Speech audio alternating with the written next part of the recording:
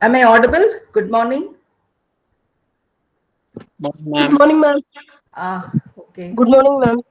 Yeah, good morning. Let me just share the slides. Yeah, good morning.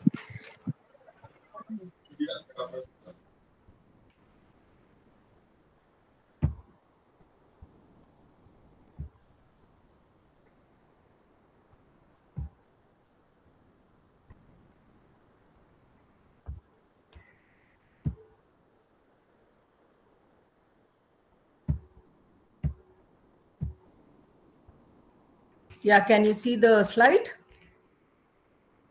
It is, hope it's visible. Yes? Yes, ma'am. Okay. Yes, ma'am. Yes, yes. So today, um, yeah, yesterday we saw the theorization of dramaturgy, dramatic construction, as postulated by Aristotle in his Poetics. Okay, so and we also saw the construction of Sophocles' play Oedipus Rex, how Aristotle analyzes it. And so let me look into now origins of English drama is also part of your introduction. I just thought I will bring it here because it will be easier for us to follow English drama or British drama. Okay, so now coming to origins of drama. Now, yesterday I told you English drama is highly dependent on the Greek dramatic traditions. And now the thing is, during the 12th century, with the Norman conquest, what happened was the French, with the coming of the Normans into England, they brought Christianity along with them. So when Christianity came into the island, now the clergy, the method they sought to reach the Christian ideology or the Christian practices, religious practices, through the dramatic form. That is how it originates in the church. Actually, and so during Christmas or during Easter, the life of Christ and the death and resurrection of Christ. Now these events were enacted within the church complex by the priests, initially by the priests. And moreover, the liturgy, the services, the mass that was conducted in the church, that was in the Latin language. So it was in Latin, and therefore the people couldn't understand. And therefore, this method of reaching out to the lay people. So these important scenes from the Christian religion was enacted within the church premises, and now this sort of developed into proper drama, right? And now during the 13th century, the first Passion play. Passion is actually the crucifixion, okay, of Jesus Christ. So these incidents were enacted, and so as I told you, it was within the church premises, and initially it was played out. The roles were played out only by the clergy. And sometimes it included even the lay people. And over a period of time, this practice, it came out to the marketplaces. So the performance slowly delinked itself with the church, and it came out into the marketplace. So when it came to be performed in the marketplaces, more and more of lay people participated. And there are a few different types of plays with regard to the development of English drama. So you have what is called as the miracle plays, which had as their subject a story from the scriptures or the life and martyrdom of a saint. So miracle plays usually dealt with the lives of saints, the martyrdom of saints, and also stories from the Bible. Then you have what is called as mystery plays. Mystery plays, usually stories were borrowed from the New Testament. and the life of Christ, especially. So the New Testament, that was the source for mystery plays. And later on, you have what is called as morality plays. Now, in morality plays, you have abstract characters like good, evil, death, sin. Personifications of virtues, vices, and death. And you had characters like angels and demons, who fought for the soul of man. So this is what is called as the morality play. And this again further developed into the interlude.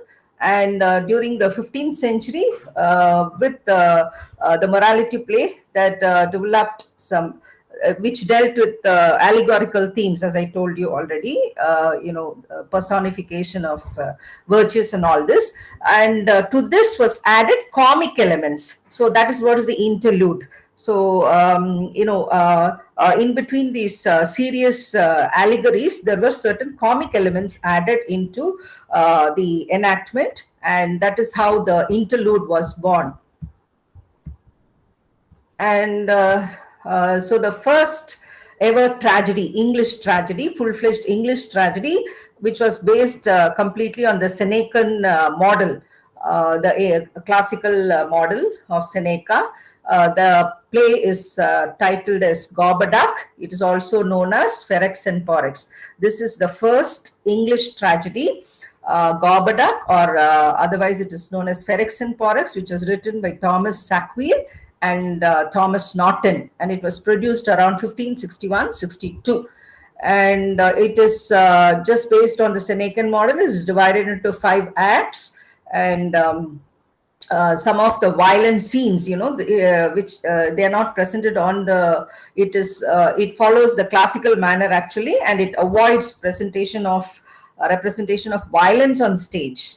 And usually these violent scenes will be, narrated by the chorus.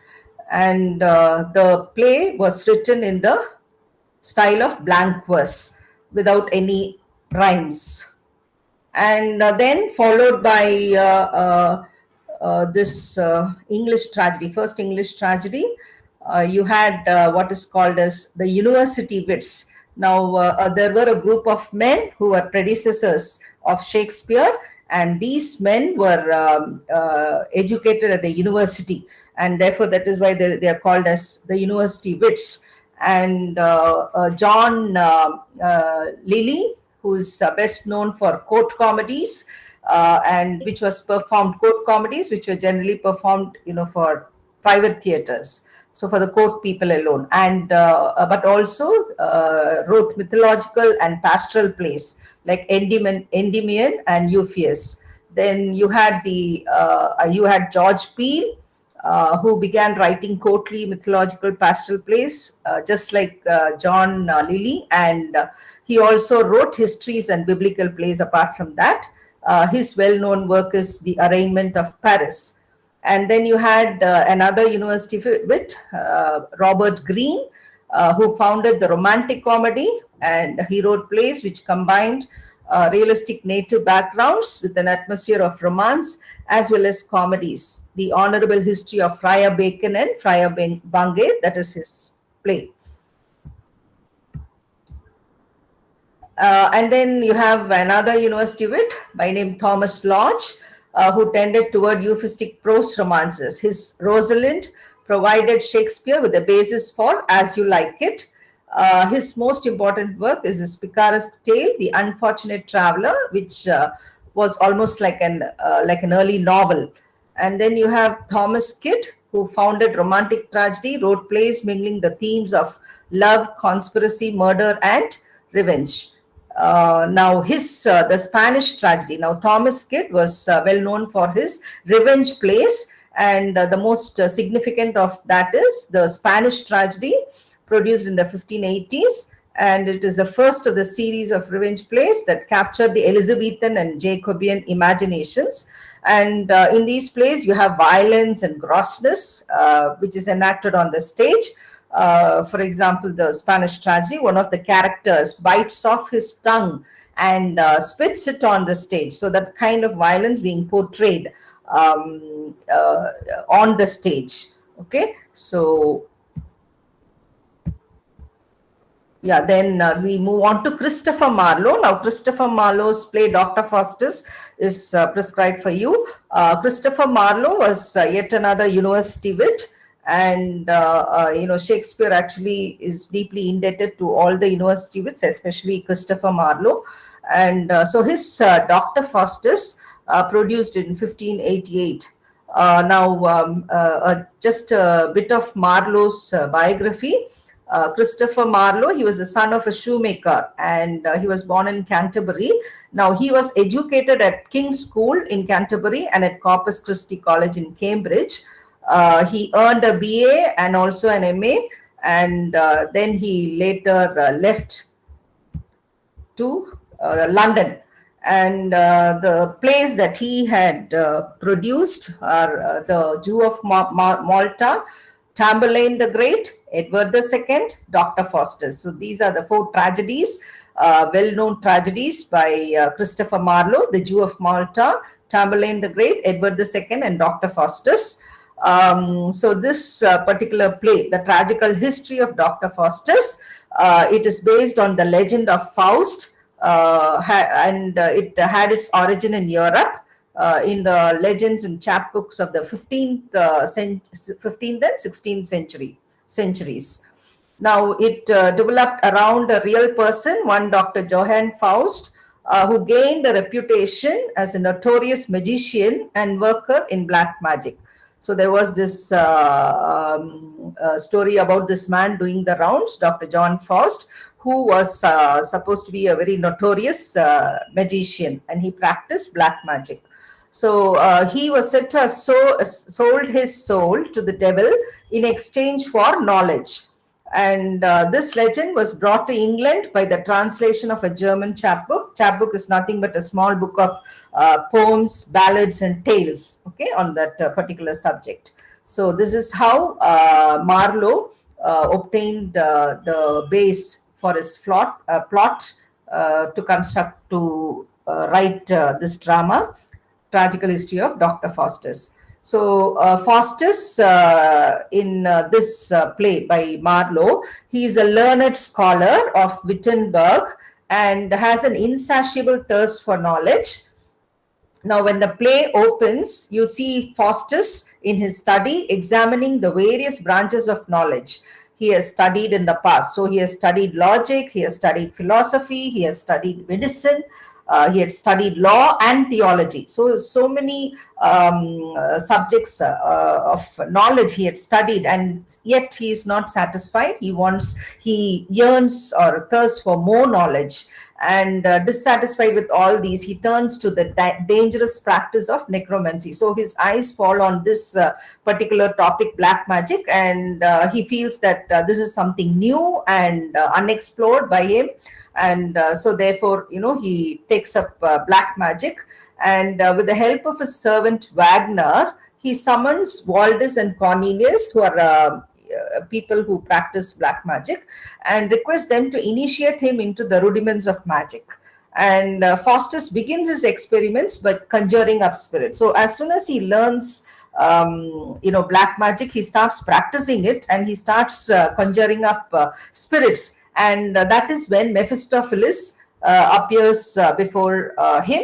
And Faustus is so shocked by he's a devil. Okay, Mephistopheles is the devil, and he appears before him, and Faustus is shocked by his horrible appearance, that he asks him to go away and come back again in the guise of a friar, a priest, a clergy. So he says he cannot tolerate that sight of Mephistopheles, and asks him to appear as a friar.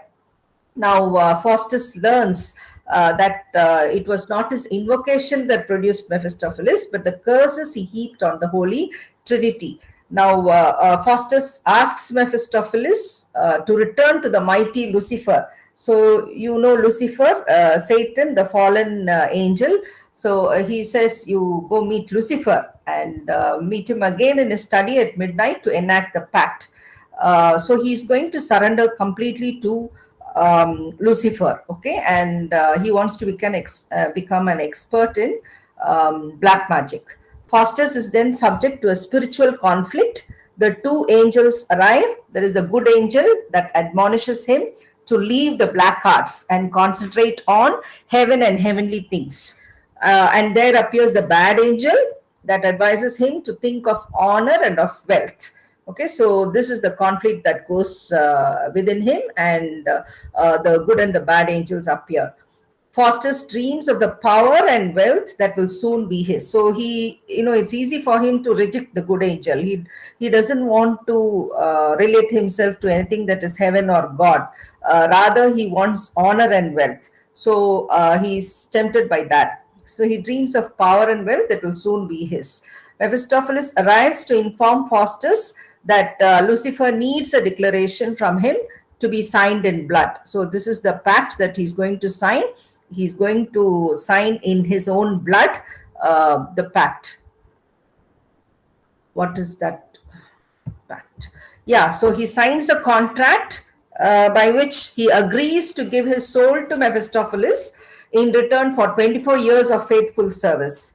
Okay, so the time period is 24 years of faithful service to Mephistopheles. In return, he gets the power and the wealth. He is, however, upset by several bad omens, and to divert Faustus, the three devils, Mephistopheles, Beelzebub, and Lucifer, they arrange for some entertainment, and that is the parade of the seven deadly sins. And then Mephistopheles takes Faustus to Rome. In the Pope's private chamber, both of them play practical jokes on the Pope. See, once he attains complete power and authority on black magic, this is how he starts behaving, right? He behaves like a clown almost. And so he's taken to Rome. There he, makes practical jokes on the Pope. At the court of Emperor Charles V, Faustus punishes a skeptical courtier by putting horns on his head. He then produces the apparitions of Alexander the Great and his paramour, that of Darius, king of Persia. So these are the kinds of activities he indulges in once he, becomes authority on black magic. And at the court of the Duke of Vanholt, Faustus, with the help of Mephistopheles, produces grapes in January. And the 24 years allotted to Faustus are now almost over, and Faustus expects the devil to come at midnight to claim him. So that is the time Lucifer will come and claim his soul. To entertain his scholar friends, Faustus summons the spirit of Helen of Troy from the underworld, but nothing can save Faustus now. The old man witnesses Faustus's exclusion from the grace of heaven. The bad angel wants Faustus to be ready to taste hell's pains perpetually. The good angel tells him that the jaws of hell are open to receive him. Faustus has only an hour to live. That is, his last moments have arrived. He dreads the moment of damnation. He begs for relief from the eternal torment in store for him, and he wishes that he were a beast without a soul. The clock strikes 12. In the midst of thunder and lightning, devils come and carry Faustus away to hell. So Dr. Faustus, which is a play that is set in the 15th century Germany, mostly in Faustus' house at Wittenberg. In Act 3, you find the setting shifts to Rome when he goes to meet the Pope. Having traveled through France, Germany, and Italy, Faustus and Mephistopheles arrive at the Pope's palace at the Vatican, Rome. Thereafter, he goes to the court of the Emperor Charles V at Innsbruck, Germany, which I've already seen.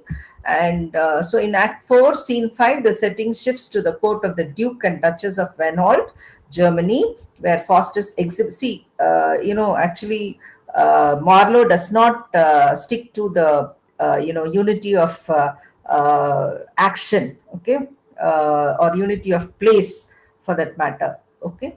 And it does not happen in one single setting. And so you have the Duke and Duchess of Vanholt, Germany, where Faustus exhibits his magical powers. The final act of the play is set in Faustus's house at Wittenberg, where the seven deadly sins. So these are the seven deadly sins: pride, covetousness, envy, wrath, gluttony, sloth, and lechery. Now, one of the play's minor themes is that Faustus' quest for knowledge, his quest for power, these are the minor themes. And despite being a tragedy, Dr. Faustus has many features of a morality play. Now, we already saw what a morality play is. It's an allegory, and you have, personifications of virtues and some such characters. So here you have the good angel, the bad angel, okay, and yeah, the creation of good and bad angels, the old man as good counsel, the pageant of the seven deadly sins, and the appearances of Faustus's enemies to ambition kill him. So the seven deadly sins appear before him, and nothing saves him. Even Helen of Troy, who's only a ghost, actually, she's dead. So the major theme of Dr. Faustus is the pride that goes before a fall. Foster's sin is not his practice of necromancy, but his denial of God's power and majesty. So, this is the main theme, and his pride is the source of his damnation. All the other sins committed by him are various aspects of the sin of pride. So even his despair in the last scene of the play is another aspect of his pride, because it prevents him from asking for God's forgiveness. See, even in the last moment when he knows that Lucifer is there to take away his soul, he's going to die and he's going to go to hell. He does not even for a moment regret his actions, and he does not even beg pardon of God or something like that. He does not repent, and therefore, that pride in him. So the theme of pride is seen in Mephistopheles' discussion with Faustus on the subject of hell. So they happen to discuss about hell, and Mephistopheles replies honestly to all Faustus' questions about hell. However, Faustus, out of pride in his own resolution, refuses to accept the truth.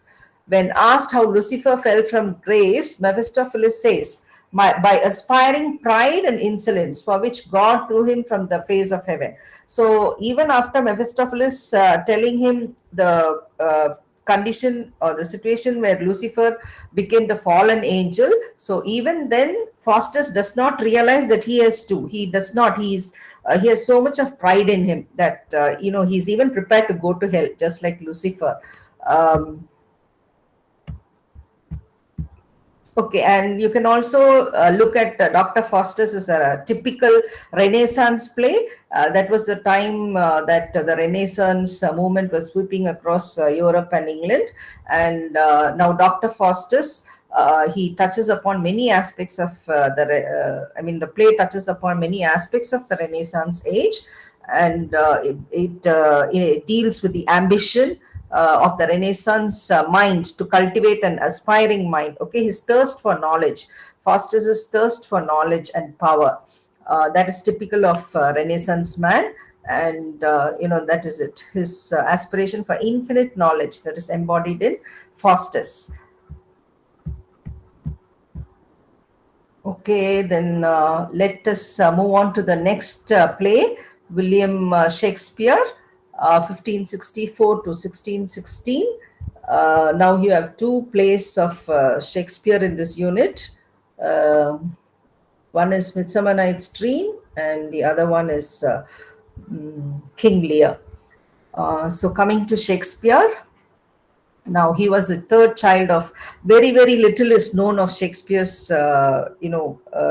biographical details. Very little is known, and so here we go, the third child of John Shakespeare and Mary Arden. He went to the grammar school of the town, and then when he was 13 years old, his father lost all his wealth, and he was therefore taken out of school. And then in the year 1582, there is this license for the marriage of William Shakespeare and Anne Hathaway was entered in the town records. It is, it was found there. So three children were born to them: Susanna, the eldest, and twins Hamlet and Judith were born to the couple, Shakespeare and Anne. William left his family at Stratford, went up to London in the year 1586. And once he went to London, he did a lot of menial jobs, especially in the theater, even tending to horses in the stables. But from there on, he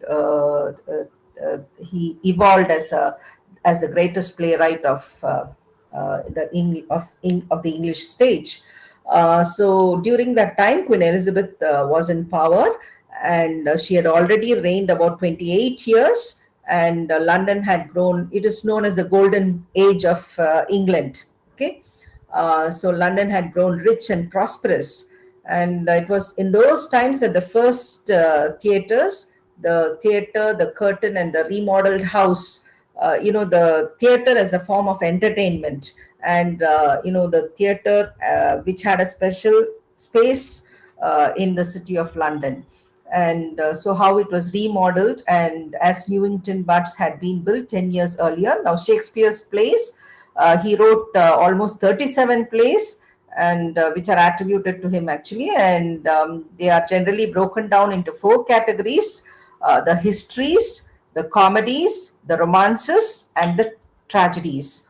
Now, the history plays, these are 10 in number, and the histories are about English history.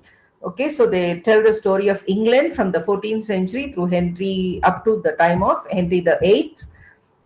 So these are the English history plays. They are actually called English history plays. Henry the Sixth, parts 1, 2, and 3, and then you have Henry the Fourth, Richard the Third, King John, Richard II, Henry the Fifth, and Henry the Eighth. And the comedies. Now, to be considered a comedy during the Renaissance, a play needed nothing more than a happy ending and an optimistic point of view. So, if a play had a happy ending, then it came to be called as a comedy. Now, Shakespeare's romantic comedies, which are very popular during this period from 1595 to 1600, generally revolved around love affairs that were temporarily in trouble. But at the end of the play, all those troubles will be sorted out and it will be resolved. Now, after 1600, the tone of his comedies changed, becoming more somber or dismal. However, since they had happy endings, they were still considered comedies, the tragi comedies. First half it will be a tragedy, and the second half it turns into a comedy, happy ending because of the happy ending. So Shakespeare's comedies are Twelfth Night, The Comedy of Errors, Two Gentlemen of Verona, Love's Labour's Lost, The Taming of the Shrew, Midsummer Night's Dream, The Merchant of Venice, Much Ado About Nothing, As You Like It, The Merry Wives of Windsor, Troilus and Cressida, All's Well That Ends Well, Measure for Measure. Yeah, so now coming to A Midsummer Night's Dream, produced in the year 1596. Midsummer Night's Dream, it's a comedy which has all the elements of a romantic comedy. The play can be classified as a romance, a genre involving much more than love, and let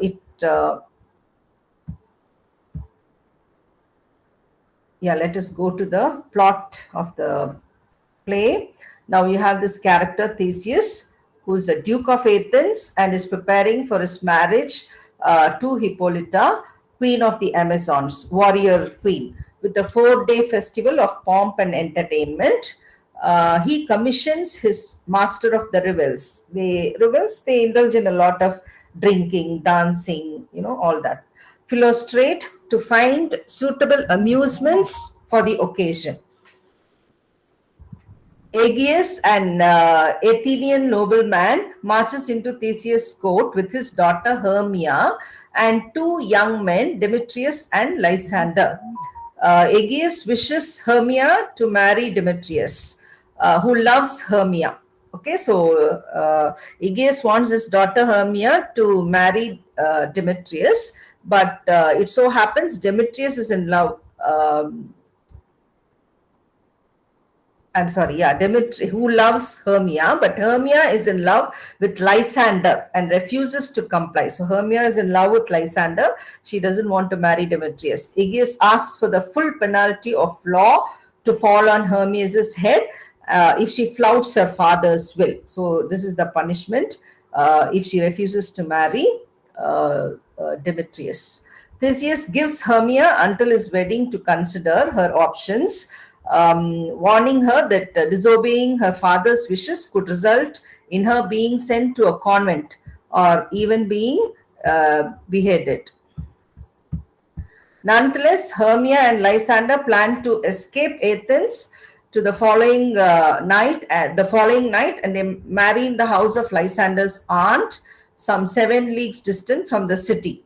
They make their intentions known to Hermia's friend Helena, who was once engaged to Demetrius and still loves him, even though he jilted her after meeting Hermia, hoping to regain his love. So it is like two men in love with one woman, and all these confusions that take place. Hoping to regain his love, Helena tells Demetrius of the elopement that Hermia and Lysander have planned.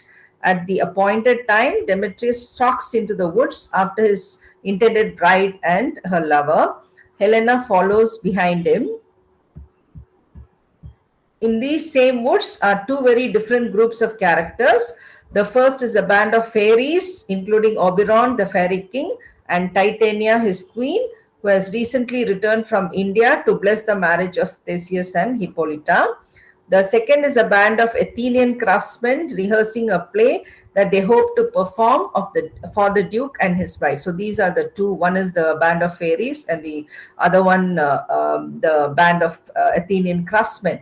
Oberon and Titania are at odds over a young Indian prince given to Titania by the prince's mother, and the boy is so beautiful that Oberon wishes to make him a knight, but Titania refuses. Seeking revenge, Oberon sends his merry servant Puck to acquire a magical flower, and those juice of which can be spread over a sleeping person's eyelids to make that person fall in love. So these are, the aspects, elements of romantic comedy. So you have this magic potion.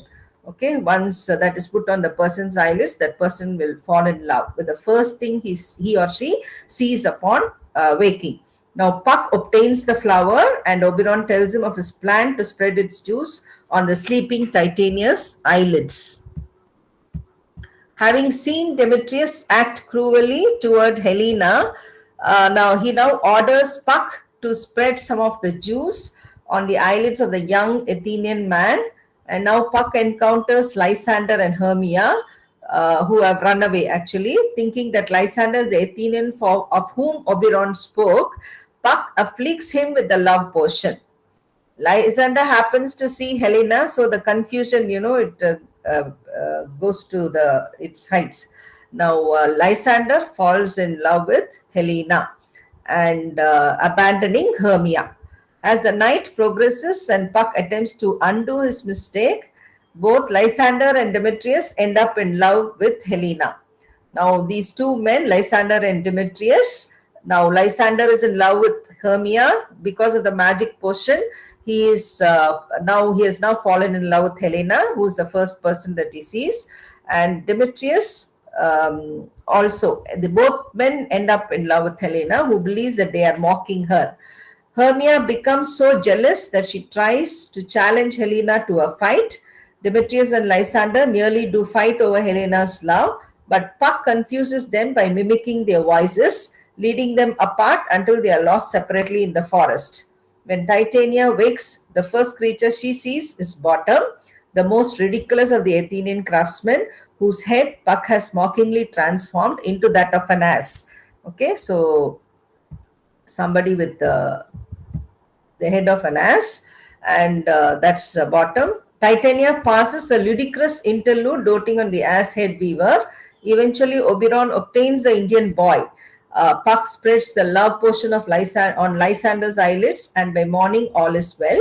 Theseus and Hippolyta discover the sleeping lovers in the forest and take them back to Athens to be married. Demetrius now loves Helena, and Lysander now loves Hermia. So everything is sorted out at the end of the play.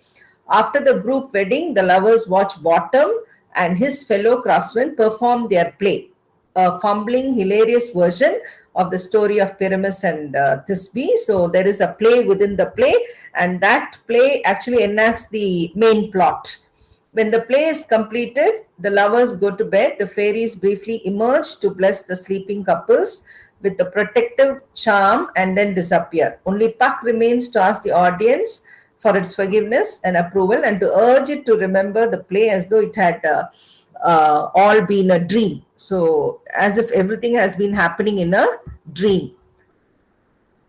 So all the confusions are resolved at the end of the play, and some of the main themes in the play are love's difficulty. So how it is very difficult to attain love.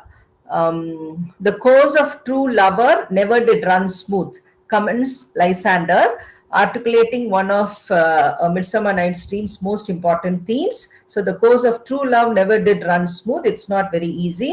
That of the difficulty of love he talks. And you have magic. So the fairies' magic, which brings about many of the most bizarre and hilarious situations in the play. It is another element central to the fantastic atmosphere. And then you have dreams, and as the title suggests, dreams are as important a theme, and they are linked to the bizarre magical mishaps in the forest. And then you have most motives such as contrast. Now the idea of contrast is the basic building block of A Midsummer Night's Dream. Now the entire play is constructed around groups of opposites and doubles. Nearly every character present in the play has an opposite. Helena is tall, Hermia is short, Puck plays pranks, Bottom is the victim of pranks, Titania is beautiful, Bottom is grotesque. And then the use of the love potion. Love potion is made from the juice of a flower that was struck with one of Cupid's misfired arrows. And it is used by the fairies to wreak romantic havoc throughout these acts 2, 3, and 4.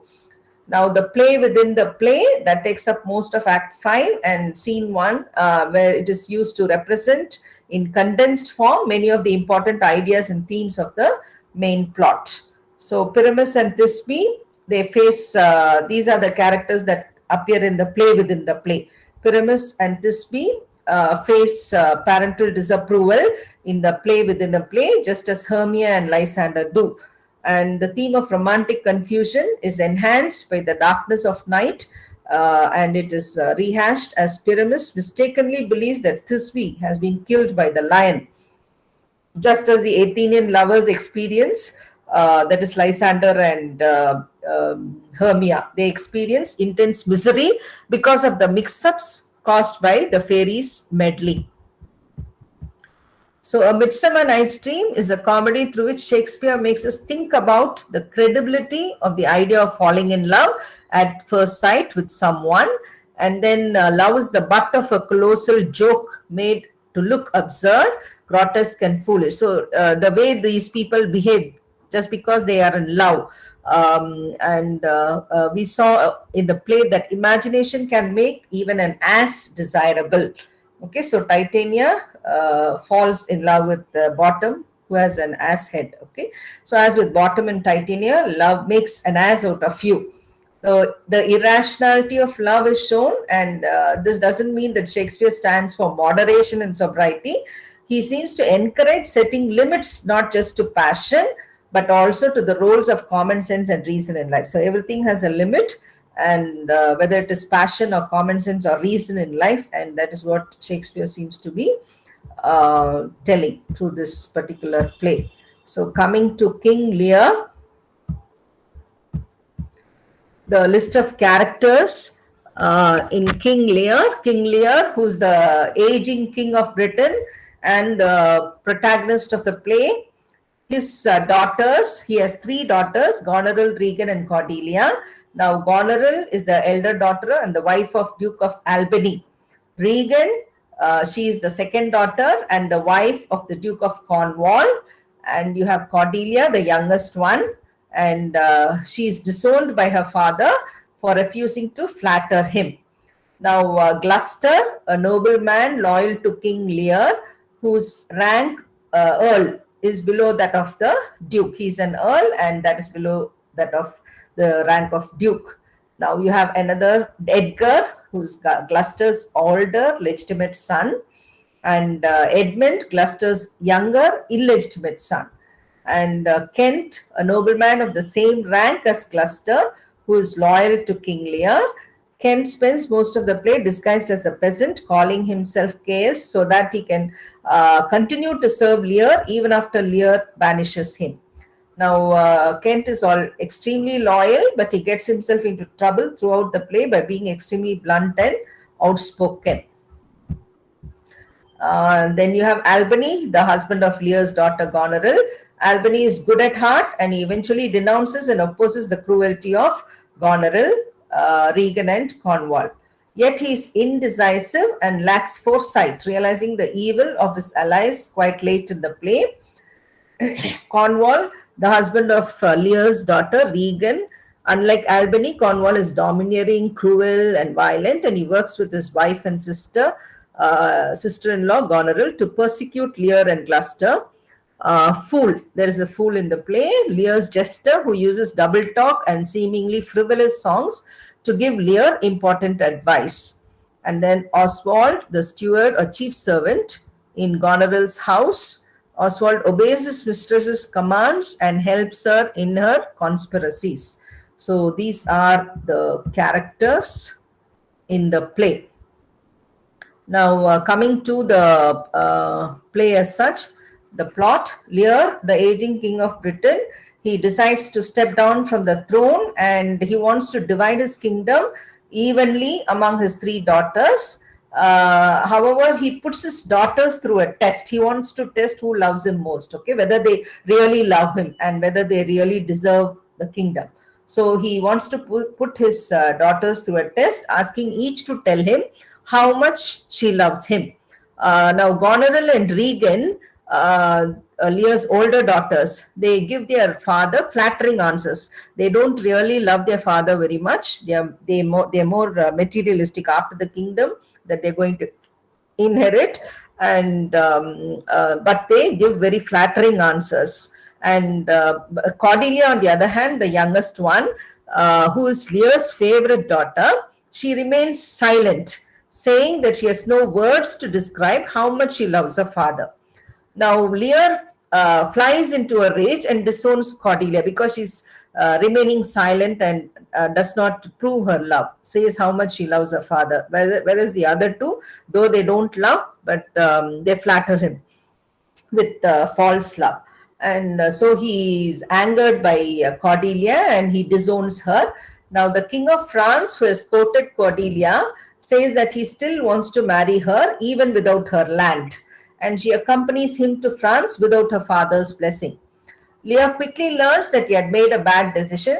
Goneril and Regan swiftly begin to undermine the little authority that Lear still holds. So, with the behavior of these two daughters, with Goneril having, with Cordelia having left, he regrets. He learns the truth actually. Unable to believe that his beloved daughters are betraying him, Lear slowly goes insane.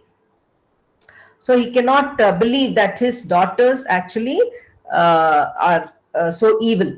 And he flees his daughters' houses to wander on a heath during a great thunderstorm, accompanied by his fool and by Kent, a loyal nobleman in disguise.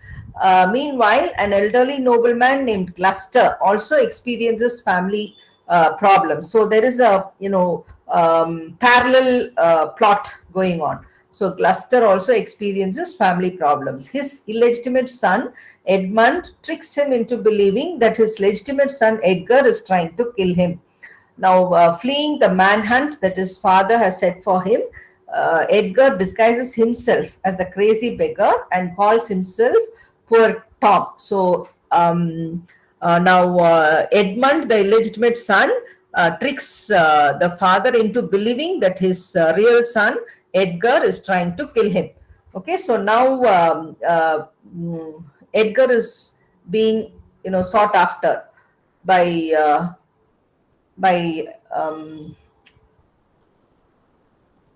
his father Gloucester. Now, when the loyal Gloucester realizes that Lear's daughter have turned against their father, he decides to help Lear in spite of the danger. Regan and her husband Cornwall discover him helping Lear, accuse him of treason, blind him, and turn him out to wander the countryside. So, just like Lear is wandering the countryside, Gloucester is also made to wander the countryside in an insane condition. So, he is being blinded by Regan and her husband Cornwall. He ends up being led by his disguised son Edgar toward the city of Dover, where Lear has also been brought. So his real son Edgar now saves him. Now, in Dover, a French army lands as part of an invasion led by Cordelia in an effort to save her father. Edmund apparently becomes romantically entangled with both Goneril and Regan, whose husband Albany is increasingly sympathetic to Lear's cause. Goneril and Edmund conspire to kill Albany, and the despairing Gloucester now tries to commit suicide, but Edgar saves him by pulling the strange trick of leading him off an imaginary cliff. Meanwhile, the English troops reach Dover, and the English, led by Edmund, defeat the Cordelia-led French. Lear and Cordelia are captured. In the climatic scene, Edgar dwells with and kills Edmund. We learn of the death of Gloucester. So Gloucester dies, and Edgar kills Edmund. Goneril poisons Regan out of jealousy over Edmund and then kills. See, even between the sisters, Goneril and Regan, they were against their father, and now they have turned against each other. And Edmund and then kills herself when her treachery is revealed to Albany. Edmund's betrayal of Cordelia leads to her needless execution in prison, and Lear finally dies out of grief at Cordelia's passing. So Cordelia is executed, and then Lear also dies of grief.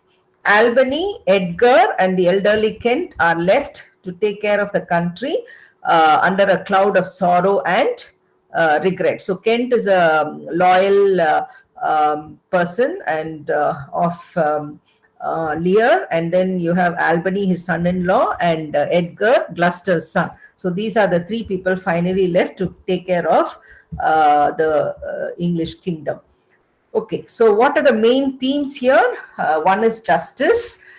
King Lear is a brutal play. As we saw, there are many deaths that take place.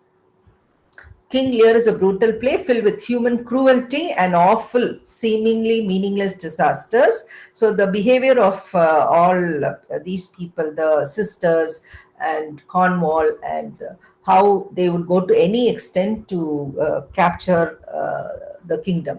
The play's succession of terrible events raises an obvious question for the characters, namely whether there is any possibility of justice in the world. So from the point of view of Cordelia, from the point of view of King Lear, or even Gloucester, is there any justice that prevails in this world, or whether the world is fundamentally indifferent or even hostile to humankind? And we are left with only a terrifying uncertainty. Although the wicked die, the good die along with them. So people like Cordelia and Lear too die, and so therefore, and Gloucester also dies. So we are left to wonder whether good actually wins over evil. There is goodness in the world, but there is also madness and death, and it is difficult to tell which triumphs in the end. Authority versus chaos. This is another theme. Now, King Lear is about political authority as much as it is about family dynamics. Lear is not only a father, but he's also a king. And when he gives away his authority to the unworthy and evil, Goneril and Regan, that is his daughters, he delivers not only himself and his family, but all of Britain into chaos and cruelty. So it is not just the family situation, but the entire country is put to chaos and cruelty. And so there is also reconciliation at the end.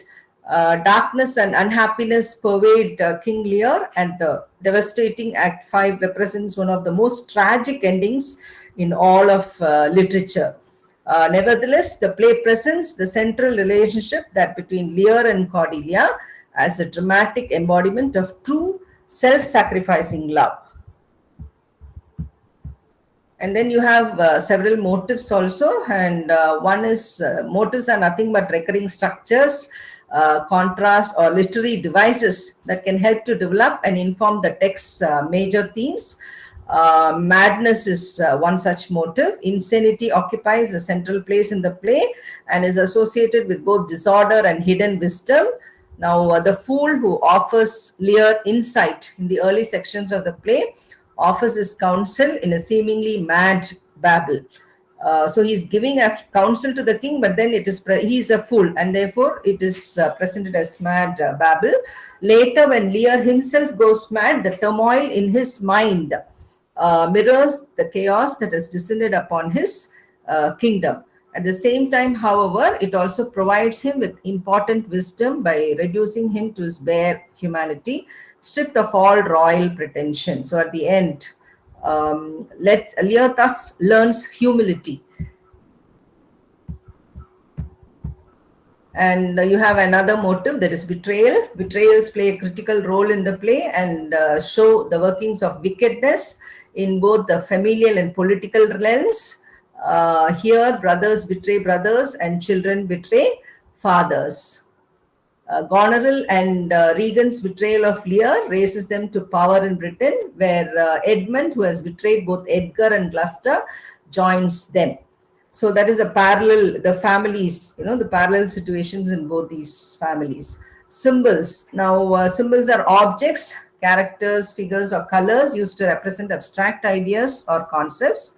And so here the storm is a symbol. And as Lear wanders about a desolate heath in Act 3, a terrible storm, strongly but ambiguously symbolic, rages overhead. In part, the storm echoes Lear's inner turmoil and mounting madness. So the storm becomes symbolic of the inner turmoil and mounting madness of King Lear. And it is a physical, turbulent nature, reflection of Lear's internal confusion. Okay, so at the same time, the storm also embodies the awesome power of nature, which forces the powerless king to recognize his own mortality and human frailty and to cultivate a sense of humility for the first time. So, King Lear, after he goes through all this, he reaches a stage where he has this sense of humility. The storm may also symbolize some kind of divine justice, as if nature itself is angry about the events in the play. And so nature cannot tolerate the evil behaviors of these people. And then you have blindness, which is yet another motive. Gloucester's physical blindness symbolizes the metaphorical blindness that grips both Gloucester and the play's other father figure, that is Lear. The parallels between these two men are very clear. Both have loyal children and disloyal children. Both are blind to the truth, and both end up, they don't identify truth at the beginning. These two men, both Gloucester and Lear. And because Gloucester doubts his own son, and you have King Lear, doubting Cordelia's love. And both end up banishing the loyal children and making the wicked ones their heirs. And that is why all these sufferings they have to undergo for choosing the wrong thing and the wrong person. They are blind to what is truth, and therefore they have to suffer all this. Okay, so the rest of the plot evolves, because of that. So King Lear is a tragedy in which the threefold dignity of a king, as an old man, as a father, and a king, and as a king, is dishonored by the cruel in gratitude of his unnatural daughters. And the old king, who out of foolish tenderness has given away everything, is driven out into the world, a homeless beggar. The childish imbecility to which he was fast advancing changes into the wildest insanity. And when he is rescued from the destitution to which he was abandoned, it is too late. So by the time he is being, saved from that situation, it is too late. And Lear's tragic flaw is that he believes the external appearances to be real and makes a mistake. So this is his hamartia, his tragic flaw in character. And he makes a mistake in judging the character of his children, which results in his tragedy. A parallel plot also runs through the play where Gloucester makes the same mistake as Lear, and he too realizes his mistake at a later stage only, when it's too late. And Shakespeare's King Lear is certainly a moving story about love and human relationships. And I think with this, we come to an end of King Lear and the end of the three plays in second unit.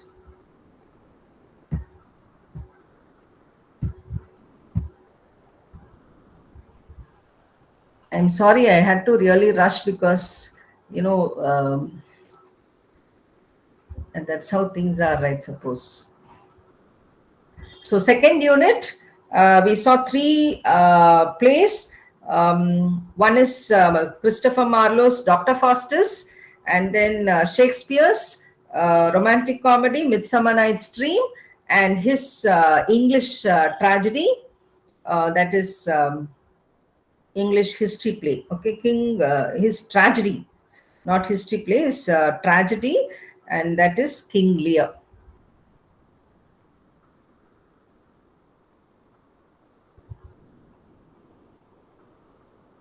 So we have completed unit 2 with this.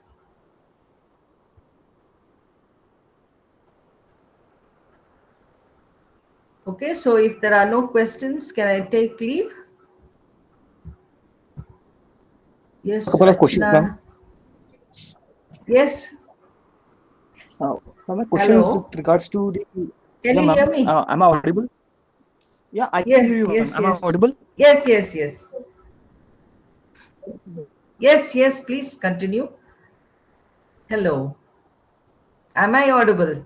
Yeah, ma'am. My question was with regards to Hello. the sub. Ah, yes. Yeah, the subplot of. Hello, ma'am. Am I audible? You're audible, ma'am. Ah, yes, yes, you are Hello. audible. Yes. Ah, yes, tell me. Ah, hello. Yes. Am I audible, Hello. ma'am? Yes, yes, please Hello. continue. Ah, yes, continue. Hope I am audible. Yes, ma'am. Am So, I audible? I wanted. Yeah, I Hello. wanted to ask about the subplot of Ah, the subplot of Gloucester. Yeah. ah. So how does this subplot of contribute? How does subplot? Yeah, ma'am. You're audible. You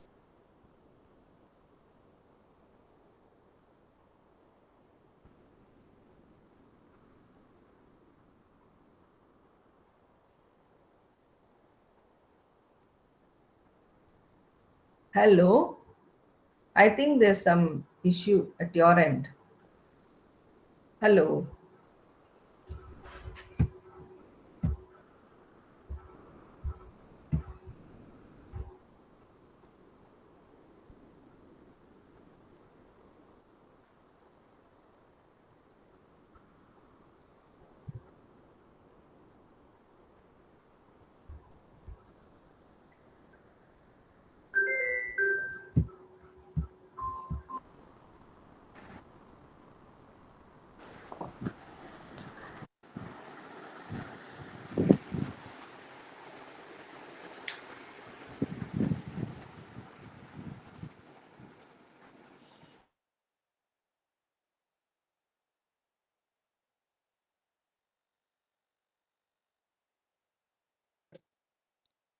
Ma'am,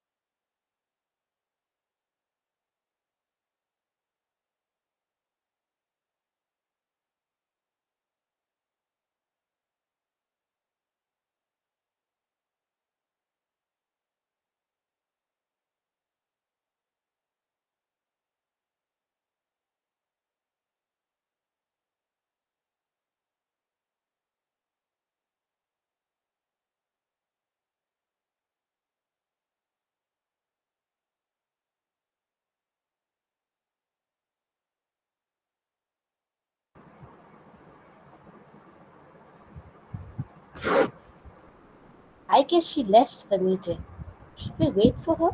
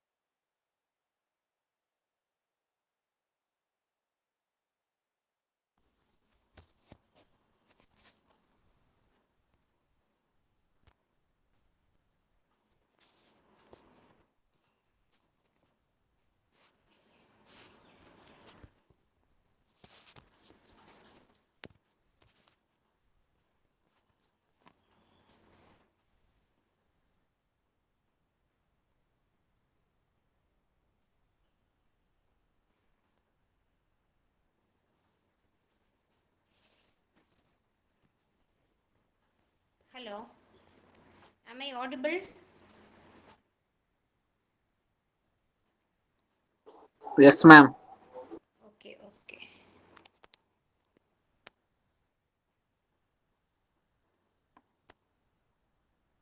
Yeah. So,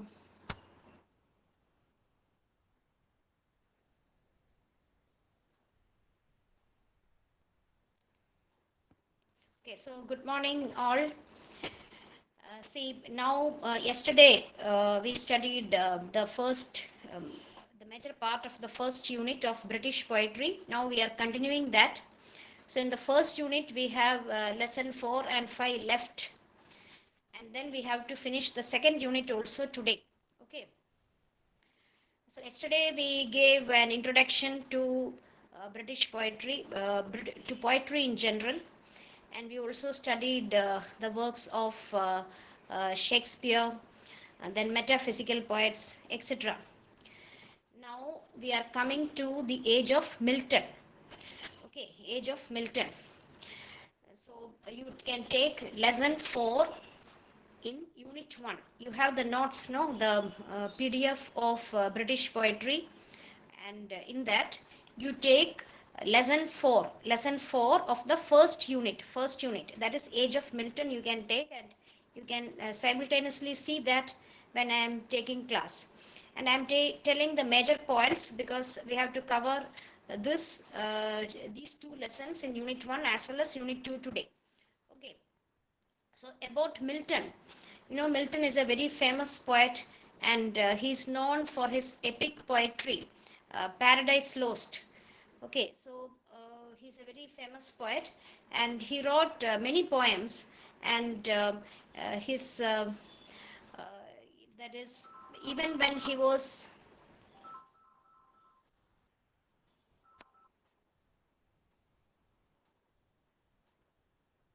just a minute.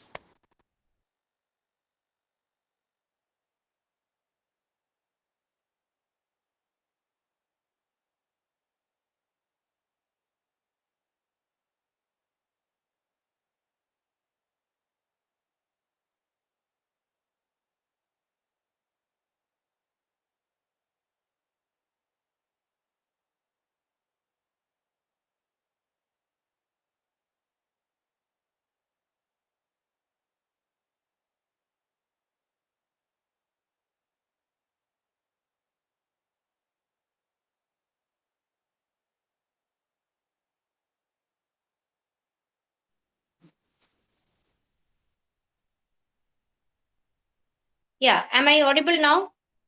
Hello? Yes? Yes, ma'am.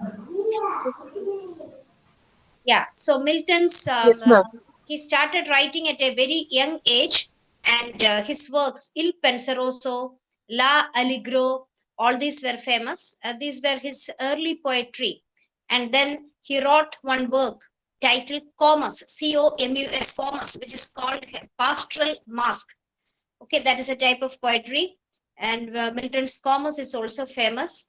Then he is mainly known for Paradise Lost and also his elegiac poem Lycidas. So Lycidas is mentioned in your syllabus. So Lycidas is a pastoral poem. So you know what is a pastoral poem? Pastoral poetry means actually it has its origin in ancient Greece of Theocritus and others wrote the pastoral form. So in this pastoral poetry, a very rural setting will be given. There'll be grasslands, shepherds, and rural people as characters, etc. The pastoral setting will be there. And using the pastoral setting, the poet can give a kind of elegiac poem in the sense, poem which is written on the death of somebody, death of a close friend or a close relative, etc. So there are many elegies in our English literature. You know about Thomas Gray's elegy written on a country churchyard, then Milton's Lycidas, then even Tennyson's In Memoriam is an elegy. So there are many elegies. Then Adonis by Shelley is another example for elegy. But pastoral elegy means elegy written using the conventions of pastoral poetry or using a pastoral setting. So here, Lycidas is a pastoral elegy written by Milton, and this poem is written mourning the death of his close friend Edward King. He was Milton's college mate, and he drowned in a shipwreck, and he died. And because of his sorrow, and due to this extreme sorrow, he wrote this elegy. So that when you write something, see, when you are very emotionally upset, when you write something, you will be able to release out those emotions, and maybe you feel consoled. That is what Milton got when he wrote this elegy. So this elegy is a lament about his death of his close friend, and pastoral conventions are used. And many people come to mourn for him, and finally Milton feels that he reconciles with his sorrows. That is, he believes that Lycidas will be immortalized forever and his soul will be everlasting. It is only his physical body which died, but his soul will be everlasting. So, with that kind of thinking, with that kind of philosophical note, he comes to some consolation, and he is coming to his normal set of mind. That is how this poem is. And there are 12 sections. There are 12 sections in this poem, and each of the three major sections begins with invocation, and uh, then he uses all the pastoral conventions in this poem, and it is a perfect example of pastoral elegy. It is this much only is given in your notes. It is not given anything elaborate. If you are interested to read more, not only about this poem or any poem, if you type the title in Google, you will get the poem, the original poem, and you will, if you want, you can get interpretations, notes, summary, anything, whatever you want. There are a lot of materials in the net. Uh, Additional materials in the net about any topic in literature.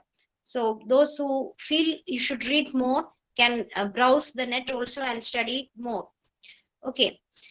Now, next, after Milton, we are coming to Augustan age. That is a lesson 5 in your syllabus, Augustan age. Augustan age is actually the 18th century in British history. And 18th century was also called the neoclassical age. The neoclassical age. See, in this Augustan age, the dominant style was neoclassicism.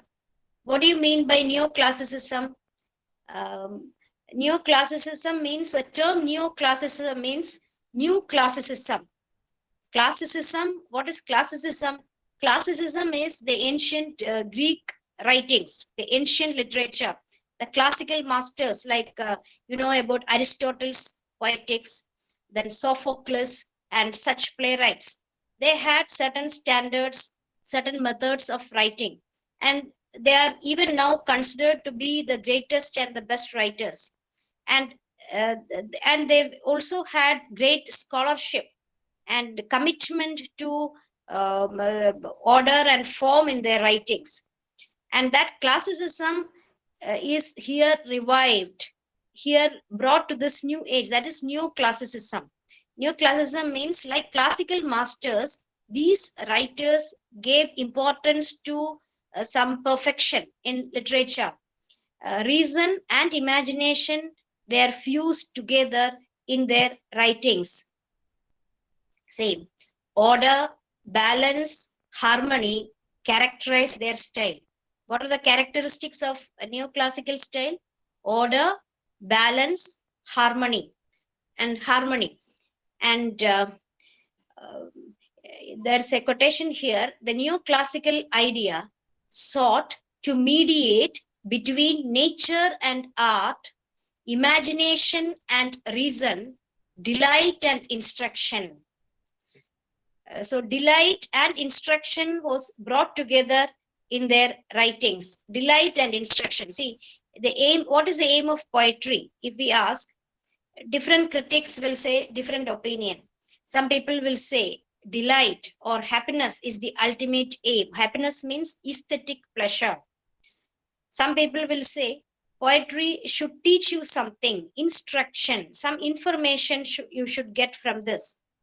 And neoclassical writing gave you both. It gave you both delight and instruction. That is called the neoclassical period. And in the 18th century, you have many important writers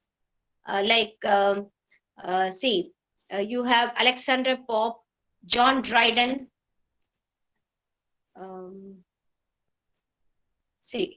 Despite all the criticism, 18th century poetry receives no one can discount the brilliance of poets such as Alexander Pope, Jonathan Swift, etc. Okay, now we are taking John Dryden.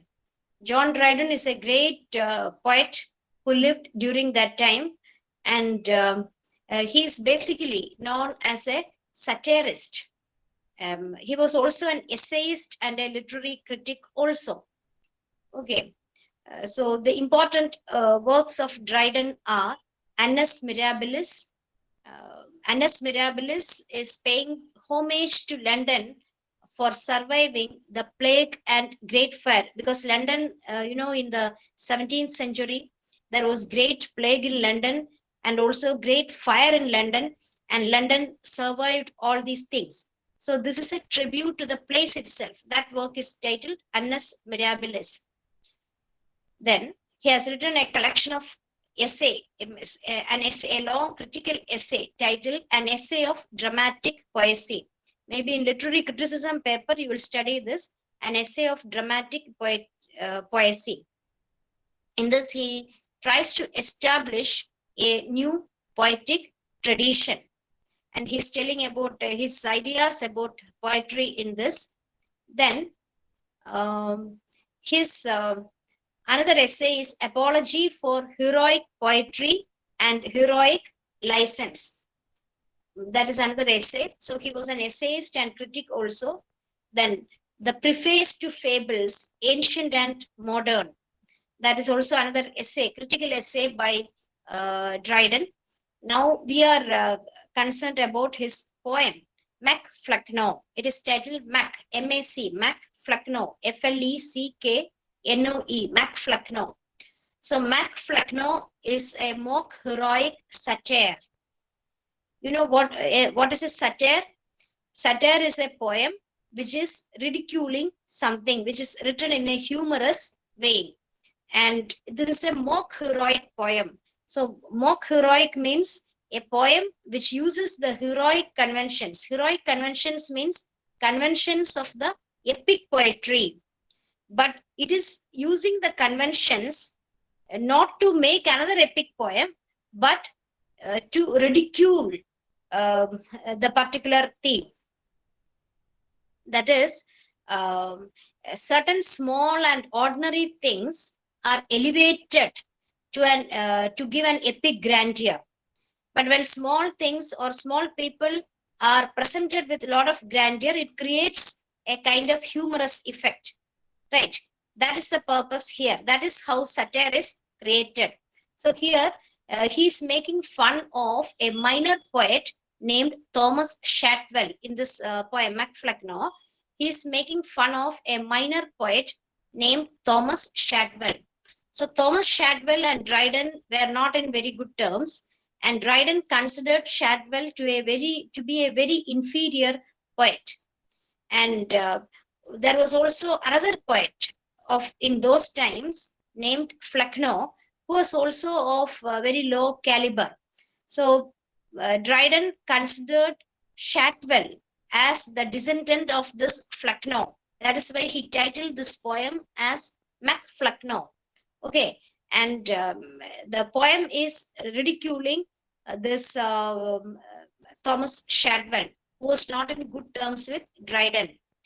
But Thomas Shadwell is here exaggerated. His qualities are exaggerated. He is treated with epic grandeur, with heroic grandeur, and that is where the element of satire lies in this poem. Actually, it's a very interesting poem, very humorous poem if you understand the meaning and read it. So that is about Dryden. Dryden is a master of satire, actually. You'll be laughing like anything if you read his poem, and if of course you have to understand the meaning also, and that is about Dryden. Now the next poet you are going to deal here is Pope, Alexander Pope.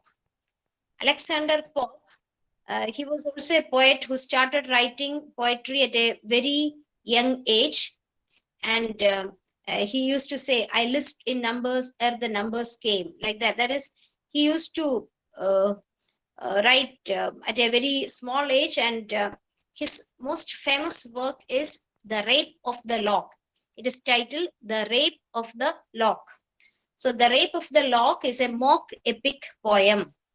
Just now I told about mock epic poem. What is a mock epic poem? That is, it is written using heroic conventions or epic conventions, but it is used to make fun of some situation or somebody. And this is a mock epic poem. And this was published in the year 1712 when Pope was just 23 years old. Perhaps when he was in your age, he wrote this poem. Actually, this poem is based on a real life incident. That is, two famous families. See, Pope was belonged to a Roman Catholic family, and to some rich and aristocratic background. And during those times, the rich people there in England, they had a very leisurely and comfortable life. They didn't do any meaningful things, and of course, they had a lot of people around them to attend their works, and they spent their time in frivolous, frivolous things, trivial things. And so what happened was, a friend of Pope, his name was Robert, he cut off a lock, that is a truss of hair, from a woman, a girl named Arabella Fermor. And because of this, he, for fancy her golden locks of hair, he just some hair he cut from her head. And that was just a kind of mischief he did. And this created bitterness between these two prominent families. And one person, a common friend, asked Pope to write a poem about this incident so that the two families will be reconciled. And that is how this poem was written. And in this poem, the character Belinda is the woman character, and her hair is stolen.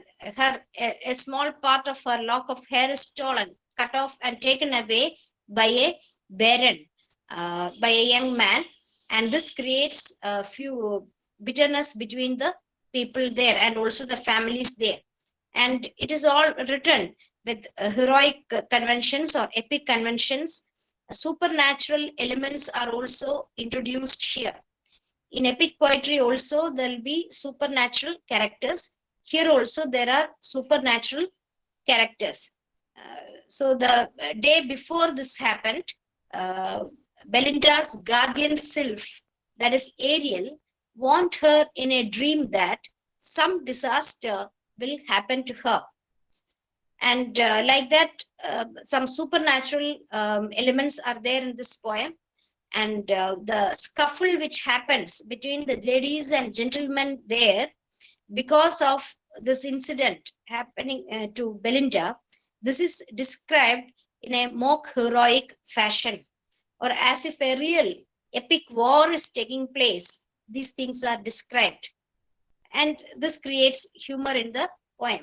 Finally, the poet consoles the bereft Belinda with a suggestion that her hair has been taken up to the heavens and immortalized as a constellation. So that is how in epic poetry means in India you have Ramayana and Mahabharata. In ancient literature, you have Greek literature, you have Homer's Iliad and Odyssey. In such epic poetry, when somebody dies, what is it told about the death?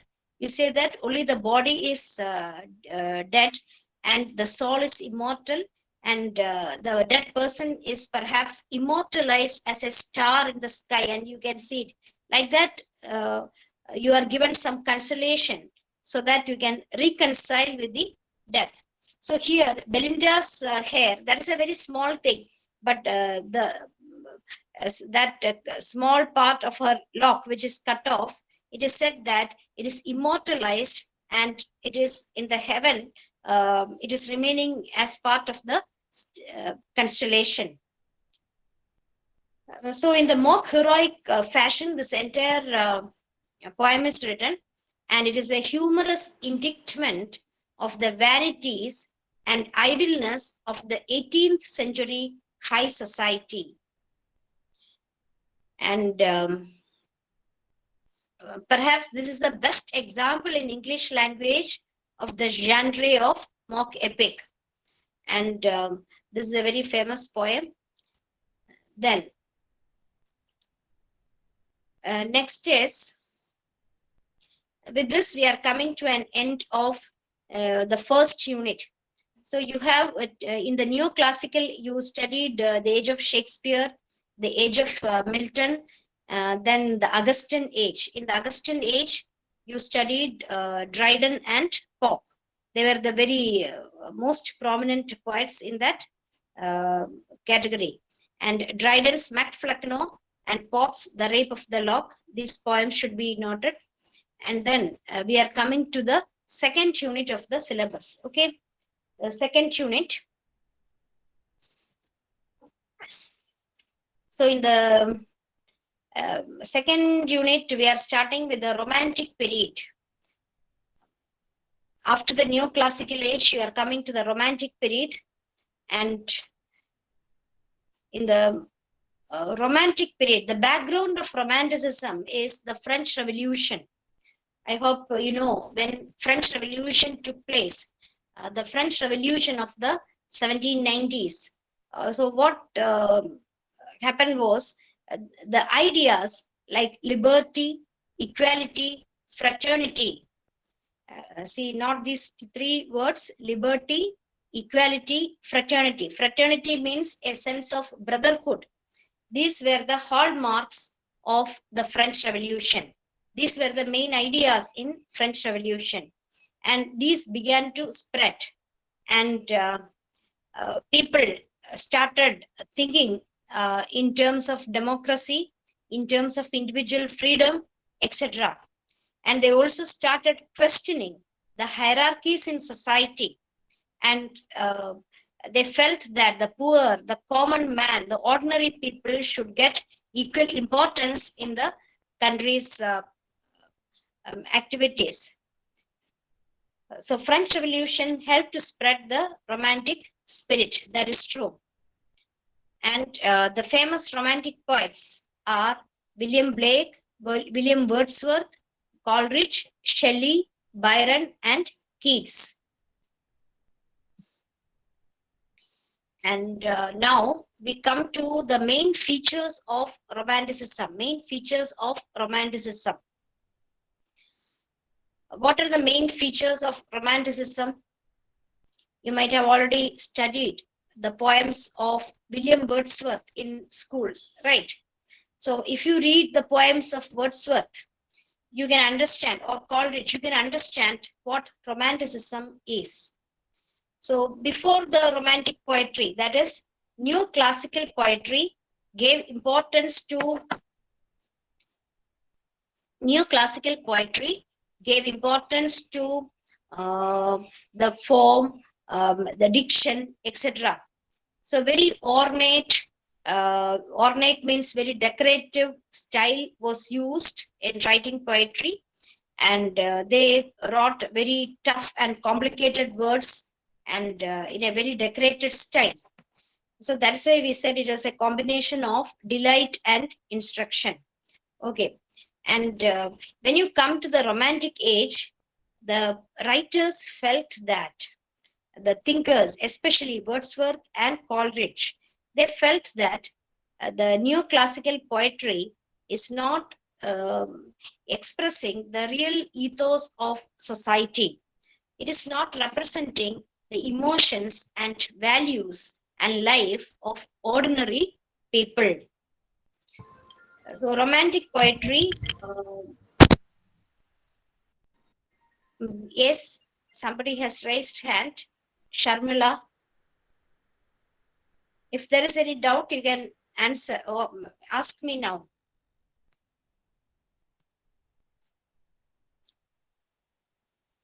So Romantic poetry, you know, it is a I'll give the salient features of Romantic poetry. So Romantic poetry brought poetry closer to ordinary people. You know, the French Revolution spoke about ideas of liberty, equality, fraternity. So this influenced the Romantic poets. So here poetry came to be written in the language of ordinary people. So if anybody reads, even if you don't have great knowledge, you can understand Romantic poetry. It's quite simple.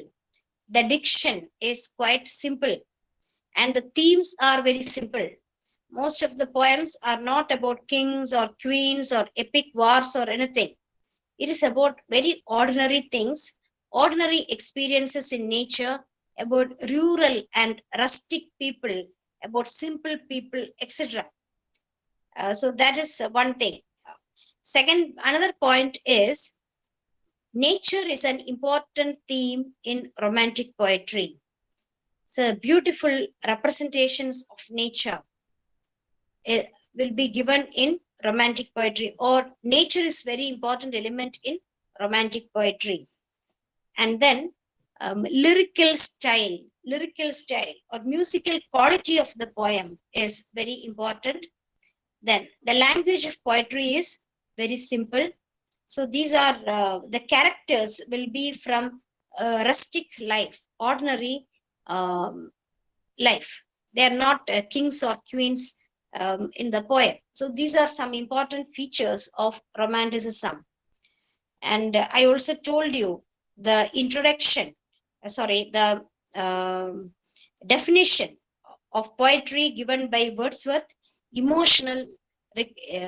emotions recollected in tranquility. That is one definition. Spontaneous overflow of powerful feelings. That is another definition. So both these you can use here in romantic poetry.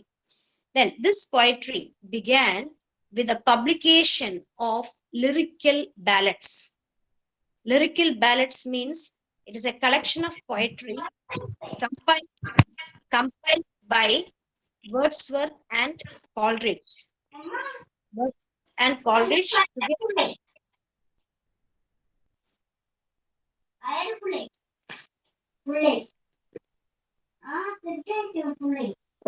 Bag എടുക്കാൻ വന്ന കാലം ചൂടാണ്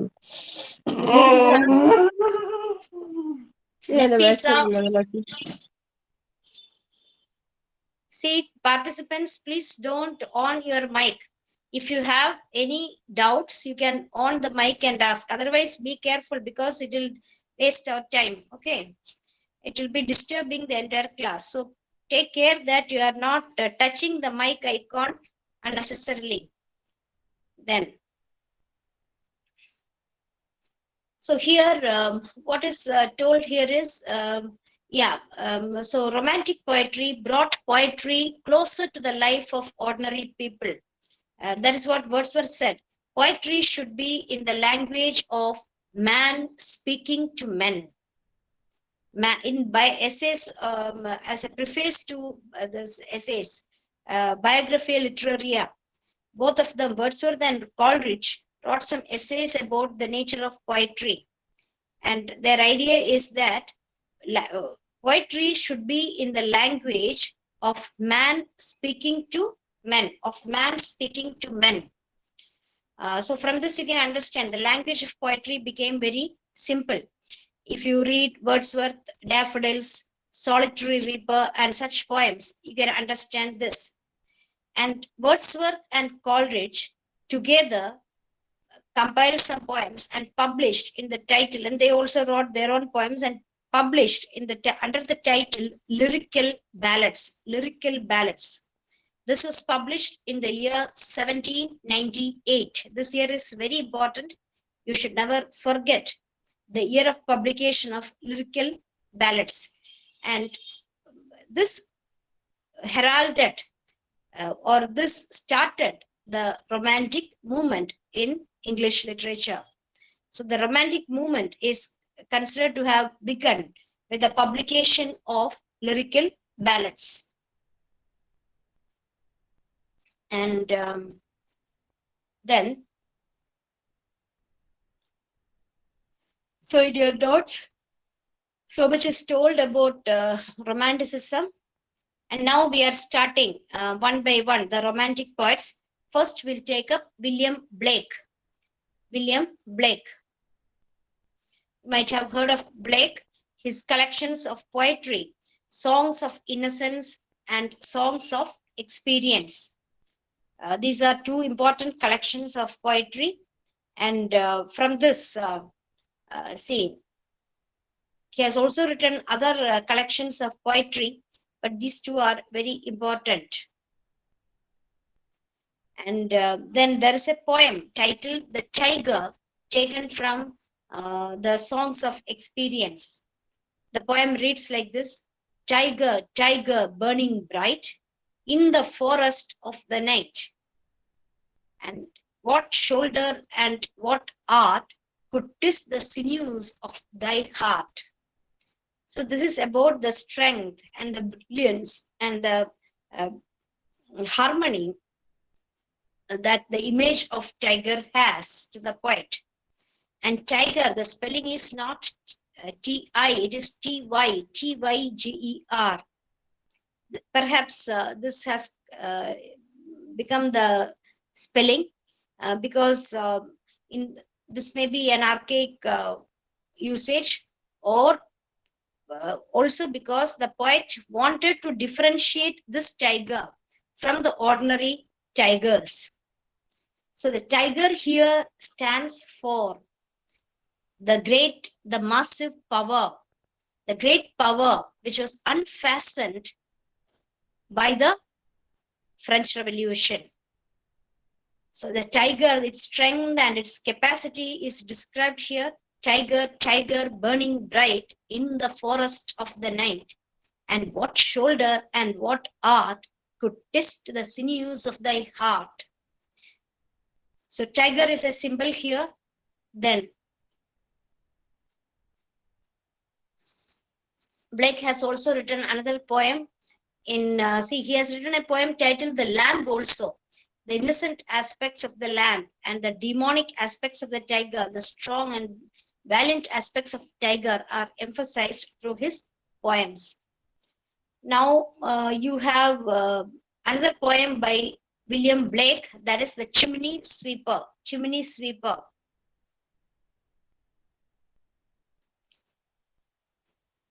So I'll just read it.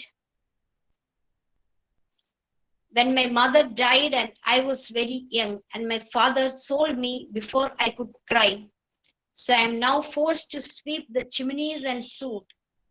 There is little Tom Dacre who cried when his head, that curled like a lamb's back, was shaved. So I told him, hush, Tom, never mind it, for when your head is bare, you know that the soot cannot spoil your white hair.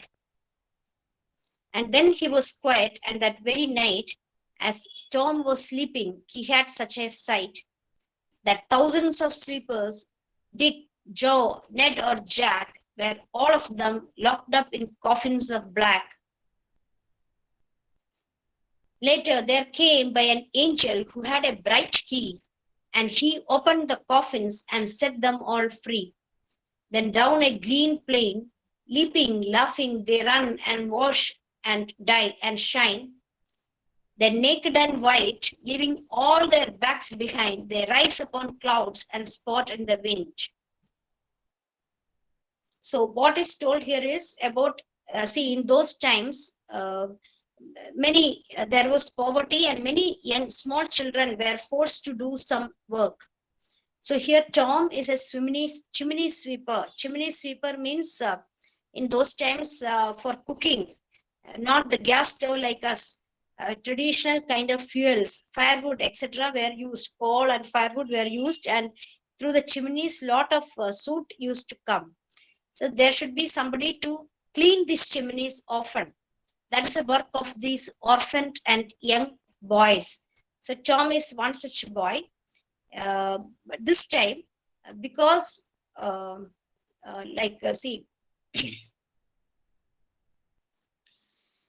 so his duty is to sweep the chimney. So there are many boys like that, chimney sweepers, Dick, Joe, Ned, Jack, etc. And sometimes they get abuses from the people, and the age where they should study or enjoy their life, playing and eating good food and all, they are like orphans, and they are left to just tent for themselves. That is, they have to do this work and earn some money for their living. That is a sad fate they have. And these Tom did his work very obediently, and somebody cut his hair very closely. They shaved his hair, and he was feeling very sad. And that night, when in his dream, he was told that and before that, the speaker of the poem, that is perhaps the poet, consoles the boy, saying that there is no need to feel sad because your head is bare. If you don't have hair on your head, the soot cannot spoil your white hair. That is how he is consoled. Then that night in his dream, Tom sees an angel in his dream, and the angel says that Tom is a good boy and he will always have the affection of God. And because he's doing his work properly, he's doing the work allotted to him properly without any complaint, and uh, this shows that he's blessed by God. He's a blessed child. Okay, now the poem, it tells about the plight of these poor children, and also it tells about the innocence and also the goodness of these children. So they are doing very odd jobs, menial jobs. Still, they are godly. They are blessed by God. They are innocent and they are very lovely children. And so again, as a romantic poem, if you assess, the poetry is brought down to the ordinary people, right? The ordinary people are characters here. Their goodness is emphasized. The value of their work is emphasized. And the problems of these children are highlighted. Poor children are highlighted. So this is an important poem. Then, now we are coming to the major poets in the Romantic age, that is Wordsworth and Coleridge. Wordsworth and Coleridge, the greatest romantic poets. And first is Wordsworth. And so I already told you in the introduction itself that together they published the Lyrical Ballads, which is a collection of poetry. And in the introduction to Lyrical Ballads, they also outlined their idea of poetry, what a poetry should be and how it should be, etc., are written in the introduction to this Lyrical Ballads. Then now we can go to his poem, Wordsworth's poem, Resolution and Independence. Resolution and Independence, that is prescribed for you. So this is about resolution and independence, is about the poets. The speaker in the poem is the poet himself. The poet's acquaintance with a leech gatherer. Who is a leech gatherer? Who is a leech gatherer? What is a leech? Leech is, see, you can check its image in Google later after this class. So leech is It's a some blood kind sucking insect. blood sucking creature. And see, sometimes when you're walking through forest or such bushy places, these leeches may come and attack you. Leeches may start sucking your blood, and you may not know it sometimes. And once it is full, it drinks fully, then only it will fall down automatically. Till that time, it will be there. And in those days, leeches were there for treatment. Leeches were used for medical treatment. When you are infected with some illness, some doctors used to believe that it is because some poisonous blood is there in you, or etc. So they used to use this leech to suck out the infected blood from you. So leeches were used for treatment also. And here Wordsworth is telling about a leech gatherer. So he's an old man here, and he used to collect leeches from the muddy water. Only in muddy water leeches will be there. So after the rain, when the water is muddy, he used to collect leeches and he used to sell it. That was his livelihood. So this poem is about a leech gatherer. So after the rain, the poet was at home for some days, and then he started walking. Because of the heavy rain, he could not go out for some days, and now he's walking. And then his mind is full of frustration that he's not able to achieve success. He's not able to lead his life very happily. He's worried about name, fame, and so many things, and whether this poetic work should be pursued for livelihood, etc. He's disturbed in mind.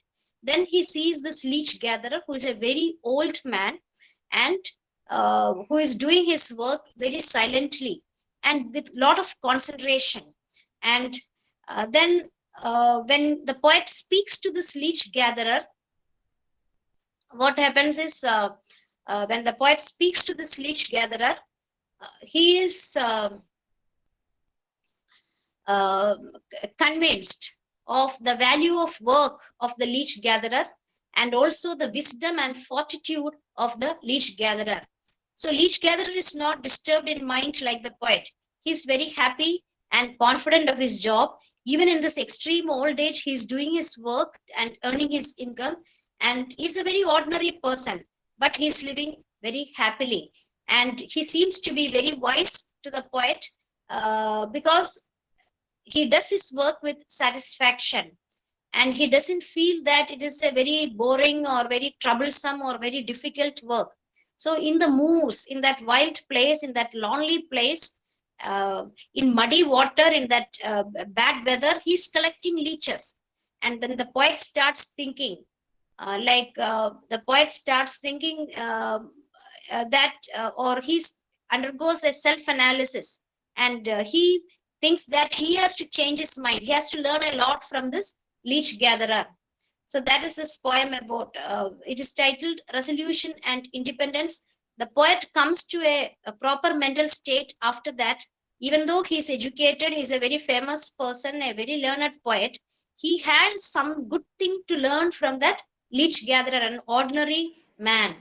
So that is the poem about, and you can read it, and how the poet is coming to wisdom through his acquaintance to leech gatherer. Then finally it ends like this. God, said I, be my help and stay secure. I'll think of the leech gatherer on the lonely moor.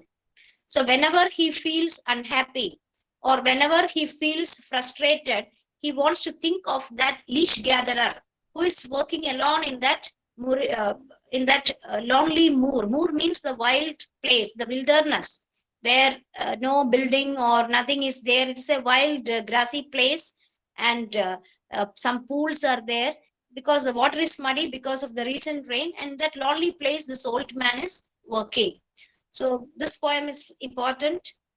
So here also you see the romantic spirit. That is, it is written in simple language. It is lyrical in style. There is a description of nature. The characters are ordinary people. The leech gatherer is a very ordinary person. So the democratic spirit is seen. Poetry is brought down to the level of common people. So all these are seen in this poem. The lyrical quality of poem, etc. And also some wisdom, some knowledge the poet is acquiring through this meeting. So Wordsworth's poem. And now we are coming to Coleridge, Samuel Taylor Coleridge. And Coleridge was also a very close friend of Wordsworth. And together, they published lyrical ballads. So Coleridge's idea of poetry is also somewhat similar to that of Wordsworth. But he also wrote many literary essays. In this, he described what is imagination, what is fancy, etc. Maybe literary criticism paper, you will study some essay from their work Biographia Literaria. Now for us, the poem Kubla Khan. Kubla Khan is prescribed for us, and Kubla Khan is Coleridge had the habit of taking opium. Opium, I think you may know, it is some kind of coming under this narcotic drugs. So opium, he had the habit of taking opium, and it is said that it is after eating opium that he wrote Kubla Khan. See, many poets had such habits, and again, opium is not important here. It is the effect of this poem or the greatness of this poem which we have to focus. See, Kubla Khan, it's a very considered to be a greatest or finest poem in British literature. And there are a number of interpretations to Kubla Khan and a number of critical essays written on Kubla Khan. and still people think that it is not properly interpreted. That is how this poem is. And what is this poem about? It is about a Tartar prince, Kublai Khan, who creates a pleasure dome and elaborate gardens to be constructed in Xanadu, in this place named Xanadu. Of course, these are imaginary things. This Kublai Khan makes a pleasure dome. And this pleasure dome is explained here. And their ancestral voices from the deep caverns warn him is a precariously balanced reconciliation of the natural and the artificial.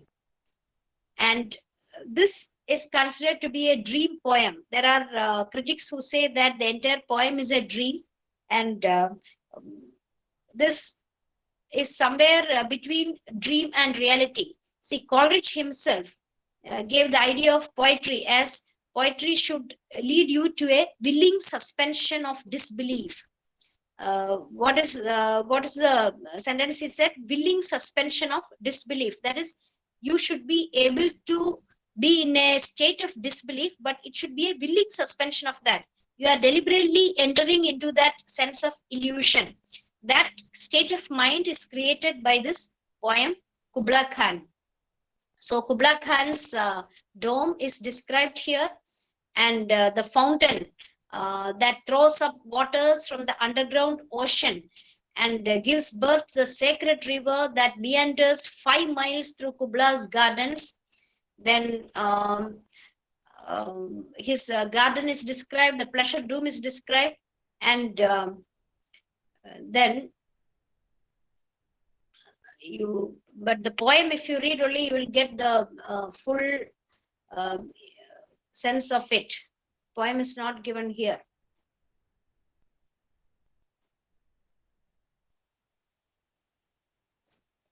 Wait, I'll just give you some more information about that. So here, then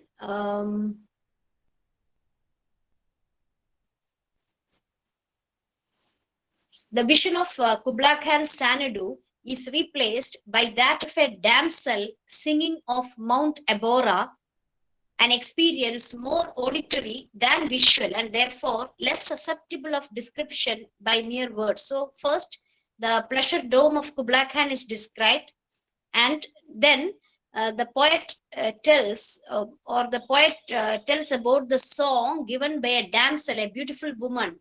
What is she singing? She's singing of Mount Abora. So from the visual imagery of the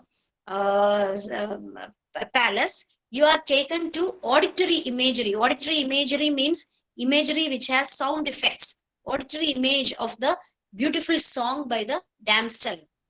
Then the poet Coleridge, he laments that he could revive within him the damsel's lost symphony and song if only he could recapture the whole of the original vision instead of just a portion of it, and then he would build in air the vision he had experienced, and he would do so in such a way that witnesses would declare him to be divinely inspired and form a circle of worship around him. And what Coleridge says is, if he can revive, if he is able to recollect that divine song, the beautiful song, the charismatic song of that damsel in his mind, in his air, in imagination, he can create the pleasure dome of Kublai Khan. In imagination, he can create that, and people will start praising him. That is, and what he says is, if he has that divine inspiration, perhaps he can create the palace with words. That means he can create more excellent poetry.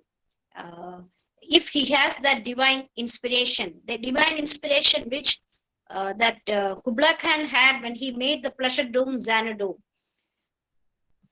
And according to some critics, Xanadu is paradise regained, and Kubla symbolizes the creative artist who gives concrete expression to the ideal forms of truth and beauty. So this becomes a symbol. First, it seems he is telling about a real palace and all that, but then, as per the critical interpretation, it is also symbolic. The Xanadu is actually symbolic, and Kubla Khan is also there is symbolism associated with Xanadu and Kubla Khan, and Kubla is actually the creative artist who is giving expression through poetry to ideal forms of truth and beauty. So truth and beauty are concretized in the form of poetry, and Kubla is the artist, Kubla is the poet, and Xanadu is that poem, or that is actually the paradise regained. So it is about the entire thing about the experience of writing poetry. So it is a bit tough, but you have to read it again and read the interpretation and understand. Okay, it looks simple, but it has complex ideas. Then we have actually 2 more lessons in the unit. Whatever is possible, I'll complete today, and then we can continue in the next class. So we have Shelley and Keats here. Shelley and Keats. So you know about Shelley. He is a very, very revolutionary poet of the British literature. He wrote in his young age itself an essay titled "The Importance of Being Atheist." The importance of being the necessity of atheism. Necessity of atheism. Such an essay he wrote, and it was very revolutionary during those times. And he believed that the society's illness should be solved through some revolutions, etc. He was a very person with a lot of ideas, a man with a very active mind, and all that. And he was very critical of the institution of marriage, and he was very critical of many social practices, etc. Okay, that is about his personal things. Now, as a poet, he popularized the idea of ode, ode, ode. Ode is a type of poetry. No, there are different types of poems. You have epic, you have ode, you have ballad, you have lyric, you have elegy, and so many types of poems are there, mock epic, etc. And ode is one type of poetry, and it is a poem which is addressed to, it is a lyric poem of short length. It deals with a lofty theme in a dignified manner, and English odes were initiated by the Pindaric ode, which developed from the Greek poet Pindar. And later, Abraham Cowley, an English poet of 17th century, changed the structure of Pindaric ode and then revised it, and that came to be called the Cowley's ode. And then you have the Horatian ode also. The main categories are Pindaric ode and Horatian ode. This Horatian ode is named after the Roman poet Horace. And Shelley's Ode to West Wind is coming under the category of Horatian ode. And Ode to West Wind, we have to study. The poem is addressed to the west wind. And here he tells about his own ideas about art and beauty, and also about natural world. And there is an invocation to the wind. Wind is and the magical power of the wind is described here, and the wind is also personified as both destroyer and preserver.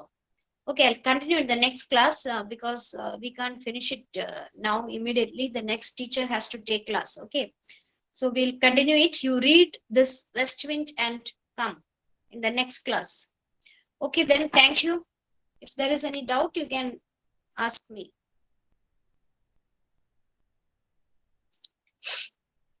Ma'am, here the poetries are not given, so we have to refer that separately. Pardon? The poetries and all are not mentioned here in the textbook, no? So we have to refer that separately, right? In order to have an Poem, understanding. yeah, the original poems are not here in the notes because that will take more space, you know, and in the study material. This is only study material for you. So original poems are not displayed, only the summaries, interpretations are here. Of course, poems, if you take the pages number will increase, and that is not possible. But poems you can refer. See, if you type the title of poem in Google, you will get the full poem. It is not a problem for, if you want, you can read that. Okay. Hmm? So in this paper, we are basically learning the types of poetry and how they are impression, right? British, no, in British poetry, you are given an introduction to poetry, then poems, some representative poems from the different ages is given. So Shakespeare's age, then you had the Augustan age, and now we are coming to Romantic age, and different ages. Some poets are introduced, and one or two poems only you are studying in detail. So in the notes, whatever poem is mentioned in detail, for example, from Shelley, only this west wind is displayed in detail. So that you have to study. In the syllabus, in the Okay. first page, it is mentioned, the titles are mentioned. Those poems alone, you can read the original poem and study from the notes. Okay. Okay, ma'am. Everything Thank you. you don't have to study. In the content page of the syllabus, you can, titles are mentioned there. Okay. Yes, ma'am. Okay then. Thank you, ma'am. Okay, okay. Thank you, thank you.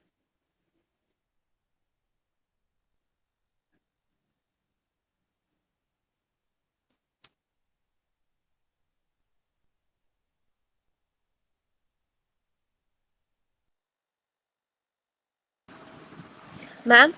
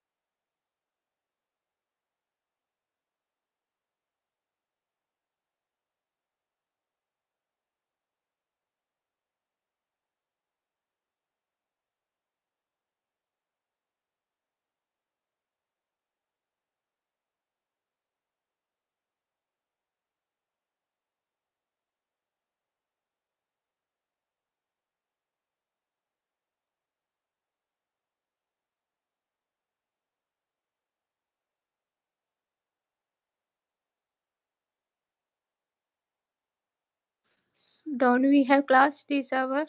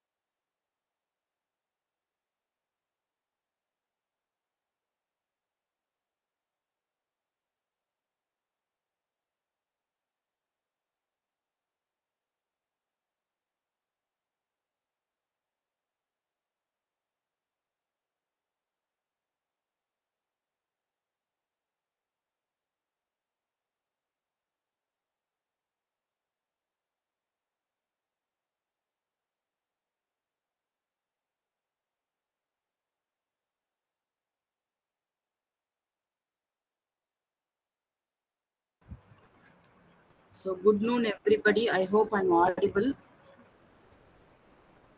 Am I audible? Yes, ma'am. Yes, ma'am. Okay. Thank you, Dr. Vinod Kumar. All right. So, we will start today's session, second session on American literature. And I'll just share my PPT once again. You have any queries or clarifications or any doubts, you can actually post it, and as and when I get time, I can answer your queries. Otherwise, I'll note down, maybe towards the end of all the sessions, I can make it happen. Either way, it can be done. Yeah, one second.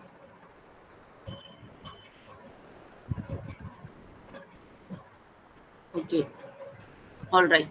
So today we are going to see, or rather, give a very brief kind of a reading in the module drama. So, whenever we say drama in American literature, it is something, you know, as popular as fiction. I should put it that way. because of the following reasons. And this kind of introduction would really give you the base for how to really understand drama in America. And the plays which have been prescribed for your syllabus, actually they are the representative plays of the American drama as such. And without knowing these plays, it's like you don't understand the American culture.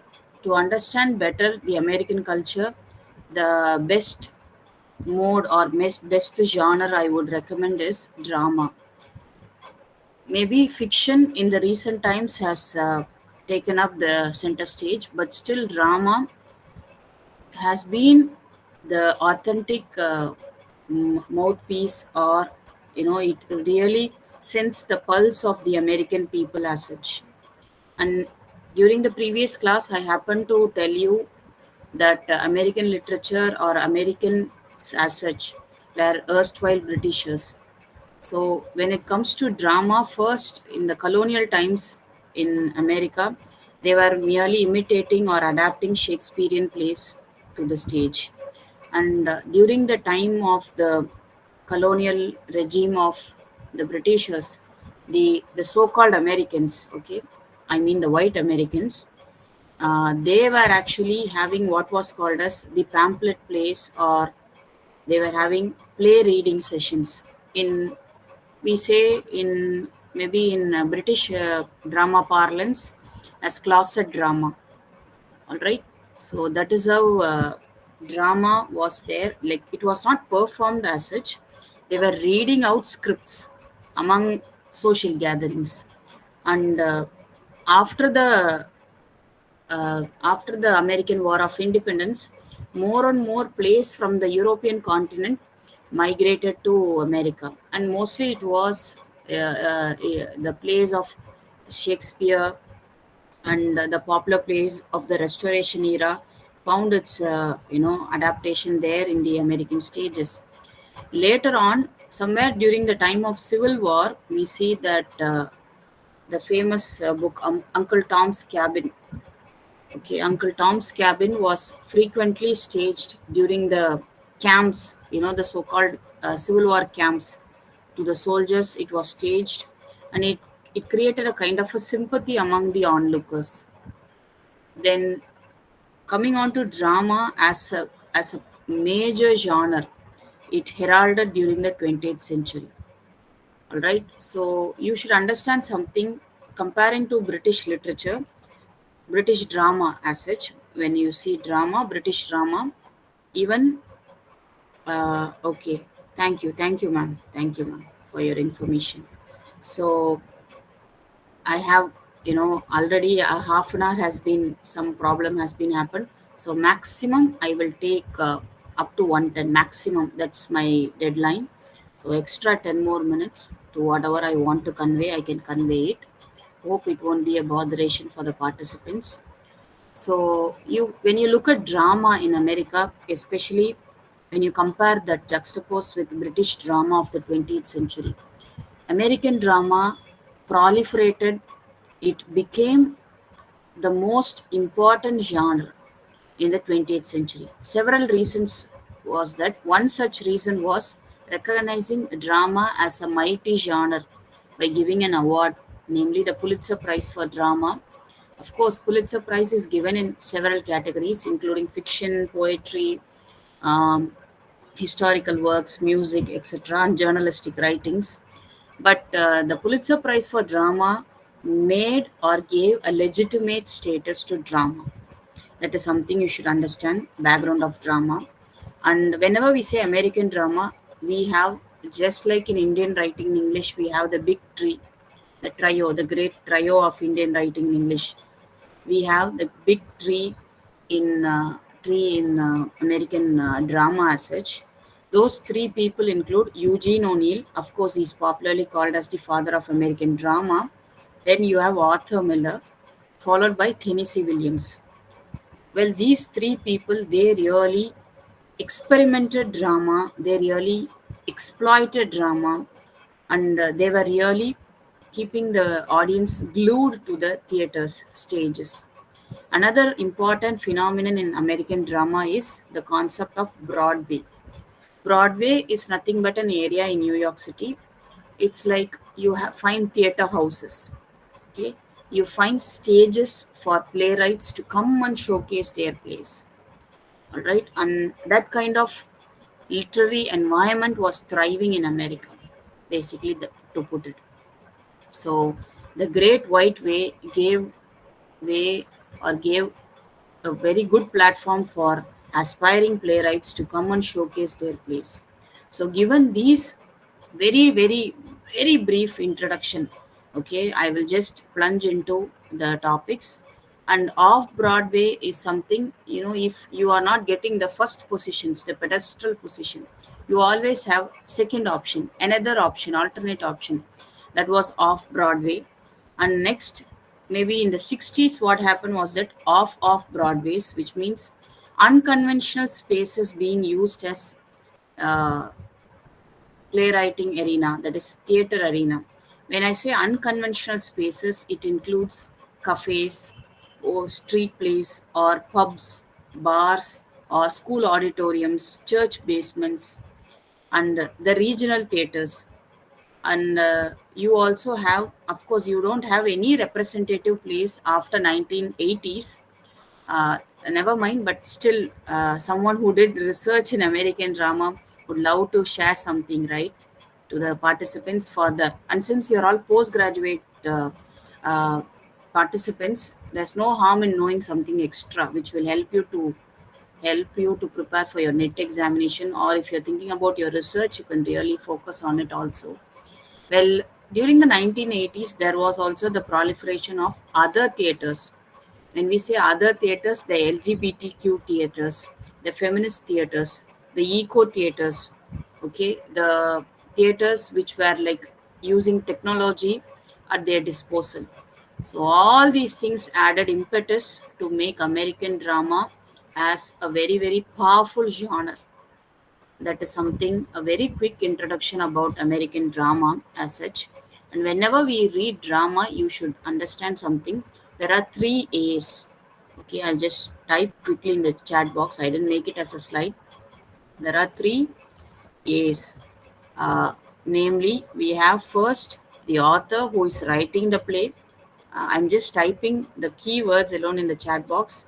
In case of any revision or any doubts, you can very well ask me towards the end, or you can type in the chat box, and I can also like really reply to you. Yes. So we have the author who is the playwright who is writing the play. Then we have the actors who are the characters, okay, who are performing the play.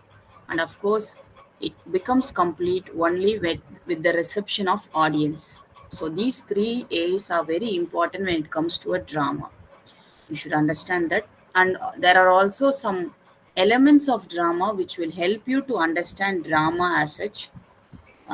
We have something called opsis, which is actually the stage direction.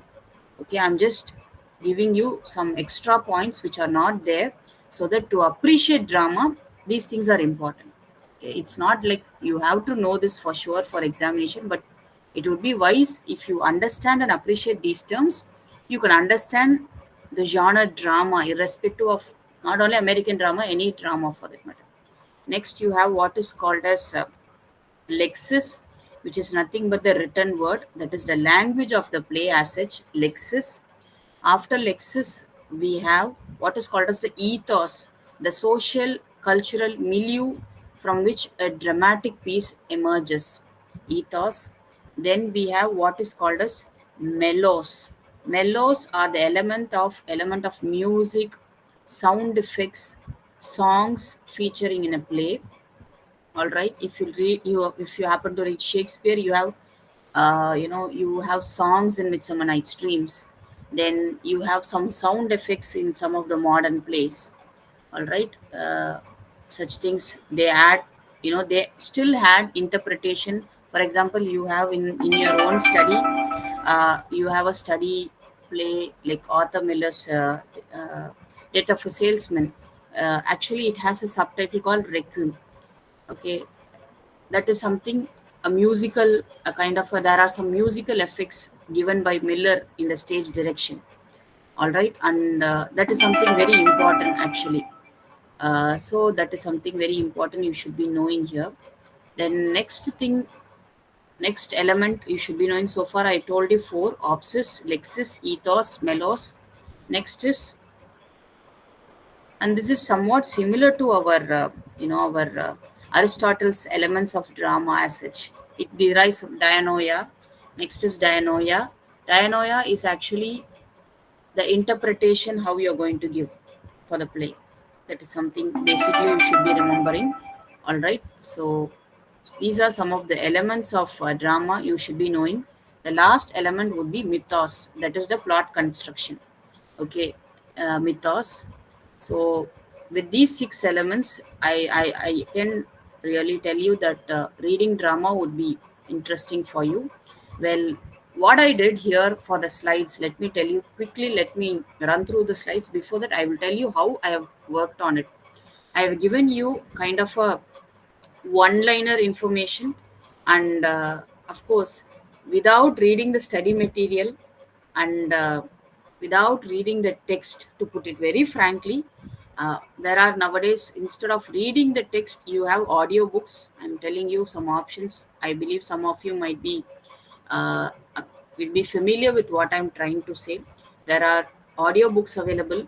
There are play performances available in YouTube. You can very well access them. At the same time, there are also movie adaptations of these plays.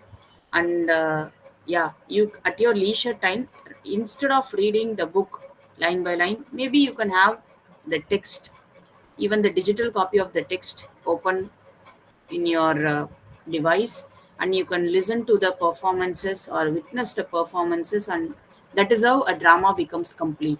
My humble suggestion. I hope you will understand what I'm trying to say. Then the missing link would be complete. So what I have given in the slides, it's like just one liner, and these one liners you can really appreciate. It's a kind of a revision. Okay, if you think that I'm going to tell the story of everything, it will take not 5 classes, it will take more than that, to put it very frankly. So we'll start with the order given in your study material. First is O'Neill's Morning Become Electra. Before really plunging into this particular topic, I just want to know, uh, I want to give you some insights about a psychological term. I will also share you the, if possible, the PPT, whatever I'm presenting towards the end of all the sessions, I can share it to you with the permission of the coordinator and director of DDE. If they are agreeing to it, I can share it, and that is there. And yeah, so basically, O'Neill, no doubt, he is called as the father of American drama. It's because of the experimentation he did with stage. Whenever we say O'Neill, he is associated with a term called expressionism. Please understand the term expressionism. And regarding this definition, it is given in your study material. It is explained thoroughly in your study material. Whenever you see O'Neill, you should remember the term expressionism. And here is a play. It is, this play is a trilogy, which means it comprises of three different pieces combined, clustered together, called trilogy. And I'm just typing in the chat box for people to note down the terms, to internalize the terms. All right, if you are an undergrad students, this kind of internalization need not happen seriously. Since you're all postgraduate participants, you should internalize these terms, because when you do something post graduation, you must have little subject knowledge, little bit in depth. It should be going in, right, at the end of the day. So here it goes. So based on a famous mythology, the mythology of Orestes, okay, Orestia, our O'Neill has penned this particular play, and O'Neill is also a Nobel laureate in literature, and mostly his plays are known for very very complex psychological and familial themes. That is something very, the underlying aspect of O'Neill plays, and this play was a kind of a very sheer inspiration from the Greek tragedy, Aeschylus' Greek tragedy Orestia. Okay, And in Orestia, it comprises of three parts, namely Agamemnon, the libation bearers, and Eumenides. Okay, and if I start explaining what are these, of course, it will take time. Very quickly, I will tell you. It is a story of a man who is returning. The story timeline takes place during the Civil War. The patriarch of the family returns, and remember, uh, he returns. He has a wife, a daughter, and a son. And the very title Electra here is actually echoing the mythological Electra. You would be familiar with what is called as the Oedipus complex.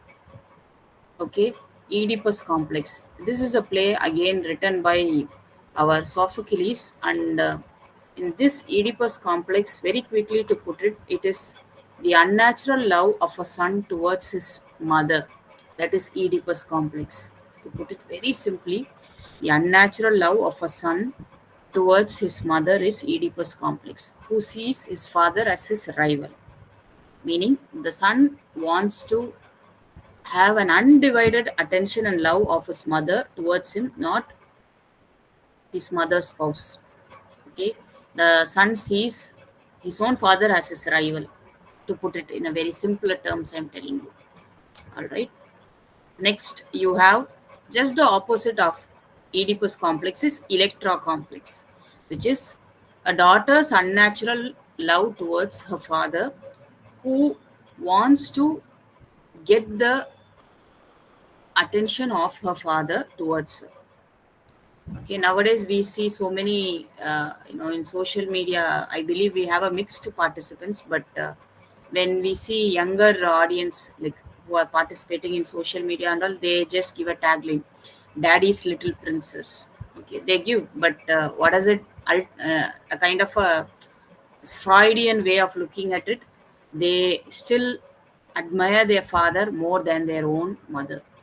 So that is the underlying undercurrent of it, to put it actually. So here is the Electra complex of the daughter having unnatural love towards her own father, who sees her own mother as her rival. So that's the underlying meaning here. All right, and the play takes place in the post-Civil War America, and it takes place in a small place in New England town. And you see here the characters are actually it's a fairly longer play actually, fairly lengthier play, but a play worth reading and watching because it has all the twists and turns. O'Neill crafted the play in such a brilliant manner. He adapted the original Greek myth to American post-Civil War America. All right. So, what are the main themes of this particular play? As I told you, I'm just brushing across your study material. I'm not doing justice. I know that, but still, I have to, do things in a very quick manner. At the same way, a kind of revision for what's there in your materials. So, it has the themes of guilt, betrayal, fate, and the impact of war. You see throughout the play, the characters they grapple with their own psychological fears and demons, and because of that, what kind of actions they face. And here and now and there is a battle between the mind and the heart that you can very well see in this particular play. And very important is, I told you, expressionism of O'Neill, then the Greek myth of Orestia, which is implanted in this particular play. The third thing is the structure of the play. How is the play structured? I told you it's a trilogy, and each of the this thing is actually named very interestingly. First, we call it as Homecoming of Agamemnon, that is Ezra Maimon. Okay, Ezra Menon. He comes home from the war, Civil War. All right. Next, we have the Hunted. That is the second section. The third is the Haunted. All right, and it talks about the familial tragedy which happens in the man and family. That is something very important you should understand. So yeah, and yeah, these are the main characters here. You have Christine, who is actually Ezra Menon's wife. Then Lavina is actually Ezra Menon's daughter. Then you have Oren, Ezra Menon's son. All right, they are the most important characters here, and you can see some of the characters are like most of the characters, major characters are all round characters. As E.M. Foster defines character arcs as flat and round, you should be familiar with these terms. When I say round characters, they undergo changes. They undergo full development, complete development that happens here. All right, and those things are very very important. You should be knowing. And whenever you are reading any generic subject, this is a general tips I'm giving for you to understand the material. Try to focus on character sketches. Okay, try to focus on character sketches from examination point of view. They might help you to understand the themes of the play. When you know the character sketches properly, you will understand the themes of the play. Of course, you should be knowing the complete play outline or the novel outline, followed by the characters, then the theme of the story as such. Okay, and the style of the author, that is something very important at postgraduate level. You must be knowing the style and technique of the author. When I say style in this particular play, it is expressionism. Okay, style and technique, expressionism, and the use of Greek myth. All right, these things you should be bearing in mind.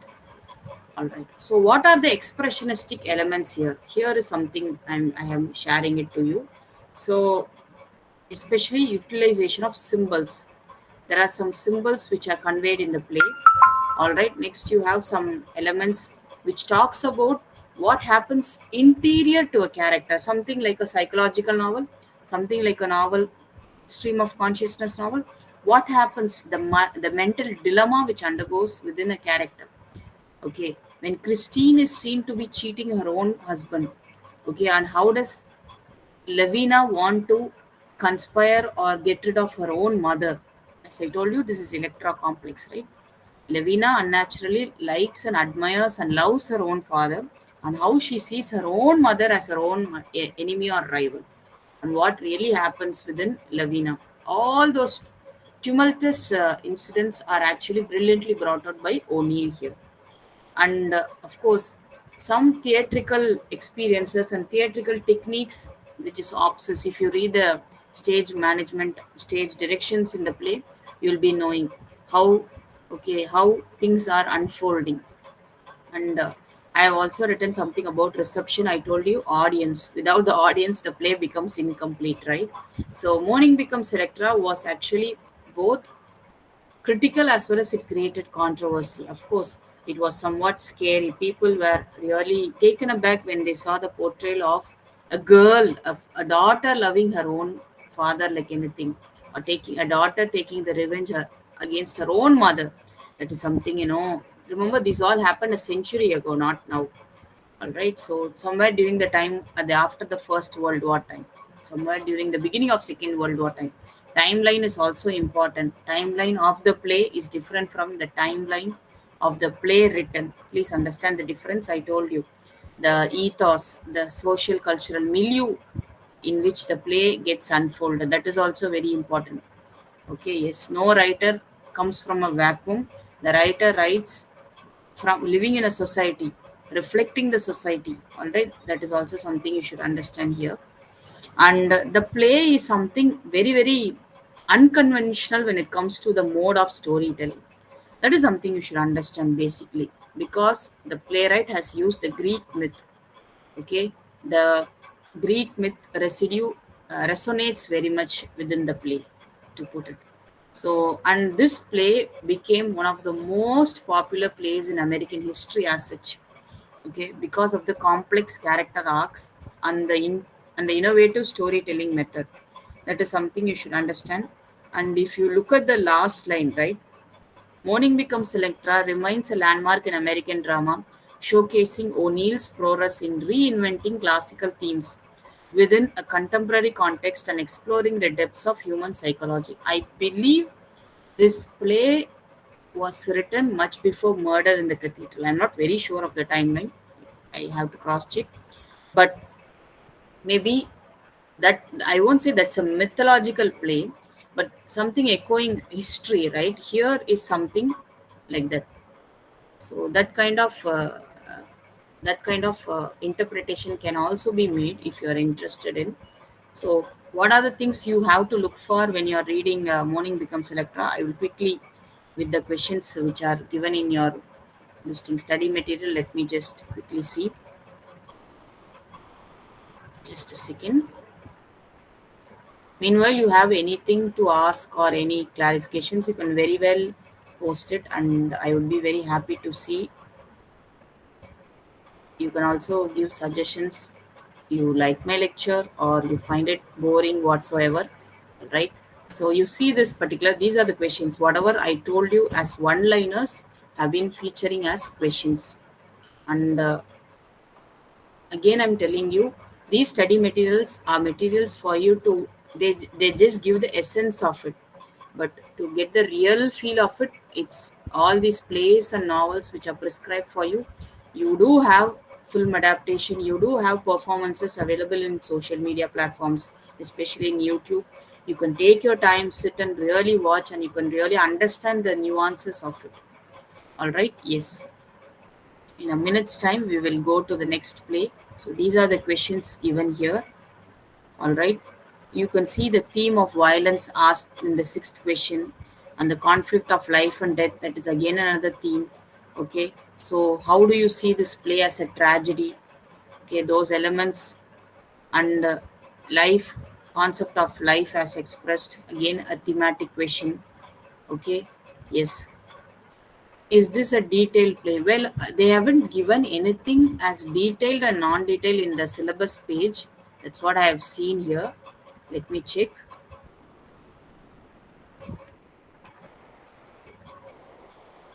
They have just given drama, that's it. They haven't mentioned, unfortunately, is it a detailed play or a, as a reading play whatsoever. It should be a detailed play. And all the five plays are actually representative plays. And let me tell this very frankly to you. If it is a regular course, this particular intensity is actually, you may think, okay, five plays we have. When it plays are five, what about novels? When we come to novels, yeah, we have really good number of novels also, but that shows the diversity of American literature as such. It's very diverse actually, and very rarely in universities you have American literature focusing in a very shallow manner, and in post graduation it should be, this is the correct level, I should put it. In fact, they should include two more plays of the contemporary times, but never mind. They are giving you the representative place in American drama as such. All right, I hope we can go to the next play. I hope I am not rushing or I'm not doing things injustice, but this is how it will be given the time I'm given to. Ma'am, can you please share the PPT notes with us? Okay, sure. I would. This is Rachna, right? So Rachna, what I will do is that towards the end of all the lectures, I will after that, after I finish my complete lecture series, right? Surely I will post it. I'll make it like available to you, and I can post the link to you. Sure, I can tell you with surety, and I can send you share after that. Okay. Till the time, I'm sorry, you have to wait. Okay, you can, till the time you can read the material given to you. Like, this is just a kind of a brushing up what's there in the material. I'm just brushing up, and I'm whatever came to my mind, I just typed it. All right, so coming on to the next play, this is another emotionally grounded play, I would put it. Okay, uh, this plays black and white version. Those of you who like watching films, I'm telling you, Vivian Leigh has acted as Blanche Dubois, and Stanley has been performed by Marlon Brando, the actor who acted in Godfather, right? The legendary Marlon Brando in his uh, salad days, I would put it. It is as young, muscular, very bully. That Stanley, that character, if you happen to read the play notes, you would see Stanley is a bully. Okay, he is a man who wants to show his masculine powers towards the weaklings in the play. So this is the next play, Tennessee Williams, A Streetcar Named Desire. So this is another classic play of Tennessee Williams, and this play is even now celebrated and performed. So who are all the major characters? We have three major characters here: Blanche Dubois, then her sister is Stella Kowalski. Okay, then Stella's husband is Stanley. Okay, and I had given very quick one liner about the characters. So Blanche was originally a school teacher, but she has a shady past which will be unraveled towards the end of the play. She has a shady past, which means a very disgusting past, which her sister comes to know only towards the end of the play. Then we have Stella, who is actually Blanche's younger sister, married to Stanley. While Stanley is Stella's husband, he is a working class man who is always picky. He is ready to pick up quarrel very quickly and easily. He wants to show his. I happen to get a chance to view this play performance here in Pondicherry. Near Pondicherry, we have a place called Auroville. There, some people they enacted the play, full play. It's a complete play for 2.5 hours, and it was like wow, seriously, should watch it. Even you can watch the play there in YouTube. It's there. So, what are all the important things you should understand for examination in this particular play? The character differences between Stanley and Blanche. Okay, that is something very important. There is often a kind of a chaos. Okay, tension mounts whenever Stanley and Blanche they confront each other. Okay, Blanche is shown in the beginning to be very naive, okay, very meek, but appearances are often deceptive. That is what happens here with Blanche, because Stanley digs some insidious truth about Blanche, and I have also given here the penultimate points. Past traumas, Blanche's troubled past, marked by financial ruin, a failed marriage, and a sense of loss contributes to her fragile mental state. So she totally disintegrates towards the end of the play. That is something very, very, very disturbing actually. They say, right, people who have faint hearted or very very disturbed mind people, please don't read this piece, they say, right? So that kind of a person is actually our Blanche, whereas Stanley is a bully. He's a brute bully. He wants to show that he's someone superb, masculine, and he wants to show his macho kind of a character towards a weakling like Blanche. All right. So Stanley becomes suspicious of Blanche's past and starts to investigate, and he digs out some nasty things about whom? About Blanche. That is the first thing you should know. The the relationship of Blanche and Stanley. Of course, Stanley is Stella's wife. Okay, Stanley is Stella's wife, but still, you should understand here. Stanley also knows the art of enticing women. He has the nasty habit of enticing women. That is also there. Okay, and the second point in this play you should be knowing is the symbolism. Why is the play called A Streetcar Named Desire? Remember, streetcar means trams. We don't have that except in Kolkata. I believe there might be participants from Kolkata. I would be happy if you are raising a hand. Some interaction should be there, right? So, some in West Bengal, in Kolkata, only in India we have tram services in Kolkata. So, it's a streetcar means it's a name of a tram. Okay, so you see it, I have given in the first point. A streetcar named Desire that brought Blanche to Elysian Fields becomes a symbol of a tumultuous journey and a clash between a desire and reality. So, this is the symbolic meaning of the play actually.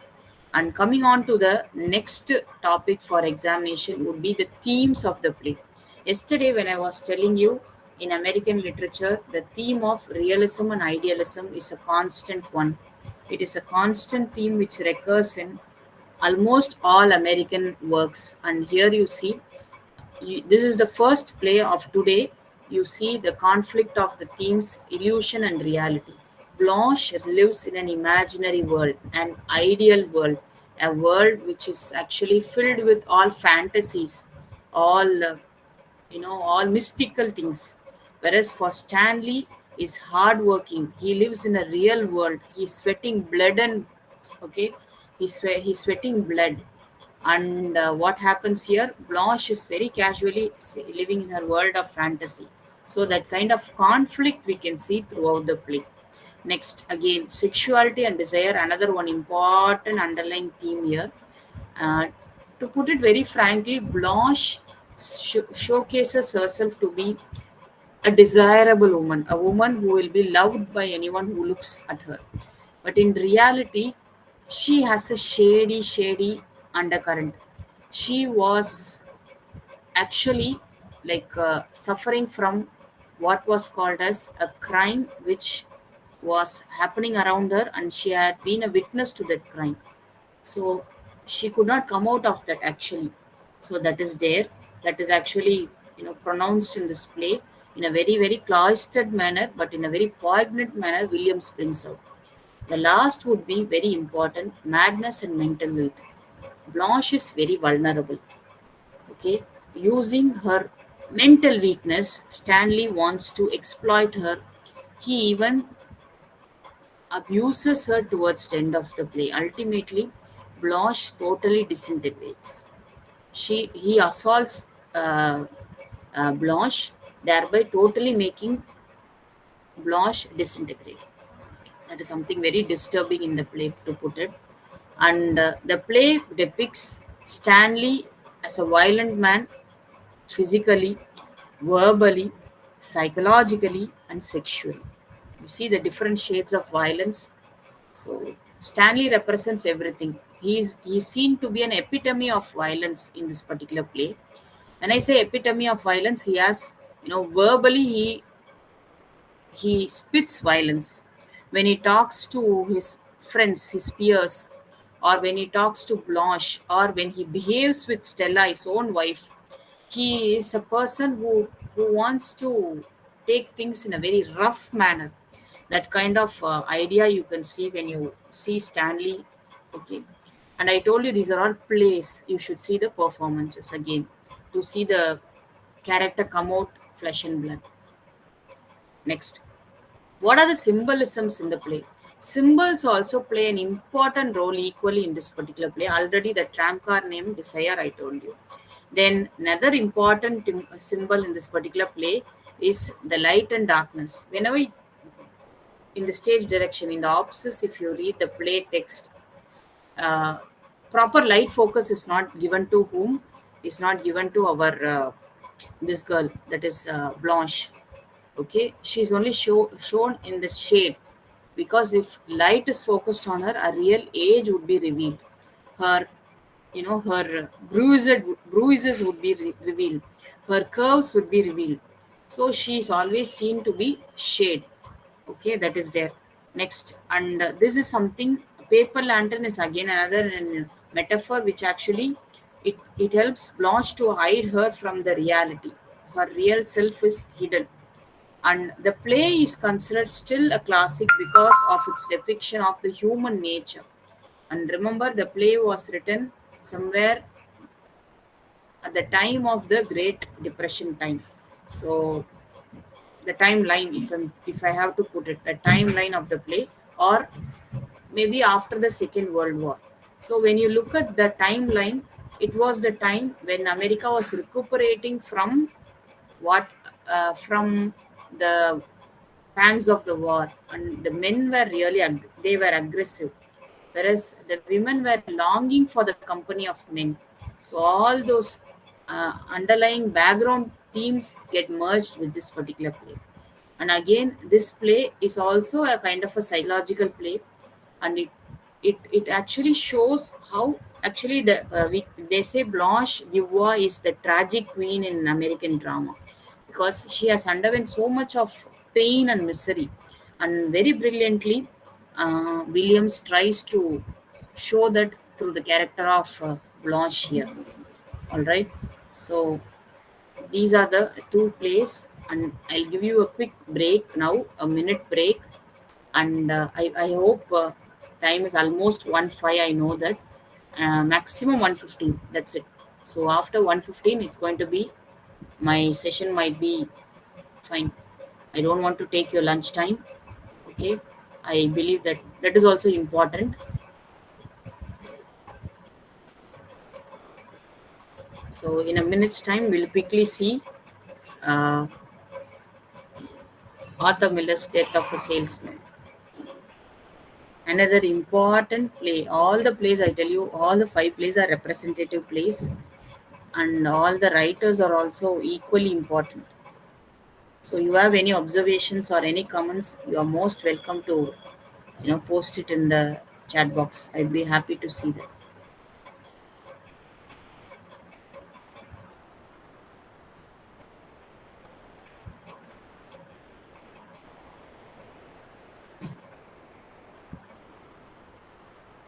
I hope you are finding these contact classes useful, interesting,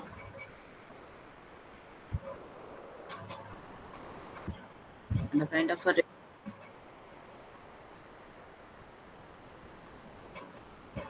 And with reference to American literature, one interesting thing I would say is that someone who did some research in American literature. So I would say that very frankly, you have surplus information. Information, really, really extreme level of information you will be finding in the social media or in the internet. And it's not that you're going to say, no, I could not find anything. I find it very difficult to understand. Okay, that is something important with respect to American literature. All right, now let's see quickly Arthur Miller's Death of a Salesman. Okay, this play is considered to be the modern American tragedy. Okay, that is a very important point to note for examination. Okay, uh, I am doing that, Ganga. I believe that I am just giving you some. I'm telling you what is there, and I'm also giving you some insights what could be asked or what might be asked for examination. For example, the use of mythology in Morning Becomes Electra. It's possible. The element of symbolism in Streetcar Named Desire. That these are also important. Of course, if I want to discuss those topics in detail, 1 hour is not sufficient. I'm really sorry to say this. I'm telling you genuinely. Okay, 1 hour is not enough. I'm just giving you the essence of it, and these PPTs when I'm sharing might really help you along with your study material. This will supplement towards understanding the concepts better and write your examinations better. That's what I personally feel. All right, so yeah, so yeah, thank you, Ganga. So, you have anything to put as such? Yeah, you're most welcome, participants, because this is nothing but an exchange of knowledge and information. It's not somebody saying that yes, I know. All right. So here we go. Thank you, Rashida. So in Arthur Miller's Death of a Salesman, the best first thing you should be noticing for examination, I would say, the characters, especially the relationship of the brothers, Happy and Biff. That is something very important. Next, the father-son relationship, that is also equally important. How Willie Loman and his sons, what kind of relationship they have, and Willie Loman as a tragic hero, modern American tragic hero. There might be questions like that. Okay, you can work on those lines. You can think on those lines in developing your answers. Then there are also possibilities in asking the failure of American dream. Very important notion. This is a big concept. Okay, the failure of American dream in Death of a Salesman. That is a very important, frequently asked questions. Actually, to put it. So Willie Loman is the protagonist in this particular play. He's a traveling salesman, and his own success in his own business is a failure, unfortunately. But he fails in his American dream. Okay, and how does he fails? How does he fail in his American dream? That is something brilliantly brought out by Arthur Miller. Actually, and Willie Loman's wife is Linda Loman, and she's so supportive and very very loving wife, in fact. Whereas Willie Loman betrays his own wife.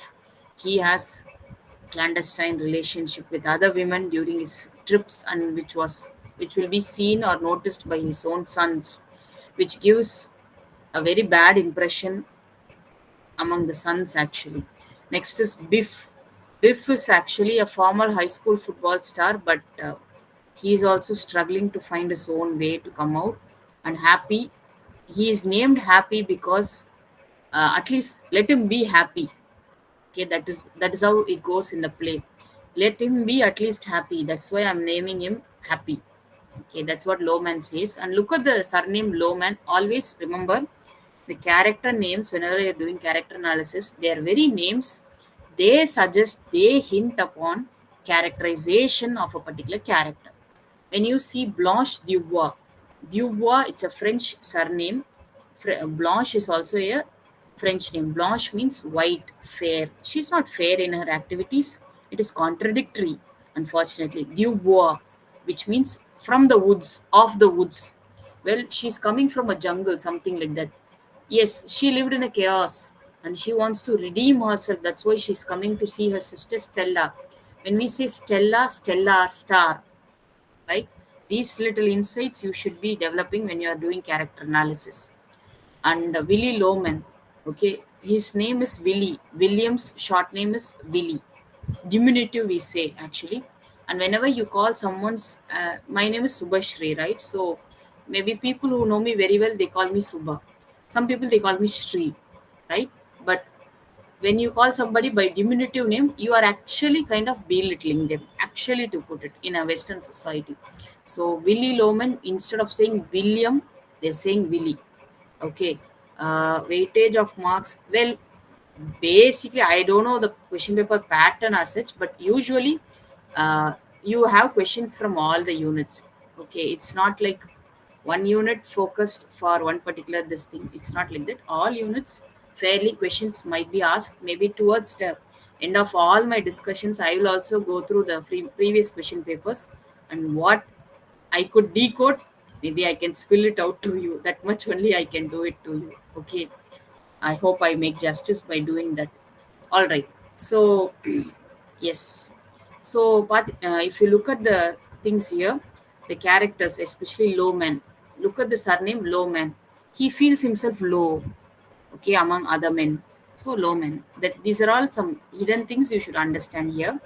Fine. So, throughout the play, one thing recurs often, that is flashbacks. Okay, that is a very important technique which was used by Miller in this particular play. Just like expressionism in O'Neill's play, here you have flashback as an important technique used by Miller.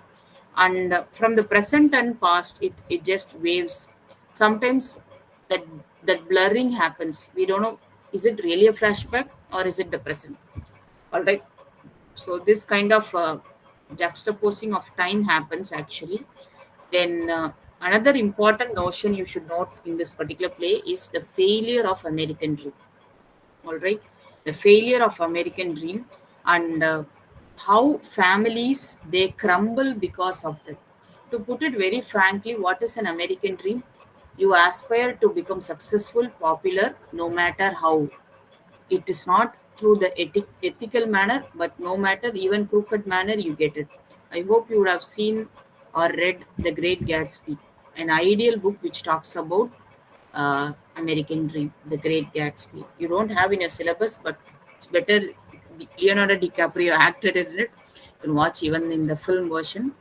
Okay, The Great Gatsby. All right. So if you look at the American Dream failure, that is an important theme in this particular play. So the failure of American Dream is an important theme. You should be focusing for your examination. How it fails. How uh, Willie actually fails as a salesman, fails as a father, fails as a husband. You know, that is why we say Willie Loman is seen as a tragic hero. In every way, he becomes a failure. In every strand, he becomes a failure.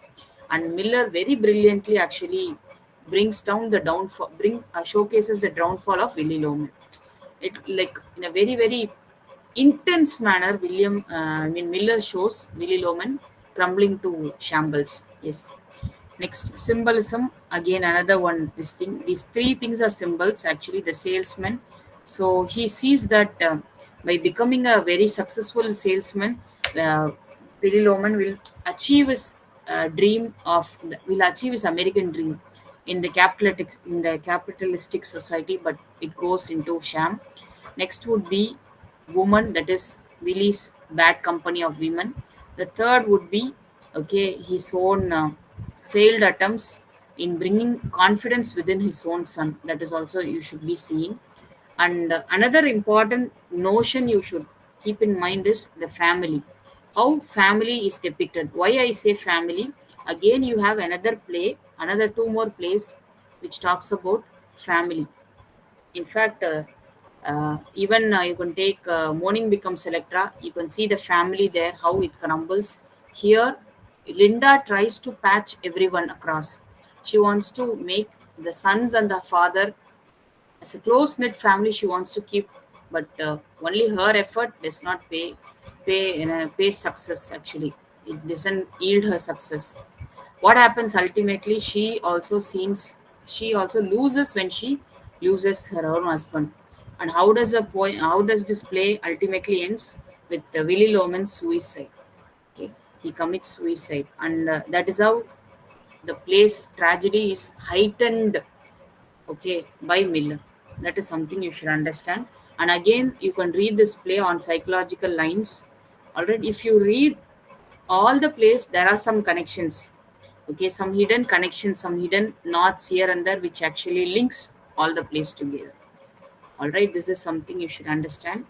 Uh, you still have two more plays, and yeah, I told you again in this play also the theme of illusion and reality.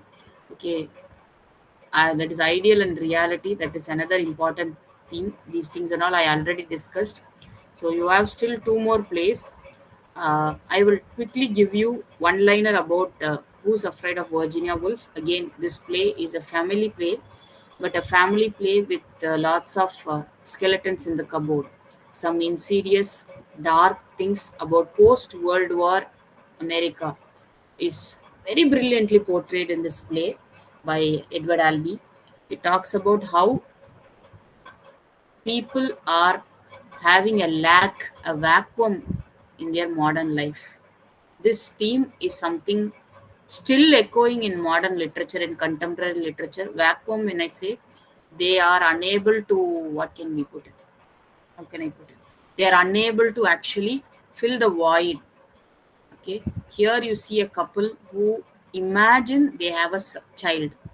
They imagine they have a child named Honey, and they fiend. Okay, they pretend they are doing something. Okay, which is very very disturbing when you read the play.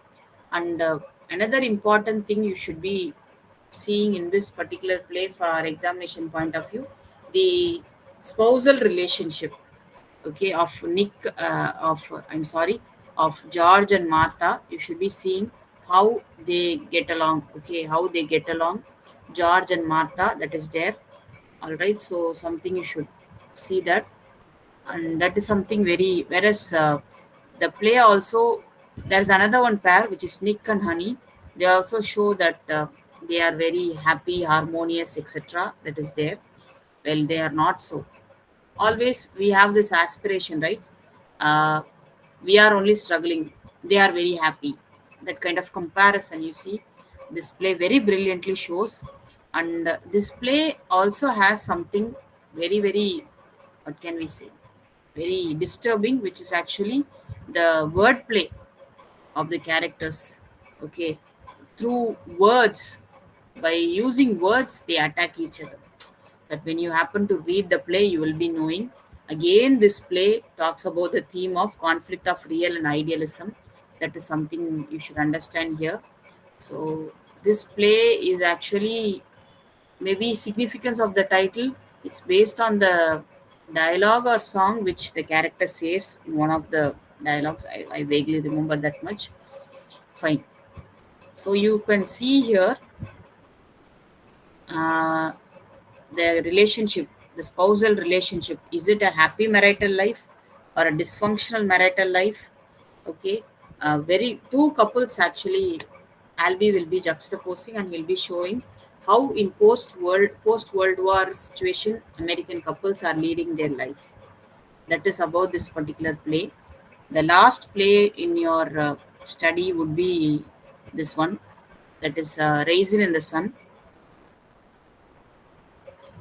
Is not given in the, okay, all right,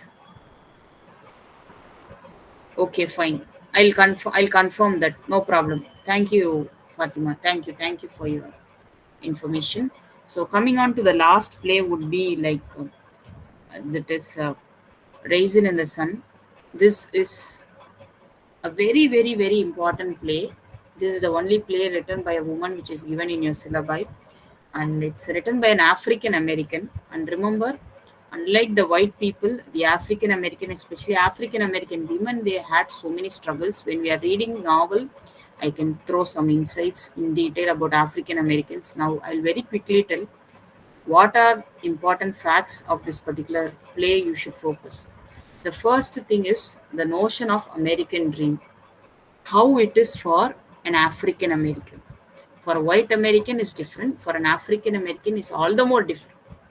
You also have the poem, I believe, American Dream by Langston Hughes.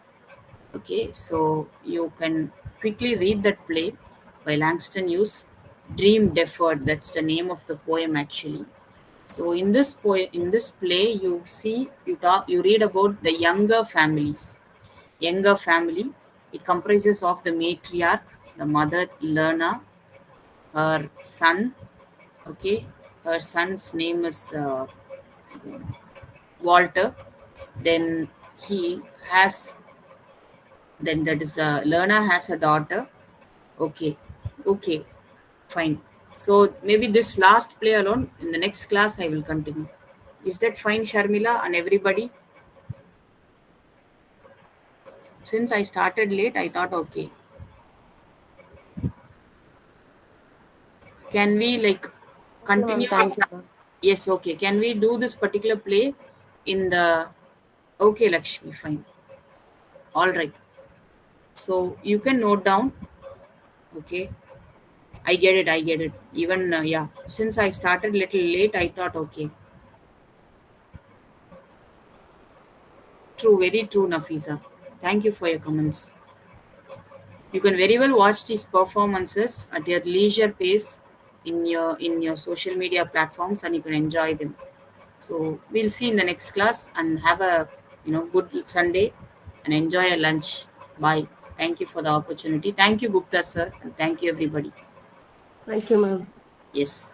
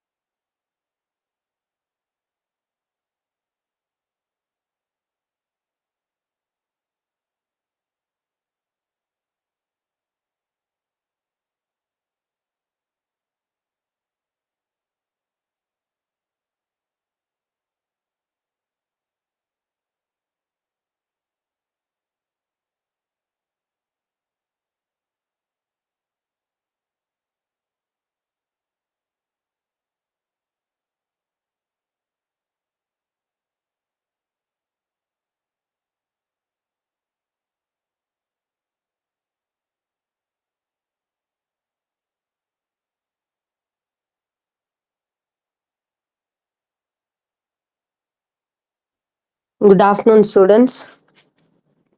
Now is the time for British fiction. Okay. So, did you all happen to go through the first unit, the two outline stories of the first unit, Henry Fielding's Tom Jones and Dickens's David Copperfield? Are you all able to hear me?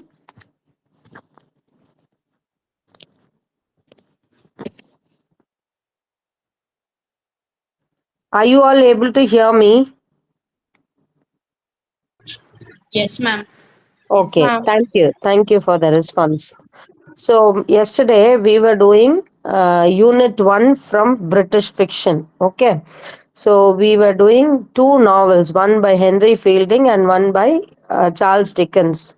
So, we see that if you want, you can even note down in the textbook of yours. Okay. So, unit 1, Henry Fielding's period from 1707 to 1754, and then Charles Dickens from 1812 to 1870. George Eliot, Unit 2, 1819 to 1980, and Bronte's 1816 to 1855. So we see that this textbook starts from the 18th century novel. Okay. It starts from the author Henry Fielding, who's the pioneer of novel writing. He's a pioneer writer of novels, and in fact, he is the first person to have started full-fledged writing of novels. Earlier, it was in the form of epistolary method na in the form of letters. Okay. So we can say that Fielding is the first pioneer writer of novels. Earlier, during the period of neoclassicists, the other genres of literature were very famous. Like you had the drama, you had poetry, you had satires, etc., etc. So Fielding's novels, Tom Jones, Joseph Andrews, and then Richardson's novels, Pamela, all these are trend setting kind of novels. Which introduced the story in a realistic setting. So, Unit 1, we had realistic novels that concentrated on realism. Okay. So, that is what I was telling. I'm just trying to sum up what we did yesterday. So, realism means what? Realistic depiction of society, the physical events. They don't go deeper into the psyche of the characters. You have even around 20 characters, more characters, and too many episodes. Right from the birth of the character, it goes on till the character attains maturity and gets married. Okay, that is why I said whichever novels that concentrate on the development or the growth of a protagonist can also be called as Bildungsroma. Okay. So, and do you all know what is this eponymous? The word eponymous, what does it refer to? Any idea? Now, Tom Jones is an eponymous character. David Copperfield is an eponymous character. Means the name of the protagonist, the central character itself will be the title of the novel. Okay, so when we say Toni Morrison Sula is an eponymous character, then we can understand that Sula is the central character of that novel. Okay, so coming to this British fiction, we have been prescribed some 5 units, and in those 5 units, writers have been selected, and writers have been selected belonging to one particular period. So Fielding's period starts from 1707. Okay, so from 18th century we have been given sample novels.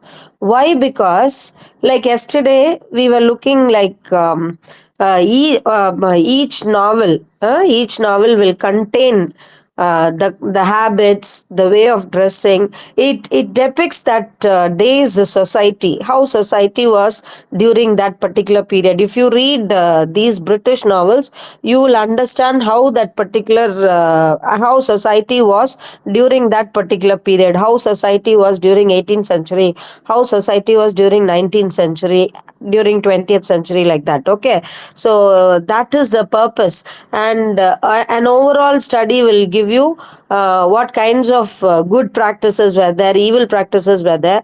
And particularly we can see that these writers were concentrating on depicting the evil practices of society. Okay, for example, during the neoclassicism or classicists were interested in portraying virtuous characters, rich characters, characters belonging to aristocratic families. But coming to this Fielding, Tom Jones, or David Copperfield, we understand that these are all realistic novels which concentrate on not on the aristocratic family or a character from a rich background, but they concentrate on people coming from middle class families. Okay, middle class families, or even lower middle class, or something like that. Okay, so that is why you see in David Copperfield, a boy, a small boy who has been deserted by his family, who's almost an orphan. His life is depicted, his life is portrayed, how he works in the warehouses and what sufferings he undergoes. So we see in Unit 1, we saw in Unit 1, be it Tom Jones by Fielding or even Dickens's David Copperfield, they were more interested in portraying society. So Fielding wrote during the 18th century, but Dickens writes about the 19th century, beginning of Victorian period, so 1800 to 1850s. So the Victorian age, that is what is getting continued in Unit 2 also, by George Eliot and Charlotte Bronte and all. Okay, almost the same period only. George Eliot's period is from 1819 to 1880, and Charlotte Bronte from 1816 to 1855. So, what are these writers interested in?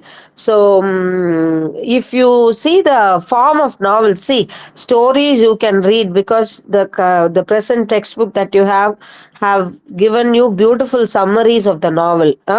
The chapter wise summaries, book wise summaries are given. So you please read and understand the story. The always, analysis will be based on what you understood from the reading of the text. Okay, so suppose you are asked to analyze Dickens as a satirist. So what do you mean by satire? Representing something, portraying something in a very humorous way, exaggerating things. Suppose some vice is there, VICE, yeah, VICE, some flaw is there in society, some bad practice is there in society, portraying that in the story in an exaggerated manner or in a humorous way or in an ironic way, and thereby trying to bring about reformation in society, change in society. Okay, so that is satire. So they can instead of directly asking you to write the story of David Copperfield, or write the story, or write about the incidents that happen in Tom Jones, they will be asking you to make a character sketch, or make a satiric what is the satire that is there in Dickinson's David Copperfield, or what is the writer trying to propagate through this story of David Copperfield, all these things. And what was the society, what was the then society, what were the some of the evil practices that Dickens was trying to bring about in David Copperfield, something like that. Okay, so usually, and we made discussions about those in yesterday's class.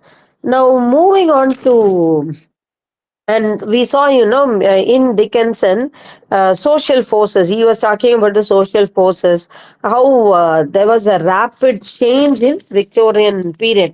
That is what we are is given in page 55, unit 2 of this textbook starts with an introduction to Victorian period.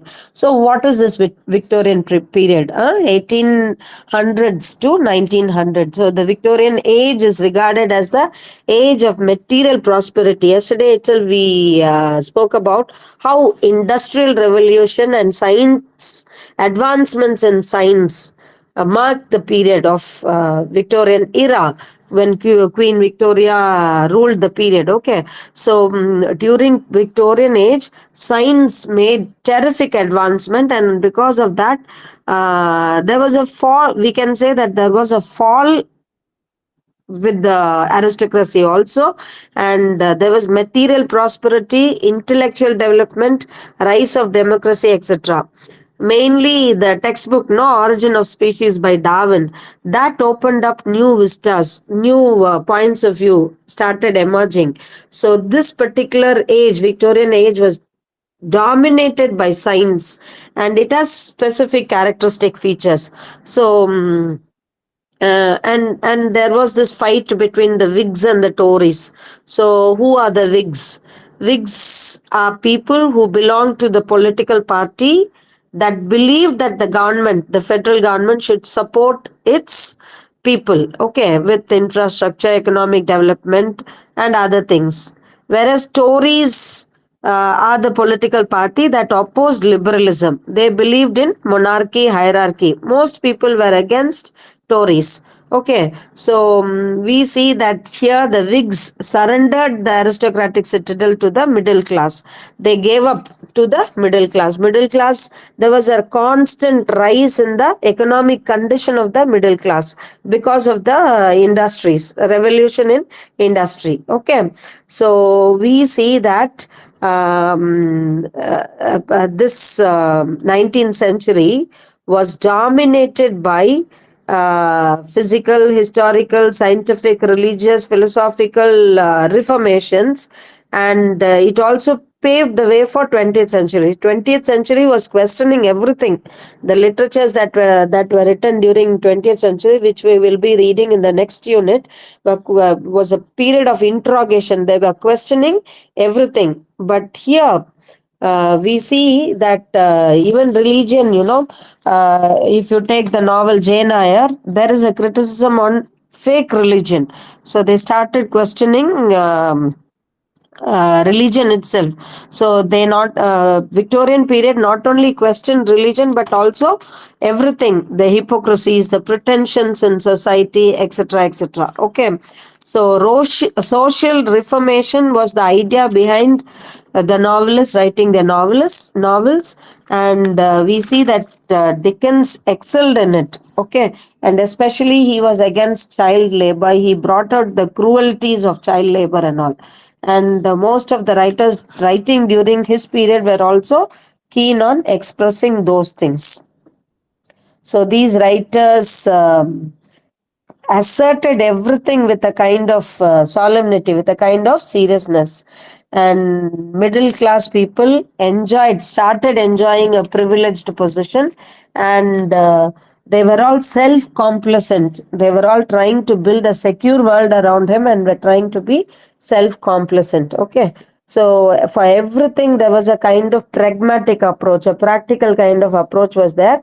And we see that women who were so far suppressed, oppressed and all, they started coming out into the political arena. But of course, they were all scared to write with their own identity. They were all scared to show themselves of their identity. That is why Charlotte Bronte, who writes Jane Eyre, writes under the pen name. Okay, she does not write under her natural name, but she uses the name Currer Bell. So it goes on like that. Now here in Unit 2, we have this novel, Adam Bede. Actually, as a student, I had read all these novels. When I was doing my MA, BA, MA, I had read Adam Bede and Jane Eyre, etc., etc. But then now, just a reading of these, the story that is given to you, the outline story will bring back to you what all we have read. But then if you are new readers to these novels, please read the summary of the novel that is given in the text, so that you can make better criticism of these novels. Okay, so here Adam Beat by George Eliot. George Eliot, again, her real name was Mary Ann Evans, but she writes in the name of George Eliot. Mainly, these writers were scared, these writers were afraid that they might be judged badly if people come to know that it is a woman who has written the novel. That is why they have used these pseudonyms, these pen names, to write their novels. So George Eliot writes Adam Bede, and the central character here, again, it is the eponymous hero. Eponymous, the title of the novel, is the central character. Okay, so Adam Bede, who's a very strong and upright young carpenter. So we can see that a character is not drawn from the aristocratic family, but from a middle class family, even a low class. I mean, a lower middle class. Okay, so Adam Bede you have, who's the protagonist of the novel, and then you have this Seth Bede, who's the brother, Adam's brother, and who's also in love with a Methodist preacher, Dina Morris. It finally, at the end of the novel, we see that Adam Bede and Dina Morris marry, but Seth Bede is in love with her. And then you have the Poissers, Martin Poisser, who's a neighborhood landowner who runs this farm called Hall Farm. And then you have Mrs. Poisser, who is his wife, Martin's wife, and also Dina's aunt. So, this Methodist preacher, what is this Methodist? Protestant Christians. Okay, so there was a time when they were not allowed to preach, and so here in this novel we see that Dina Morris comes out to nature to give her preachings. And then we have one character called Hetty Sorrel. She is one important character here, who's the niece of Mrs. Poisser, and who has been cheated in love by an aristocratic character, Arthur Donithon. Okay, so Hetty Sorrel and Arthur Donithon are also important characters, because Hetty Sorrel is victimized in love by this Arthur Donithon. And then you have Jonathan Birch, the master builder and carpenter, who is the employer of Adam Bede. For these are some of the characters present in the novel, and we see that in the beginning of the novel, Adam Bede completes a coffin, the carpentry work. Okay, his father was unable to complete this coffin, and then we see that it is Adam Bede who completes that and hands it over to the employer. So that is how the novel begins. And it goes on. How many of you have read this already? How many of you read the stories? Yesterday I said we'll be doing unit 2. So you have 2 novels given here. Okay, if you have not read, please read. Okay, so you have this Adam Bede, and then the important characters. I'll just briefly tell you the story. Adam Bede is there, and then this Dina Morris, who's a Methodist preacher who does not accept the love of Seth Bede, and then you have this character of Hetty Sorrel and Arthur Donithon. So when George Eliot is portraying the love story, or when George Eliot is portraying the love between Arthur Donithon and Hetty. Actually, Hetty is in true love with Arthur Donithon, but then he tries to cheat upon her. Okay, so it is because he does not like Adam. Adam has some kind of soft corner for this girl, so he tries to separate them, and Hetty also falls in love for him. Okay, but then she dies in the novel because Arthur Donithon refuses to marry her. She dies. She dies in the novel. She also loses her child. Okay, so we see that earlier in unit 1 we were looking at realistic novels, but here a step ahead in the process of writing novels, we see that George Eliot is interested in bringing out the psychological realism of characters. So, a little bit of psychology is also there, apart from portraying the realistic events of the characters, the physical events, like where they are moving from, the story as such. Apart from bringing about the story as such, George Eliot has also made a deep insight into the psychological part of the characters. She has delved deep into the psyche of the characters. Mainly she has done this with the characters of Hetty and Arthur Doniton. Okay, so what is going on in the psyche of Hetty Sorrel? And it is said that sympathy is one of the great moral positives in George Eliot's novels. Okay, she has taken up this element of sympathy, sympathizing with the world as such, sympathizing with her characters.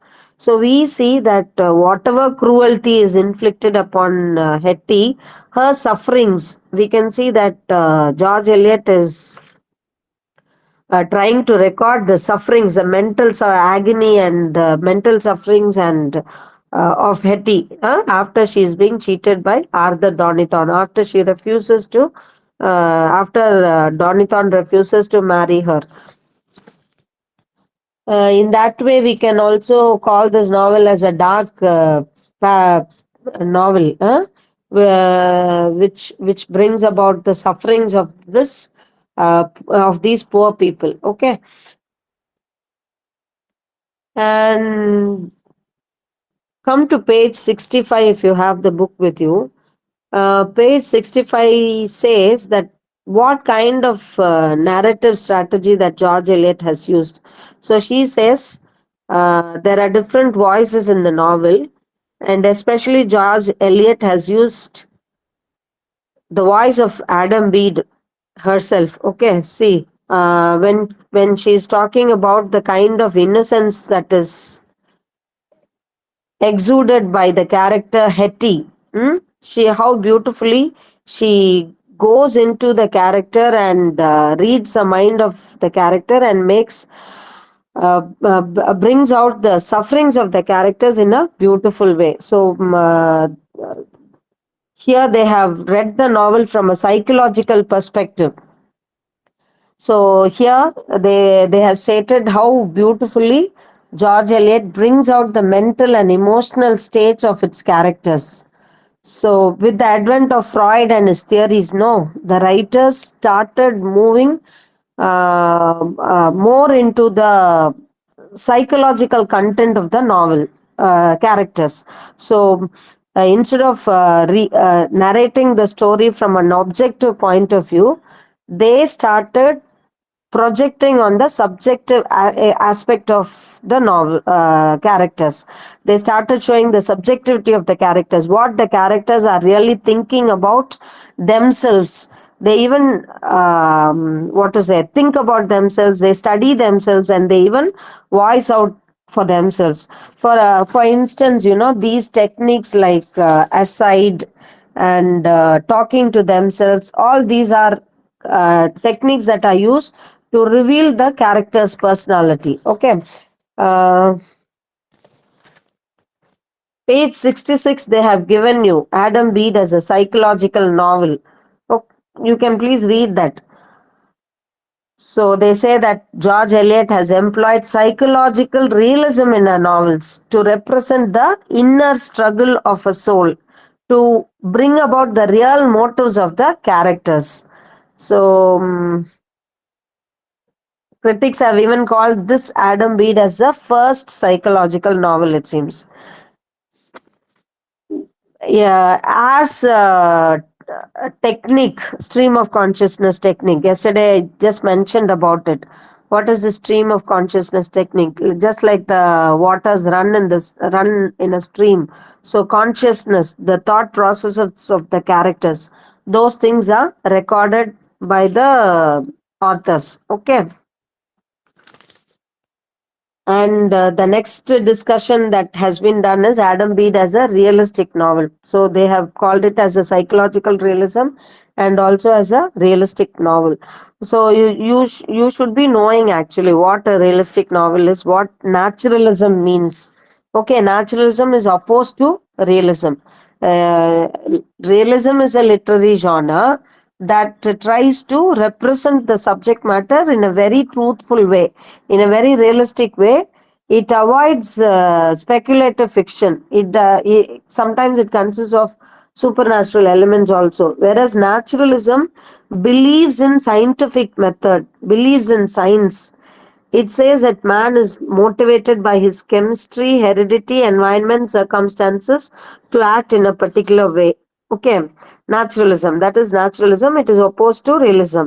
It says that natural laws and forces operate in the universe, and naturalist believes, they assert that natural laws are the only rules that govern the structure and behavior of natural world. So here, if when they ask you to study Adam Bede as a realistic novel, you can not only narrate the story, because there is story in it. It is a combination of realism and idealism. There is a story in it, but at the same time, George Eliot has not failed to bring about the mental processes of each character.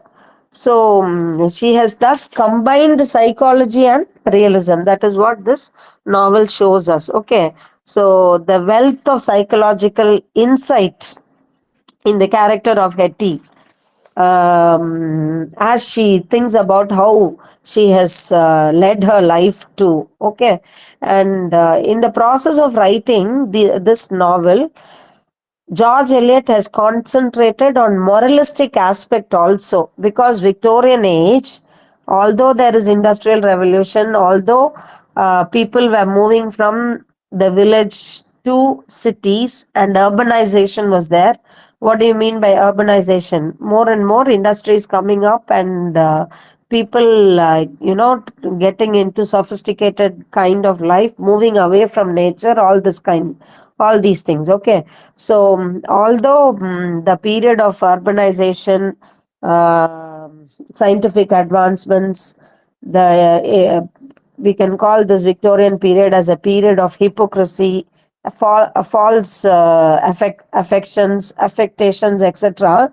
It still is a moralistic novel. It is still a moralistic novel, and we can say that the religious background of this Adam Bede is based on Methodism and its counterpart. So, as I told, what is this Methodism? Protestant Christianity. So, and nature is also brought into, nature is also allowed to play a role in the novel. Okay, so here in Adam Bede, we see that George Eliot is bringing about two types of love. One is the self-interested love, so which is propagated in the character of Hetty, self-interested love, and the other one is true human love. Okay, true human love, that which is between Dina and Adam. So uh, only if you read the story and come to know about the story will you understand all these things. Okay, what the author means by the true human love, a kind of spirituality is involved in that, whereas self-interested love of Hetty and Arthur Donathon, not a very true love. Okay, because although Hetty has true love for Arthur, his love was not that, and he in fact feels guilty also when Hetty is imprisoned and Hetty loses the child. Now, as I told you, this novel is named as Adam Bede, which means the entire story revolves around this character Adam Bede. So the love story between Hetty and Arthur Donathon is only a subplot. It is not the main plot. So the main story is that of Adam Bede and Dina Morris. Okay, so we see that Adam Bede suffers a lot. He is also a very self-righteous person. His character is also highlighted with many of his virtues.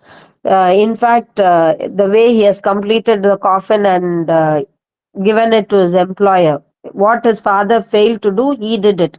And he is also a very religious person and a very simple person.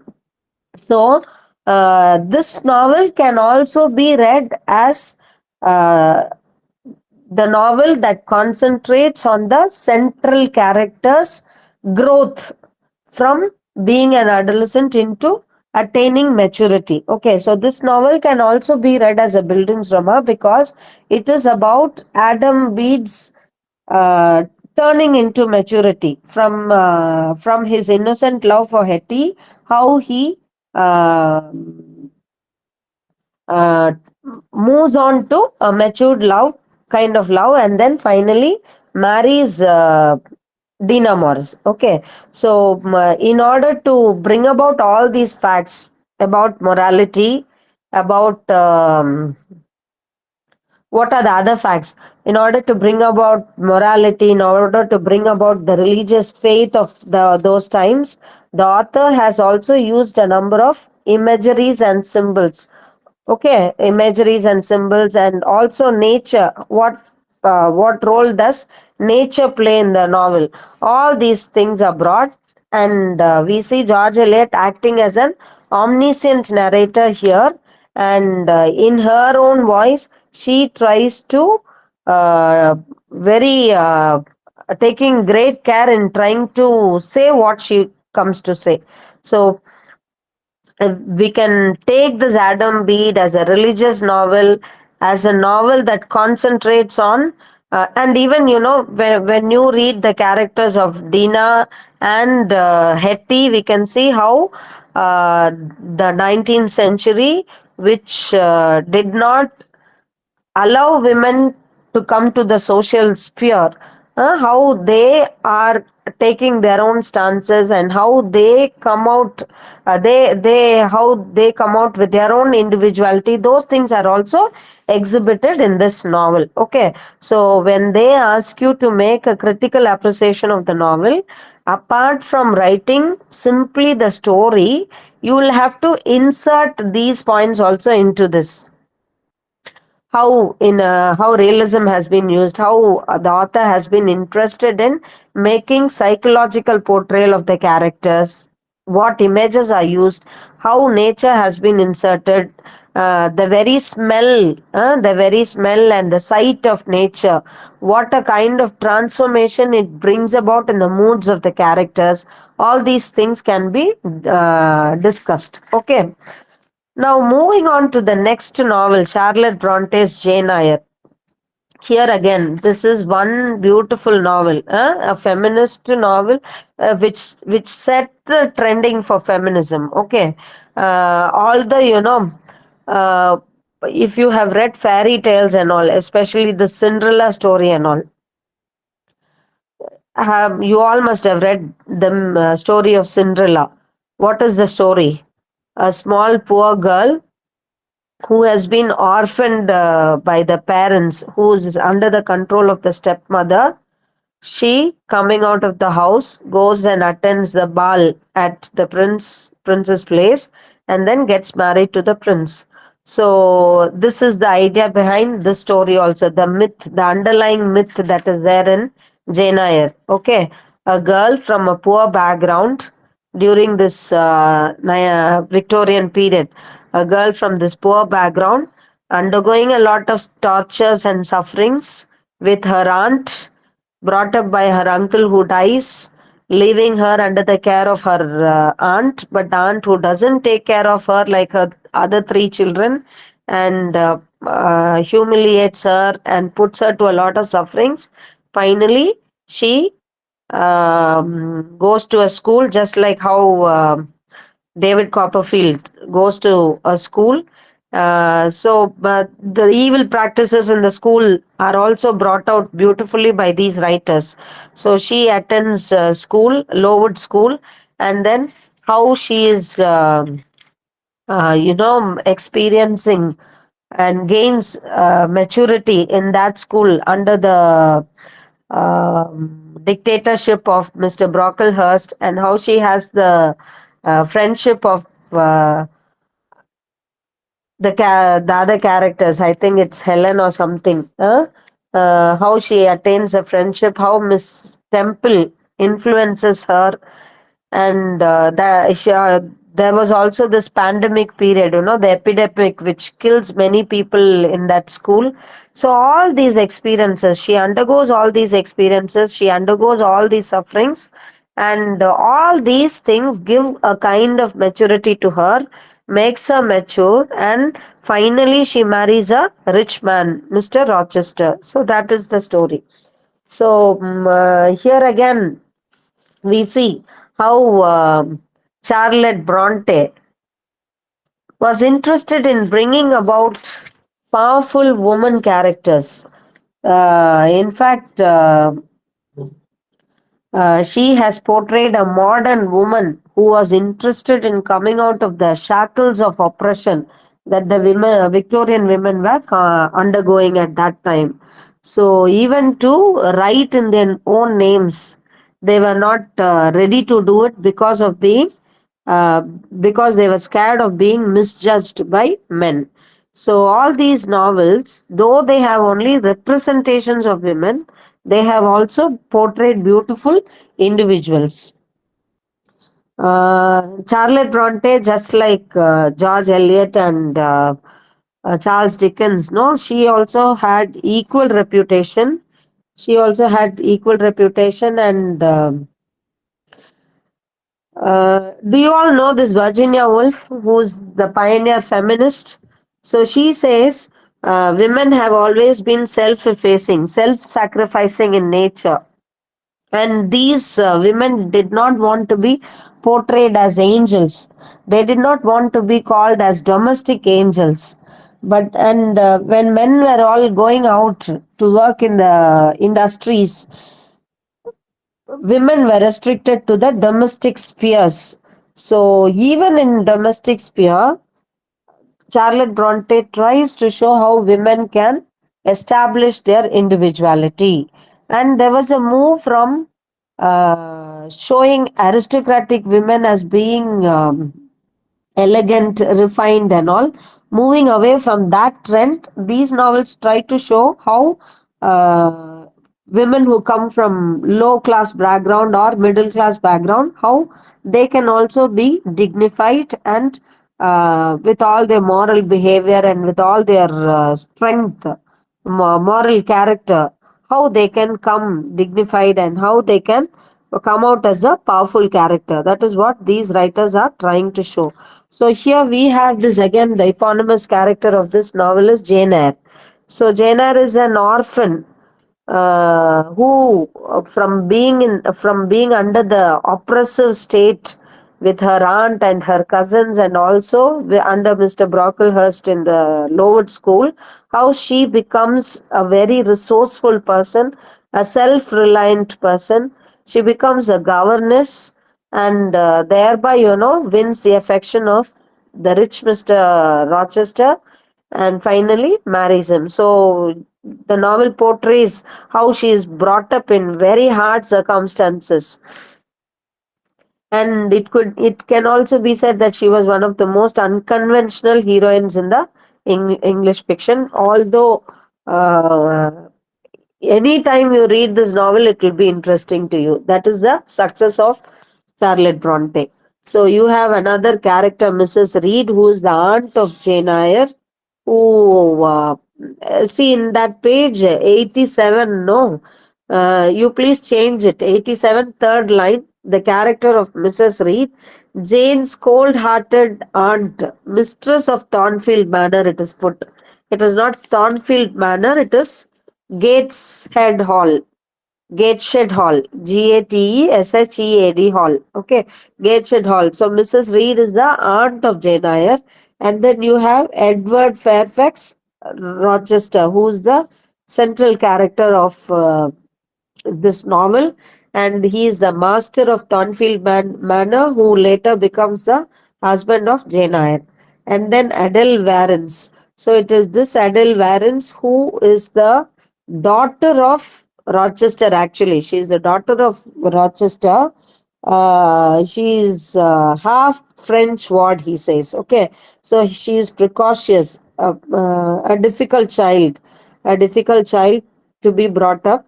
And it is a governess is needed to take care of her, to look after her. That is why Mrs. Fairfax, who's a relative of Rochester and his chief housekeeper, she only advertises for this governess, and looking at that, Jane Eyre applies for it and joins them as governess. And it is thus she was able to meet Mr. Rochester. And then you have Grace Poole. Graceful is a woman attendant. See, in English, there is no word called attender. We all call attenders, no, in our office and all. It shouldn't be called as attender, it is attendant. Okay. So, a woman attendant, Mrs. Fairfax, is there in Thornfield Hall. And there is also the wife of Rochester, mad wife of Rochester. Actually, in this novel, Rochester is married at the time when he meets Jane Eyre. Okay. But then the wife is mad. She is a Creole woman. She is a woman from Jamaica, a black woman.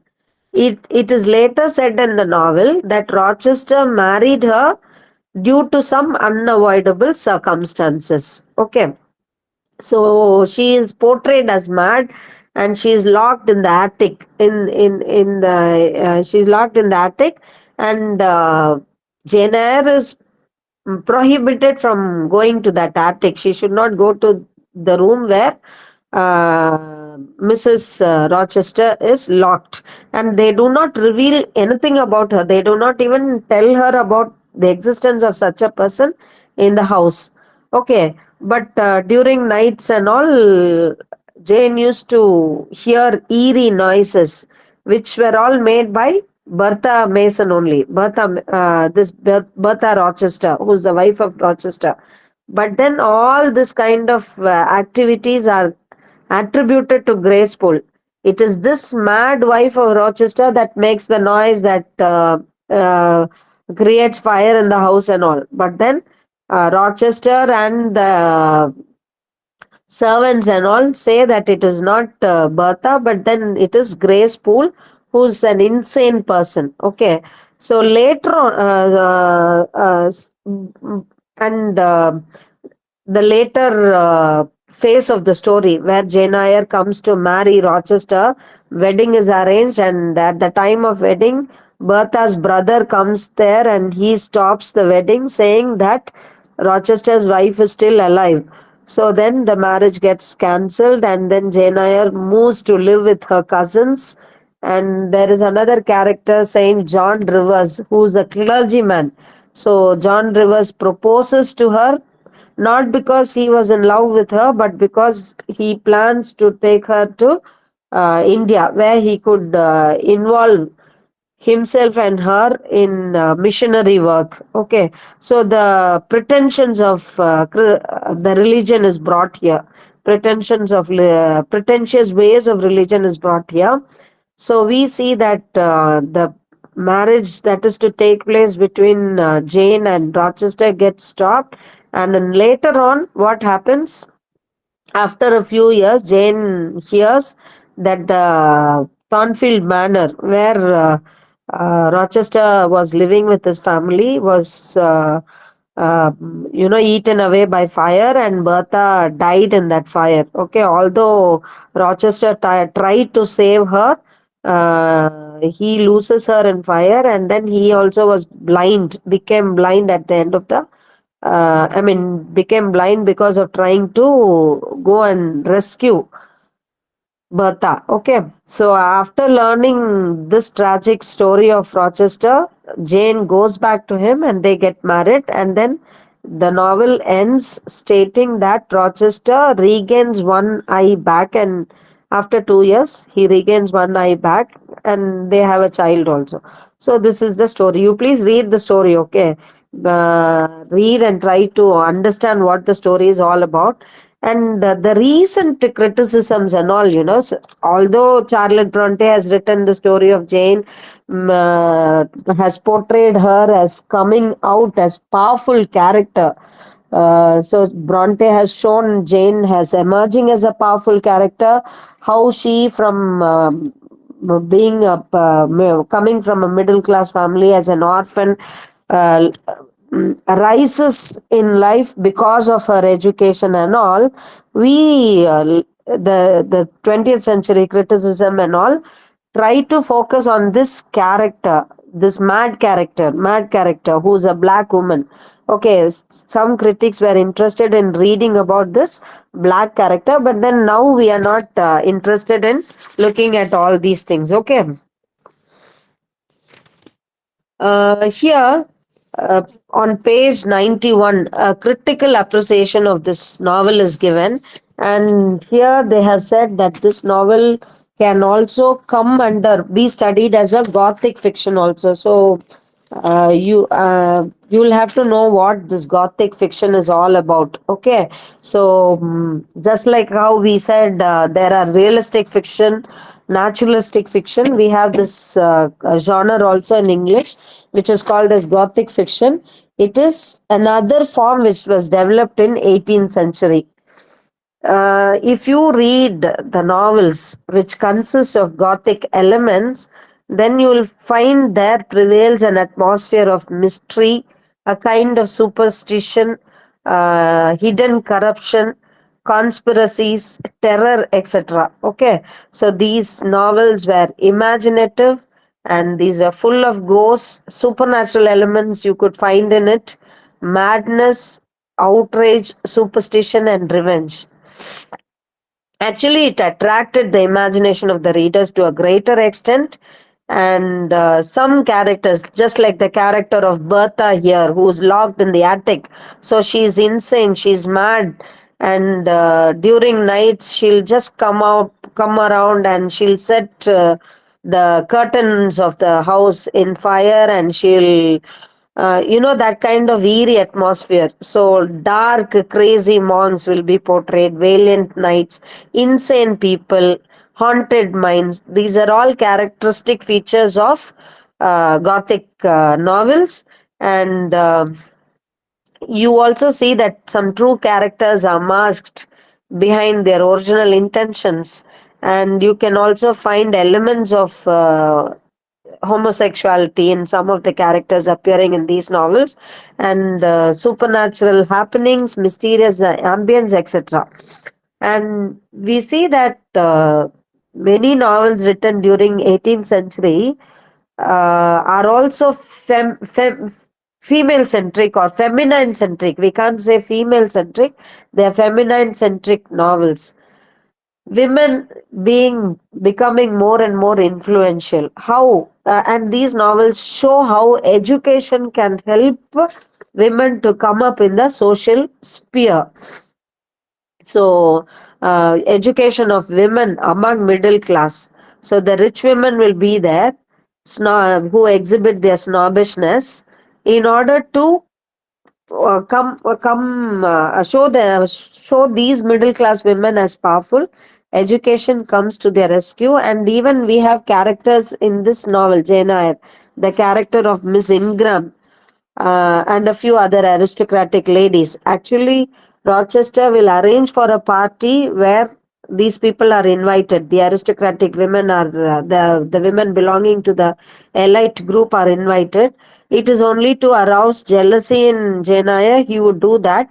But then we see Jane Eyre comes more powerful, character with much more strength in these novels because of her education. Okay, so the female powerlessness brought out, but at the same time their aggressive natures are displayed in disguise. And we see that the heroines emerge from poor families. Although they come from poor families, they are determined to fight for their survival. They fight using education, they fight against all odds. They fight against social injustices, and they fight against male dominance. So these women are portrayed as possessing strong willpower, and they survive against all injustices inflicted upon them, and they survive even on their own terms. So that is also brought out by these writers, giving a voice to the of women of their period. Okay, so that is one thing I wanted to tell. And right from the beginning, right from Unit 1, the novels prescribed here in Unit 1, be it Tom Jones or David Copperfield, or even Adam Bede and Jane Eyre, we see that the central characters, the protagonist of these novels, are portrayed right from their childhood. Okay, so but the novel just not just like that start from them being as adults. The childhood phase is also shown, and then their time spent in the school is also shown. Means the author is trying to the authors are trying to trace their growth. The authors are trying to trace their growth. Okay, so here in this novel, the growth of Jane Eyre is focused upon. It really centers around Jane's moral growth from being an unhappy girl who's rebelling against her aunt's oppressions.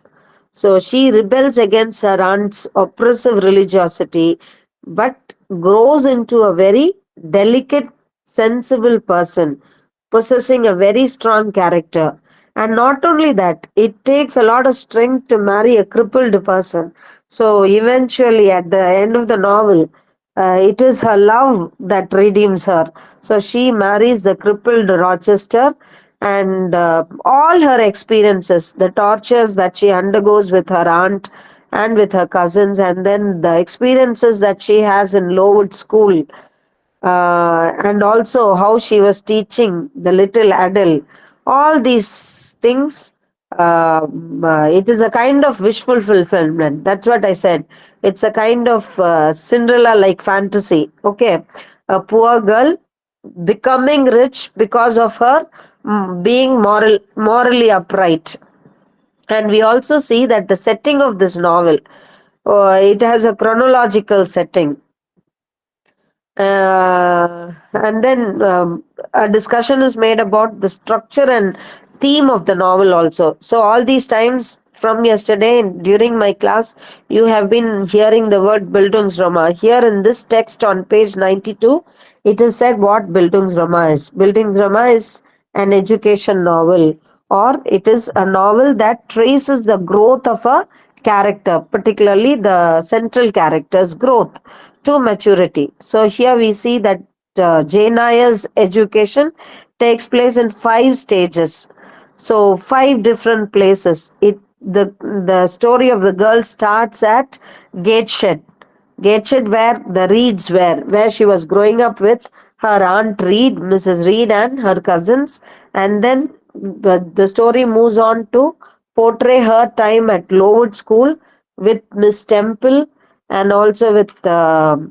Brocklehurst, and then to Thornfield Manor, where this is the place of the rich Mr. Rochester, and then the Moore House, where she stays. She has a brief stay with the cousins. Okay, that religious person. What is his name? Saint John Rivers. And then to Ferndean. Ferndean is a place where Rochester, after his Thornfield Manor was burnt down by Bertha, he goes to live in Ferndean, a place which has nature as its setting. So she finds perfect peace and tranquility there. So their life begins there, and they live together there. So each stage of development is overseen by a kind of dominant patriarchal male figure, it's said. Okay, so we can see how she emerges as a powerful character. The promise of protection gives way to the desire for growth and liberty. How, from being an orphan, she engages in a quest of identity for herself, and also she finds a home for herself. So that is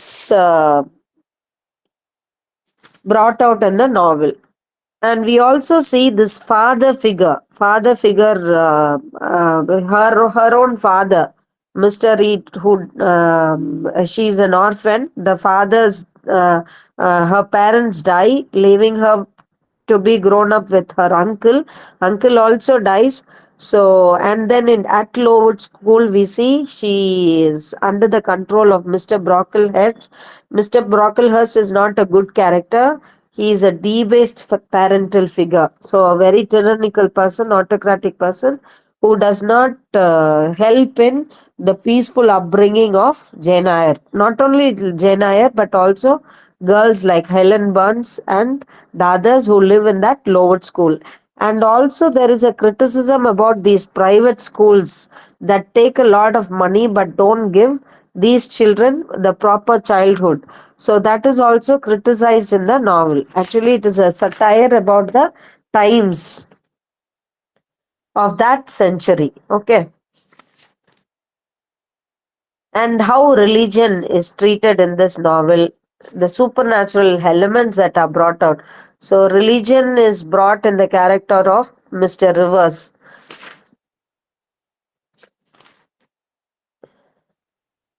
The narrative technique. So, the first person narration is used in this novel. Uh, Jane Eyre.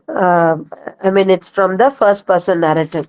So, what I'm trying to say is only a sample novel is given to you that belongs to a different period. For example, from 18th century onwards, one novel is given to you. You have to read the story. The story alone is not important to you. What these writers are trying to bring about in these stories, what kind of social satire is exhibited by these novels, uh, what kind of sufferings are, or what is the mentality of the proletarians, what is the mentality of the poor people there, how industrial revolution has brought about a change in the living lifestyle of the people. All these things have to be noted by you, and questions also will be asked from that point of view only. So here in Jane Eyre, what is the discussion? Jane Eyre is an unconventional novel from the Victorian point of view. Discuss. So you know why it is an unconventional novel, because during those times women were not allowed to enter into the social sphere. They were they were restricted to the domestic sphere. But Jane Eyre comes out of that. She survives in her own terms. She does not marry Rochester because he loves her. After knowing that he has a wife, she just leaves him despite her love for him. So, how unconventional this novel is. And you have to read it keeping Victorian period as the background for this thing. Okay. Comment on the structure. Structure is very much given there. You can read it. And religious points of view. How can you call this Jane Eyre as an autobiographical novel?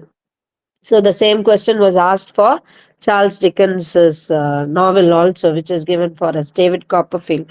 So yes, of course, autobiographical novel, because Charlotte Bronte has also undergone a lot of sufferings. So you can just give a reading. The introduction part is about the author only. A simple reading will tell you what it is all about. And Jane Eyre is a Gothic novel. We discussed, what all are characteristic features of Gothic novels: the supernatural elements, the element of fear, the ghost element, all these things. Okay, so the presence of Bertha is shown. The presence of Bertha Mason is shown as the Gothic character here. Okay, and discuss Jane Eyre as a feminist novel. So, during the next class, I will give you the characteristic features of feminism. I'll just touch upon feminism and tell what all it comprises of, and how can you analyze a novel from a feminist point of view. So, any doubts so far? We have completed Unit 2 thereby.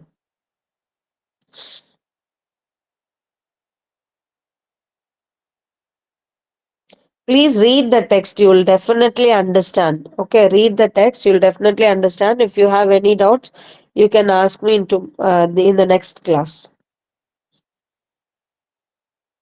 Any doubts? Or busy watching cricket?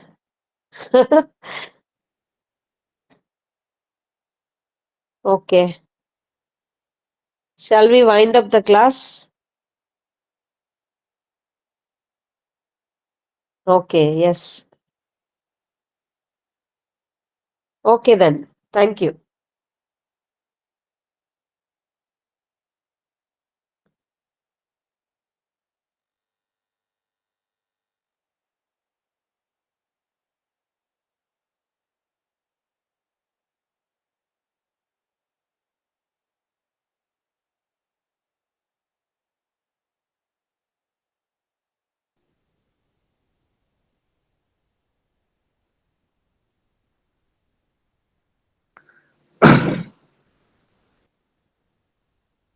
Good evening, everyone.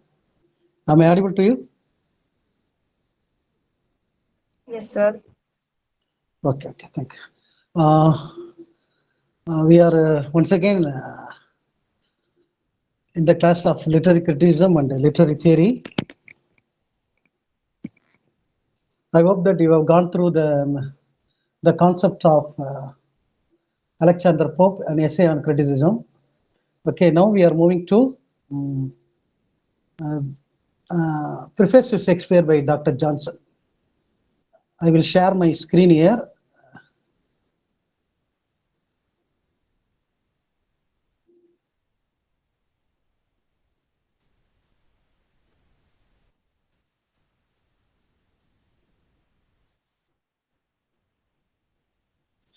Is it visible? Is it visible to you? Yes, sir. Okay, thank you. I'm going to talk about Preface to Shakespeare, written by Dr. Johnson. Samuel Johnson was born in 18 September 1709 to 13 December 1784. He was an English writer who made lasting contribution to English literature. You have to remember, just I'm going to give only the introduction of Dr. Johnson. He is a poet, playwright, essayist, moralist, literary critic, biographer, editor, and lexicographer. Poet, playwright, essayist, moralist, literary critic, biographer, editor, and lexicographer. Okay, so he's famous. One of the famous, greatest single achievement of scholarship, which was published in 1955. So whenever we Sir, your talk voice about is breaking. now, is it audible? Yes, Is it sir. audible to you? Yes, sir. Okay. There's a mild disturbance in between. If it is not audible, you can inform me. Now it's Now audible. it is clear, right? Yes, Okay, yes. okay. Thank you.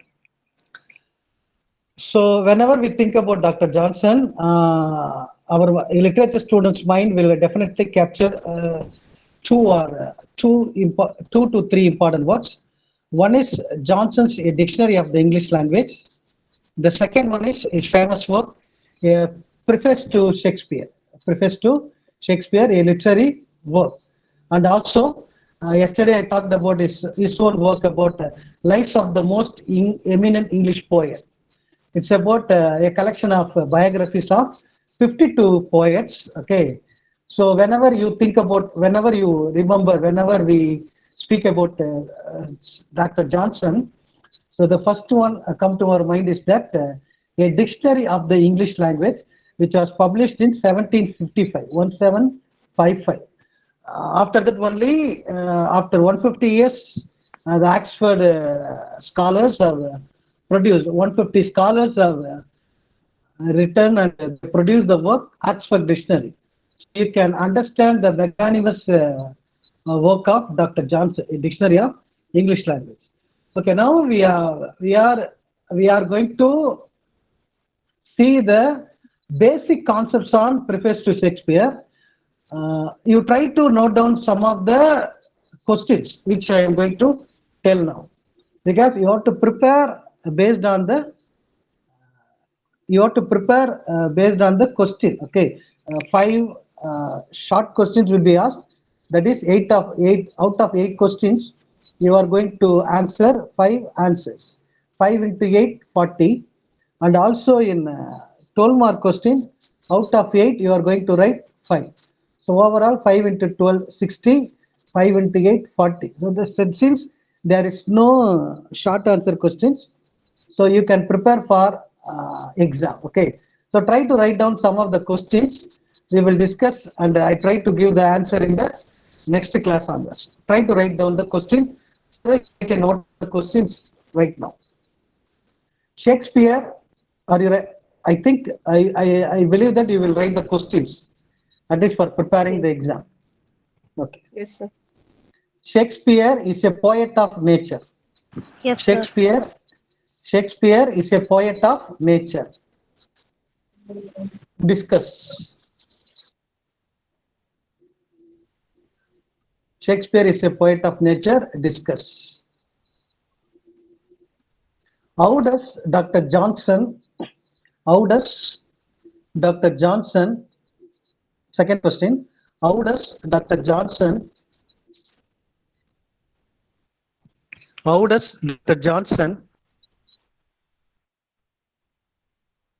defend mingling of comic and tragic elements? Mingling of comic and tragic elements. Mingling of comic and tragic elements in preface to Shakespeare. The third question, how does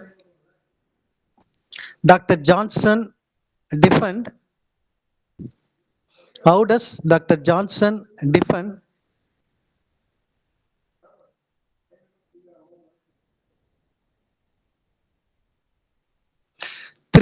Shakespeare's three unities.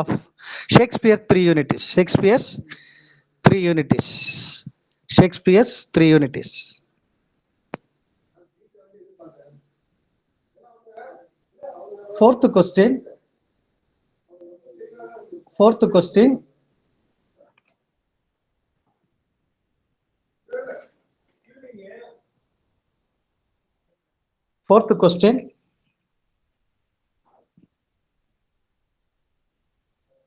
Yes, sir. Merits and demerits in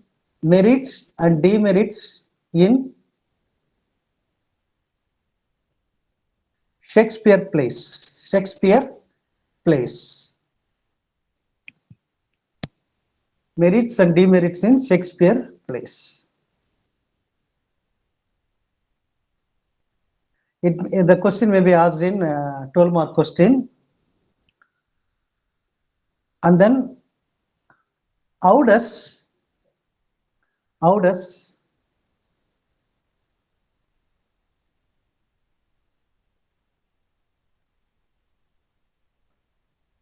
Dr. Johnson estimate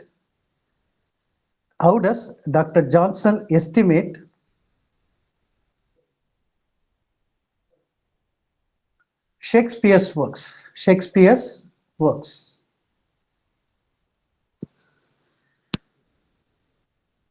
in preface to Shakespeare. Okay, now we start the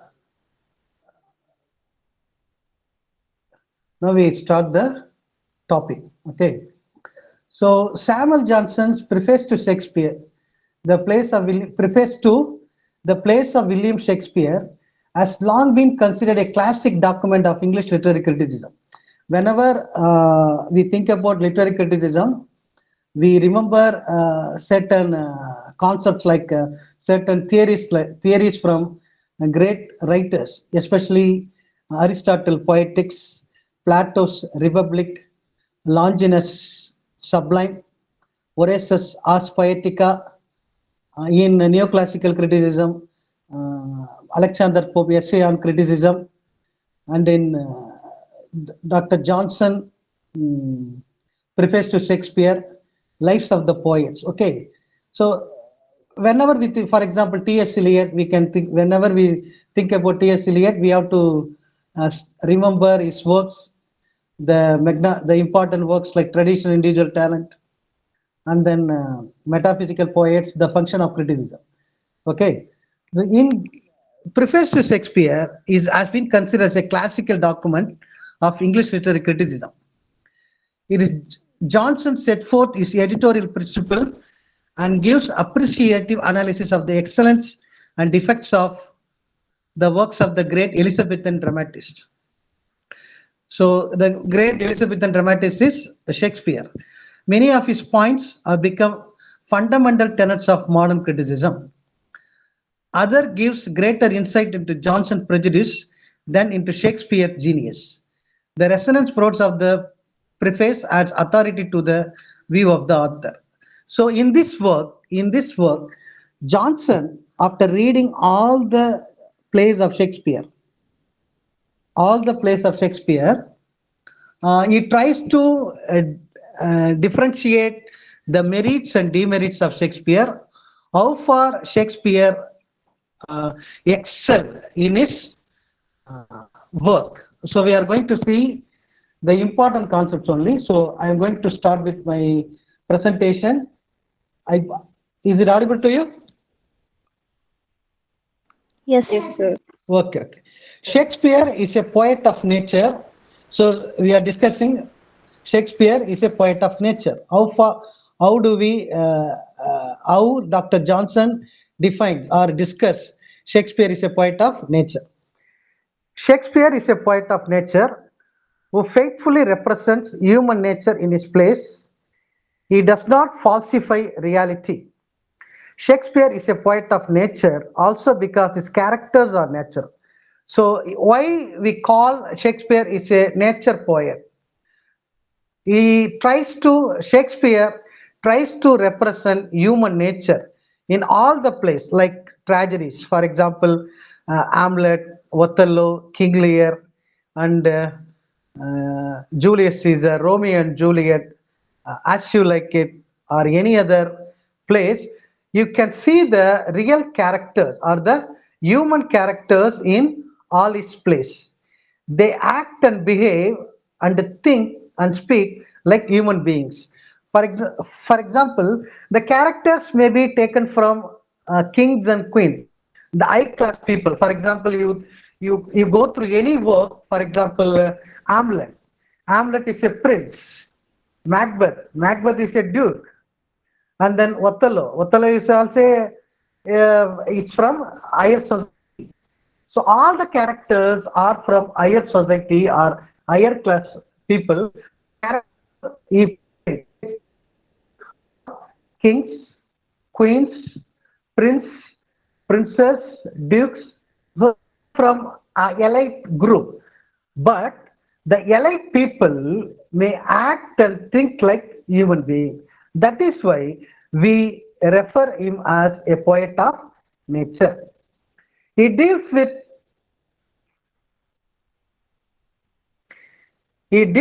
passions and principles which are common to humanity.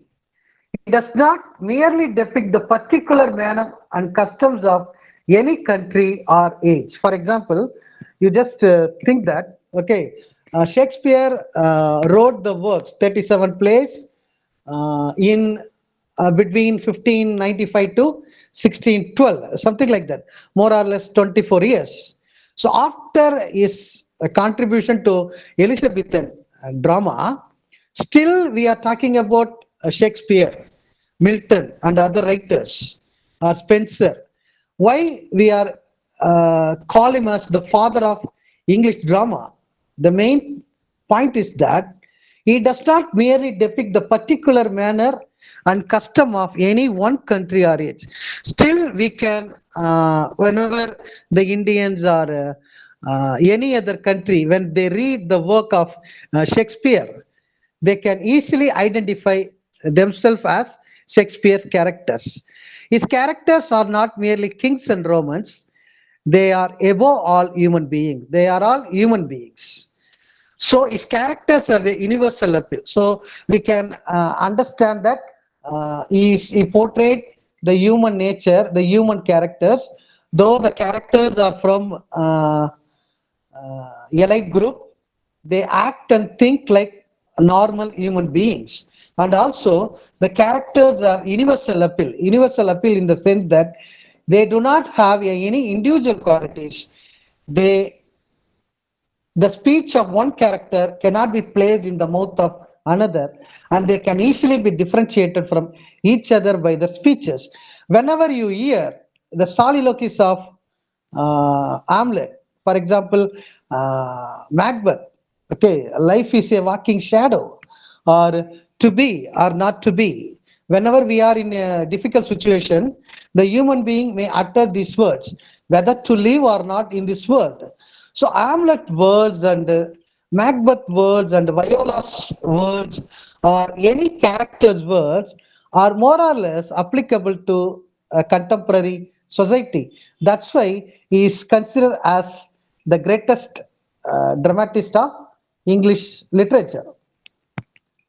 The dialogue he uses seems to have been gleaned by different selection of common conversation and common occurrences. Give the once the father is killed by his own uncle, and the uncle marries the mother. The father, King Hamlet, comes as a ghost. As a ghost, he appears to Hamlet, the prince, and asks him to take the revenge of his uncle, because his uncle is killed his father. As a as a ghost, his father comes and informs him that he is killed by his uncle. Okay, so he has to take the revenge, but he delays the action to kill his mother because he loves his mother more. So in one situation, he says the beautiful sentence in his soliloquy. He says that to be or not to be. The meaning is that whether to live or not to live.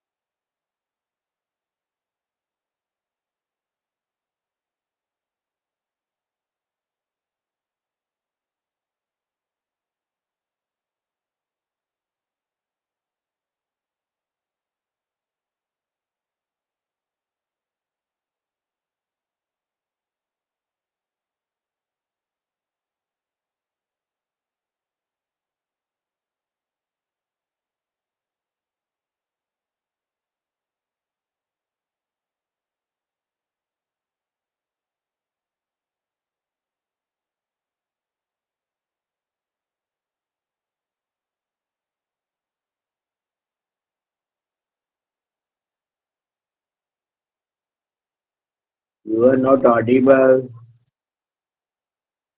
Not audible, sir.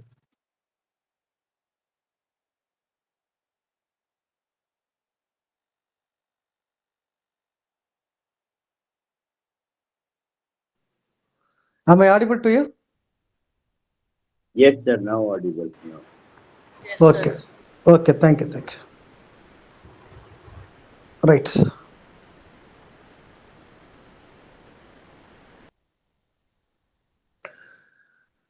So we have talked about the poet of nature. Now we are moving to the Dr. Johnson's concept on how far Shakespeare portrayed the characters. In Shakespeare characterization, in Shakespeare characterization, we find a realistic and convincing portrayal of human nature. Shakespeare does not depict persons of either fantabulous excellence or unexampled depravity. The character in his plays are not heroes, but only human beings who act and think in the way in which the reader himself would act and think under the circumstances. When the reader reads, when the audience watches the work, okay, when the audience watches Hamlet or Romeo and Juliet or any other work or as you like it, Midsummer Night's Dream or Othello, the characters are from fabulous and fantabulous excellence or unexampled depravity. They are morally degraded. They are not from higher society. The characters are not heroes. They are all human beings who act and think in the way in which the reader himself would act and think under the circumstances. Whenever you, for example, in a circumstances, okay, in a sad situation, in a depressed mood, you act and think the same way Hamlet act and think. So even where the agency is supernatural, the dialogue accords with real life. I already told you that the concept of supernatural element in Hamlet.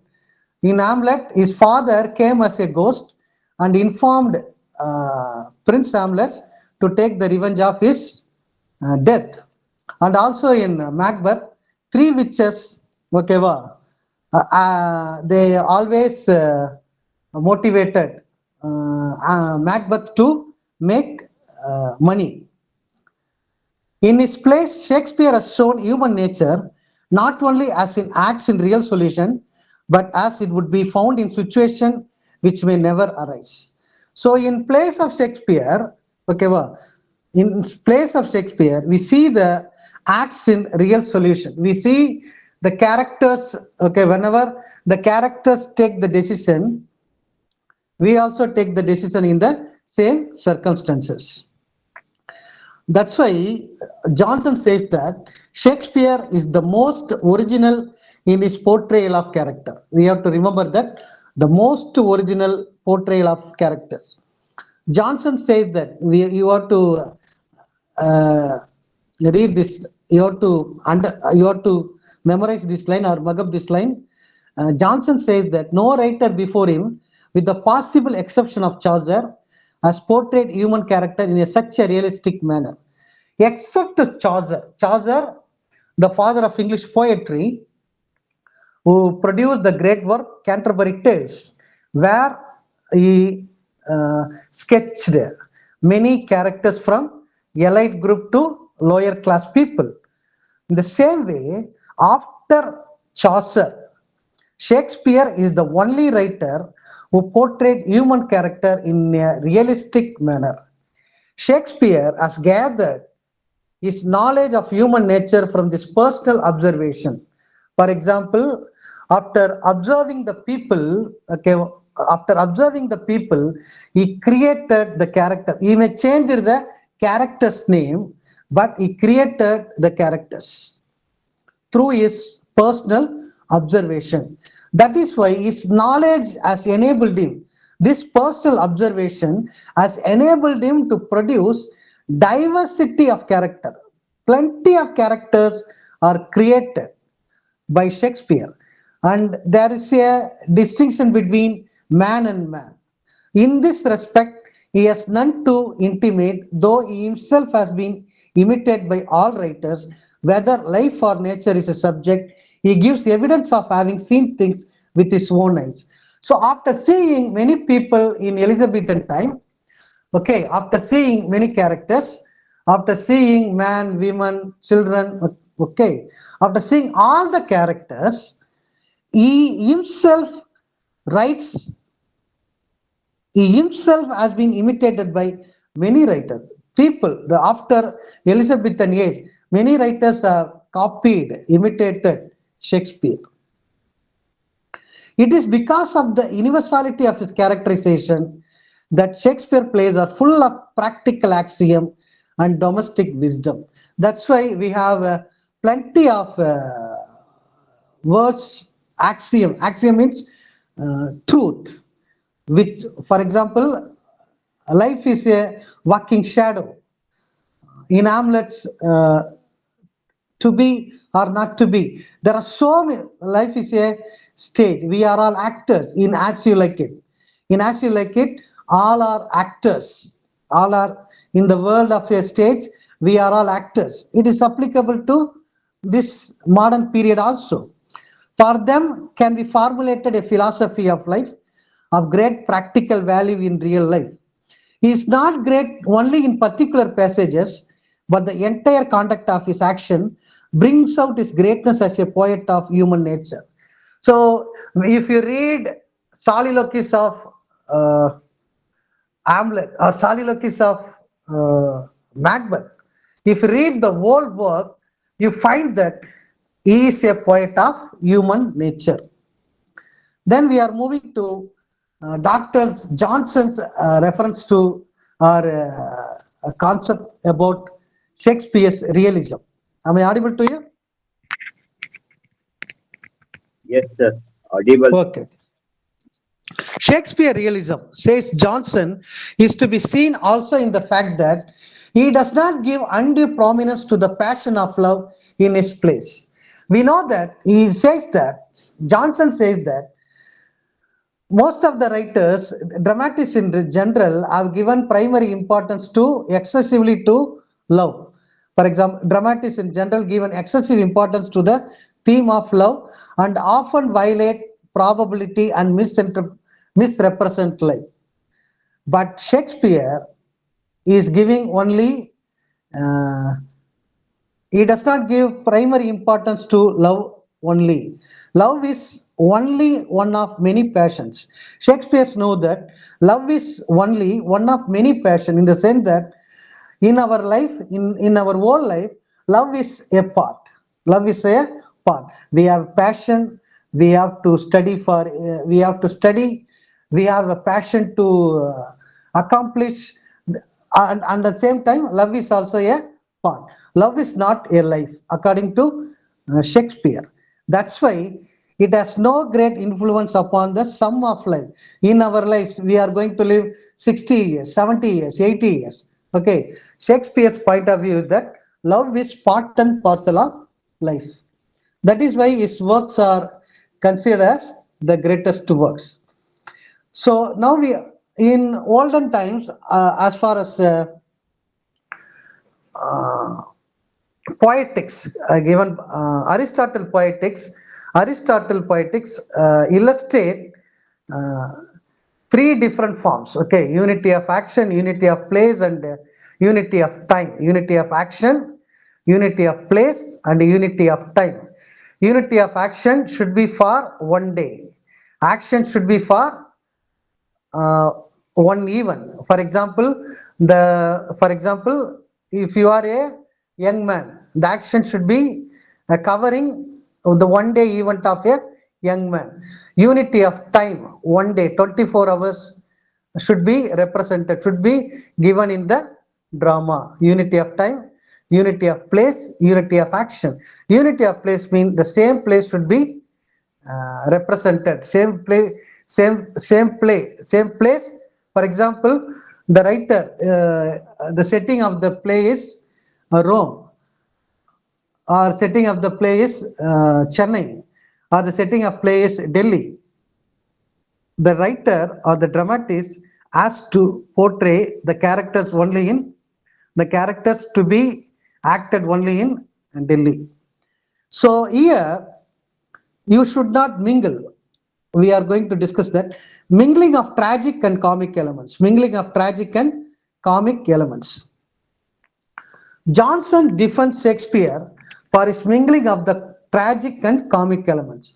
Aristotle's theory of poetry and the theory of tragedy and many great writers for our great writers have given the theory that there should not be a mingling of tragic elements and the comic elements in the same play, because their point, their Aristotle view or Plato or any other's view are that you should not mingle comedy and tragedy in the same play. But Shakespeare in his work changed the concept as changed the concept and include comic elements in tragedy and tragic elements in comedy. For example, in Hamlet, Macbeth, Othello, and HOLM, Macbeth and King Lear, we can King Lear. find clowns and hello,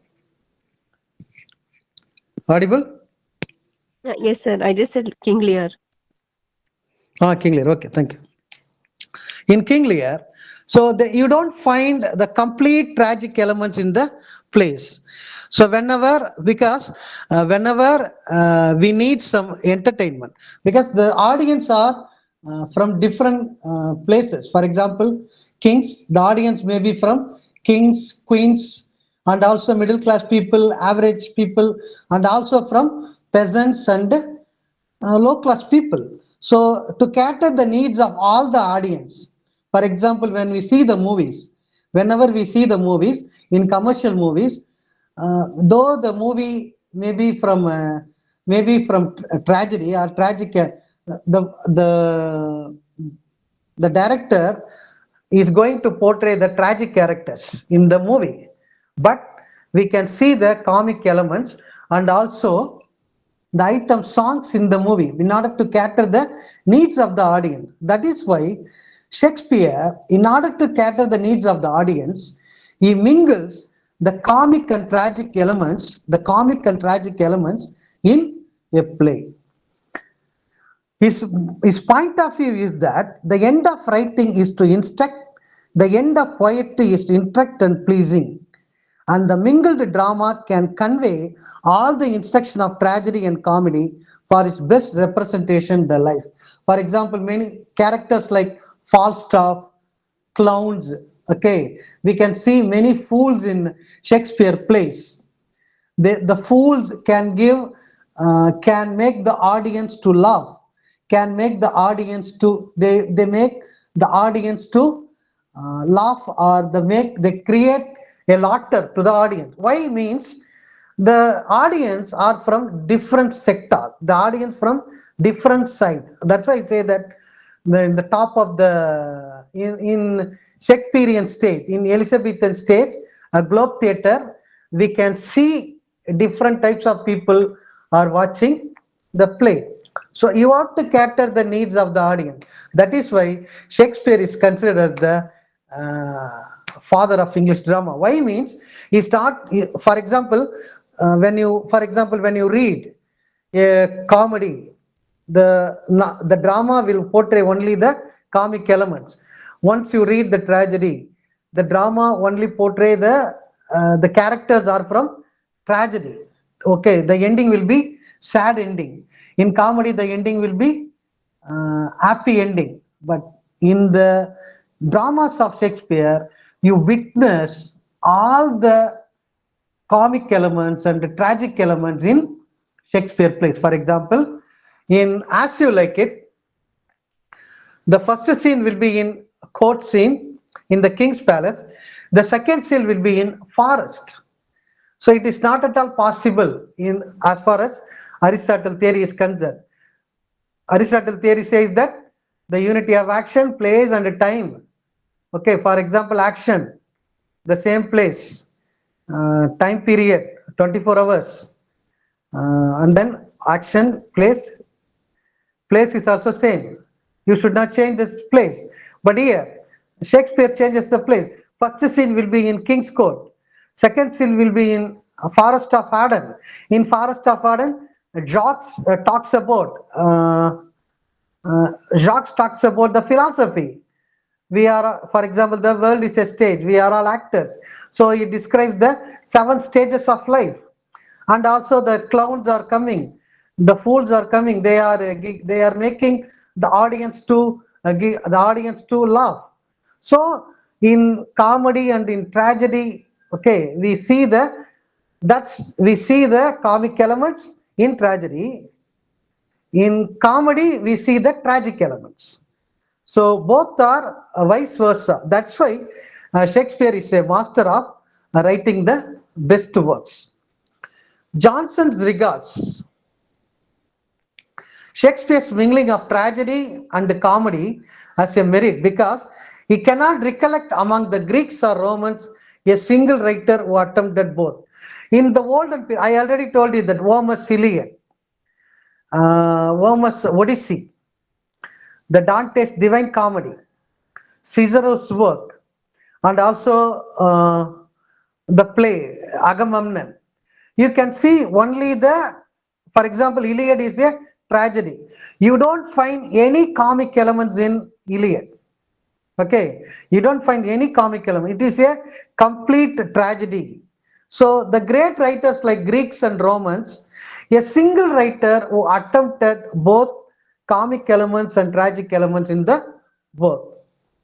Now we have seen that. Okay, Shakespeare's. I have talked about all these things to you. For example,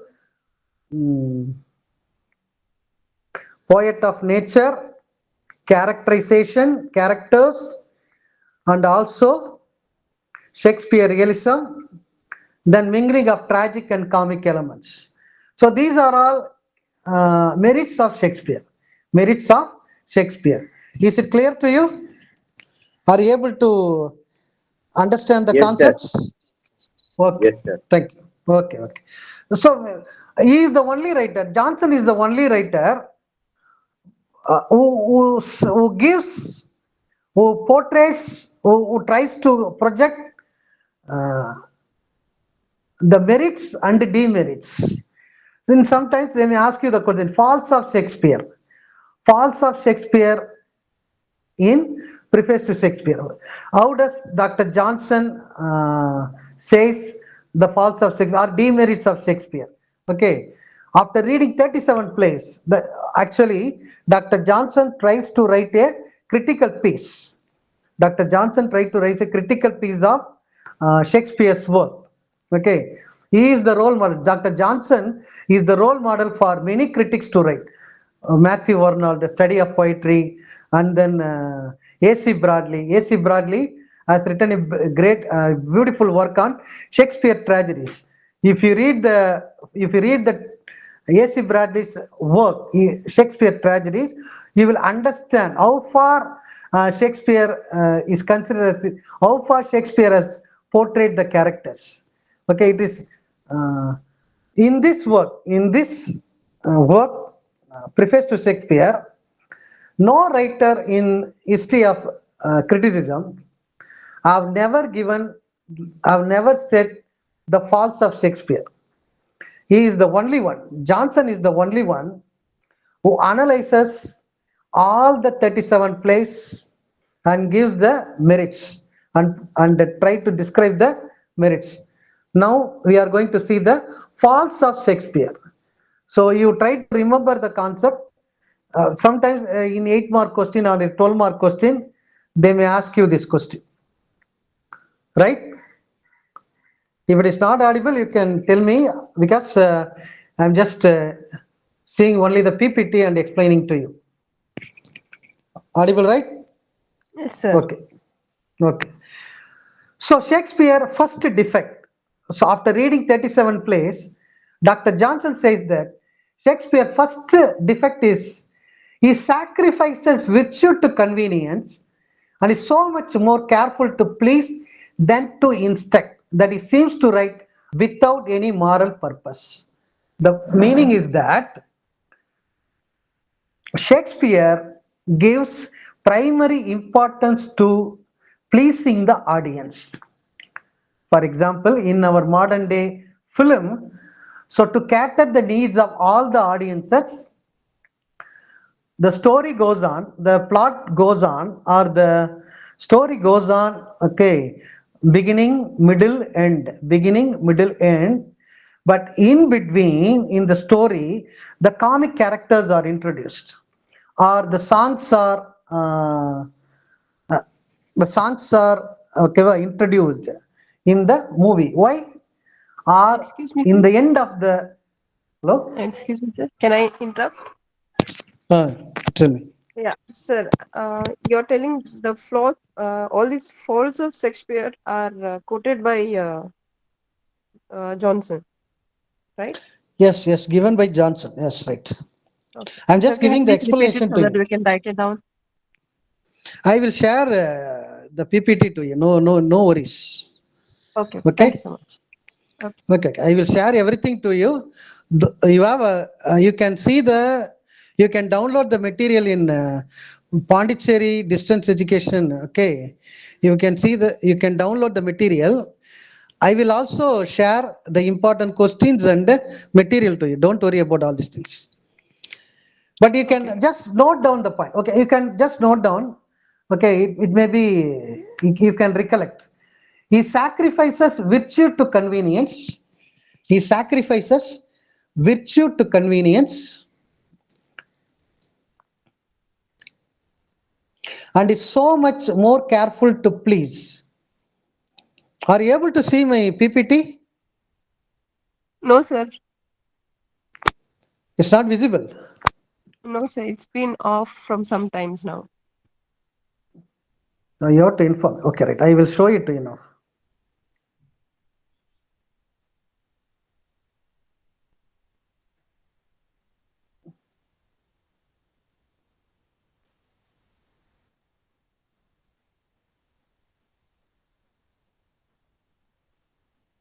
Is it visible now? Yes, sir. No. Okay. Yes, sir. Okay. Okay. Okay. Shakespeare first defect is now you can see the PPT and you can listen. Right? He sacrifices virtue to convenience and is so much more careful to please than to instruct that he seems to write without any moral purpose. So he actually speaking, the writer in Elizabethan writing or any other dramatist, the writer should instruct the audience, should instruct the beauty of work is to instruct and please the audience. That is the beauty of any work of art, especially poetry, should instruct and please. It also instruct, it also pleases you. It gives you pleasure. But Shakespeare does not give importance to instruction. He doesn't want to say the moral to you. Okay, you come and watch the play and enjoy the play. You have to enjoy the play. Once you come to the theater or in the Elizabethan stage, you have to enjoy the play. That is the first defect given by Dr. Johnson. Is it clear now to you? Yes, sir. He lacks poetic justice. Poetic justice means you have to follow the rules and regulation whenever you write a work. For example, Shakespearean sonnet, Spenserian sonnet, or haiku, or any other poetry, or for example, any other drama. You have to follow certain rules and regulation. He is the first one. He is the first one who deviates everything. That's why we say that Shakespeare is the greatest. Still, we are following. In cinema, you are seeing it. At the end of the movie, you are seeing it after 1 week, after 15 years, after 20 years. Now you see that in also one of the movie, Rajinikanth plays Padayappa or Narasimha in Telugu, where you can see that after the interval black, 25 years later. So suddenly, we don't know what happened the 25 years. So we don't know anything what happened in 25 years. We can see only the after the 25 years. First 25 years, and we don't know what happens to the hero and the heroines. Suddenly we are moving when the director showcases the old hero. Okay, so he makes no just distribution of good nor evil. That's why I say that he sacrifices virtue to convenience. So he sacrifices in the sense that he wants to please the audience. his main motto is please the audience, makes the audience to enjoy the play. He doesn't want to tell any moral to the audience. That's the first defect. The second defect is plot construction. The plot construction are loosely formed and carelessly pursued. Loosely formed in the sense that you can have the beginning, middle, and the end. You can have the beginning, middle, and the end, but you don't find a coherent story, a cohesive, you don't find a cohesive writing of Shakespeare. That's why I say that in As You Like It, the first scene is in, every scene should be in King's Court because it's about King's Palace. The first scene is in King's Palace. The second scene will be in forest. So he changed everything. He changed the complete scenario of the drama, Elizabethan drama. He omits opportunities or instructing or delighting which the development of the plot provides to him. Moreover, in many of his plays, the latter part is evidently neglected. That is, he doesn't give a complete plot to you. There is a plot in the work. For example, when you read the work of Shakespeare's Hamlet, King Lear, Othello, first four acts, the first four are three acts are end of the last scene. All the acts are okay, are in impact, are cohesively written, but in the last scene, he suddenly completes everything. He tries to finish everything in haste. The second point is that it is loosely constructed plot. The third fault is distinction of time and place. Distinction of time and place. Here, the meaning is that he attributes to a certain nation or a certain period of history the custom, practices, and opinions of others. That is, he writes the characters of Richard II or the characters of Troilus and Cressida or Hector in Troilus and Cressida. But in that work, he changed the history. That means without he attributes to a certain nation or a certain period of history the custom, practices, and opinion of others. The point is that he included Aristotle in Troilus and Cressida. Aristotle is already dead. He is not at all. He was born before Shakespeare. When Shakespeare writes or projecting the characters in Elizabethan age, he include the 14th century setting, include the 14th century custom. Are you able to understand? For example, we are in 21st century. In 21st century writing, you should not talk about 18th century setting or 18th century character. If you are writing 18th century character, you can give 18th century characters, setting, everything. But in 21st century, for example, you are a writer. You are writing modern contemporary. You are writing the postmodern novel. After the independence, you are writing a novel. In this novel, in this novel or drama in poetry, you should not include, okay, the other history. Are you able to understand? So it doesn't care about distinction of time and place. Example is Hector quoting Aristotle in Troilus and Cressida. For example, Troilus and Cressida was written in probably in 16th century. But Aristotle is born before Shakespeare, right? The next fault is distinction of time and place. That is unity of time and place. Unity of time and place. Shakespeare, another fault is. Are you listening? Are you able to listening? Are you listening up? Yes, sir. Okay. The next fault is fondness for quibbles. Fondness for quibbles. Quibbles in the sense that he uses extended metaphor. For example, you use an extended metaphor in order to say the simple sentences. For example, I say that, for example, you are hungry. So you won't use such sentences. Since my stomach is upset, since my stomach is wanting something, I am in need of something. The simple meaning is that I am hungry. But he gives a lot of, for example, he uses ornament, okay, uh, so many words to say a simple sentences. Next, the next is comic dialogue is often coarse. The comic dialogue is often coarse in the sense that the gentlemen and the ladies, the characters from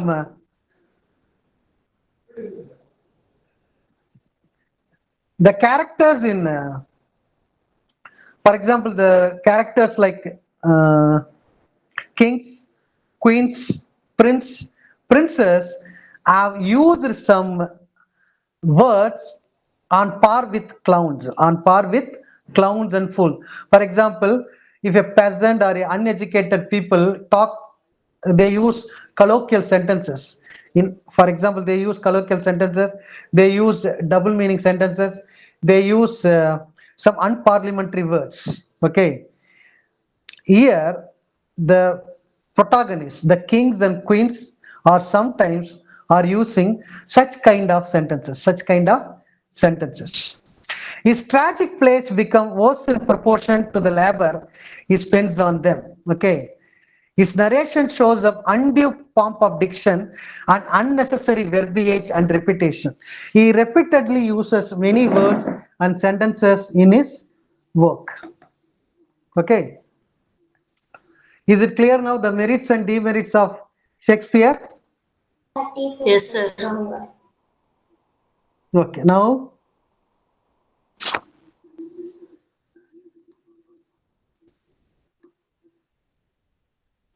I stop here now. Okay. I don't want to give too much information to you. I just send this material to the coordinator, or you can get me through mail. I will send it to you. Okay. Hope that you have understood the concept. We will see in the next class. Thank you. Thank you. Thank you. Thank you, sir. Thank you. Thank you.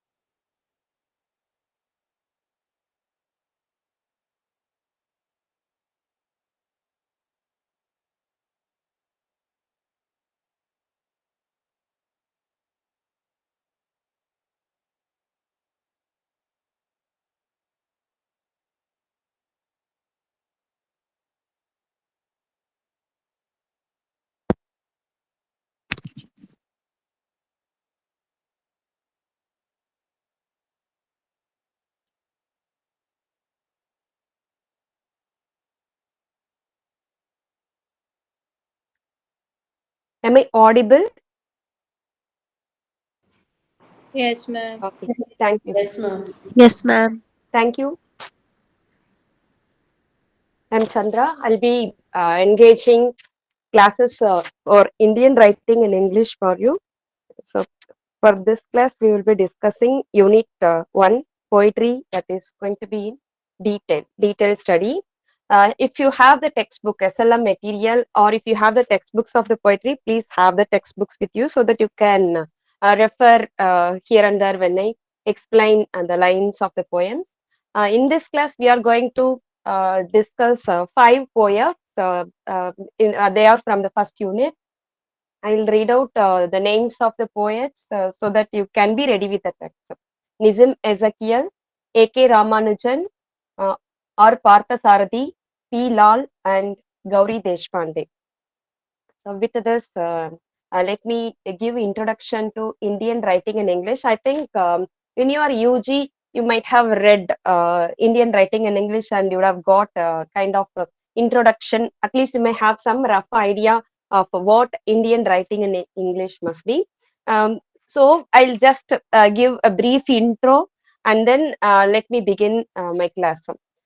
Indian writing in English is a term given to the writers who started writing in English and their regional languages are different. For example, a writer from Tamil Nadu or a writer from um, Kerala or a writer from Odia may not have English as their mother tongues, but after colonization, due to the impacts of colonization, or maybe by the influence of colonization, they have started learning English, or maybe some writers they might have gone to foreign countries to continue their higher studies, and then they have chosen their writing in the form of writing their creative pieces in English language, and so the term Indian writing in English has emerged. Actually, we cannot call it as Indian literature because Indian literature it refers to the literature that belongs to regional languages. So it is a collection of regional languages. So this term Indian writing in English is given. Mostly this writing in the beginning was not accepted, in the sense like how can an Indian be, especially after colonization, after post-colonial thinking, people questioned why people should write in English if we have our own language. So this must be the impact of post-colonial thinking. But later on, it is widely accepted that Indian writers too can express their ideas in English, and it cannot be definitely colonized ideas. It can be truly colonized ideas. I mean, the natives' ideas can be expressed very well in Indian writing in English. So that is how the term emerged. And this syllabus, the syllabus which you are going to read, it covers over the pre I mean independence period also. For example, if you take some of the writers, they have written those texts even before independence, and you can see even the contemporary writers also are included. So it covers a vast period, maybe more than 100 years of writing in India, especially in English. And so the themes also vary. Maybe in the beginning the themes were different, but now the themes include everything. Everything in the sense, maybe the themes which is related to the Indians as well as of the global concern. So with this brief introduction, I would like to begin with Nizam Ezekiel.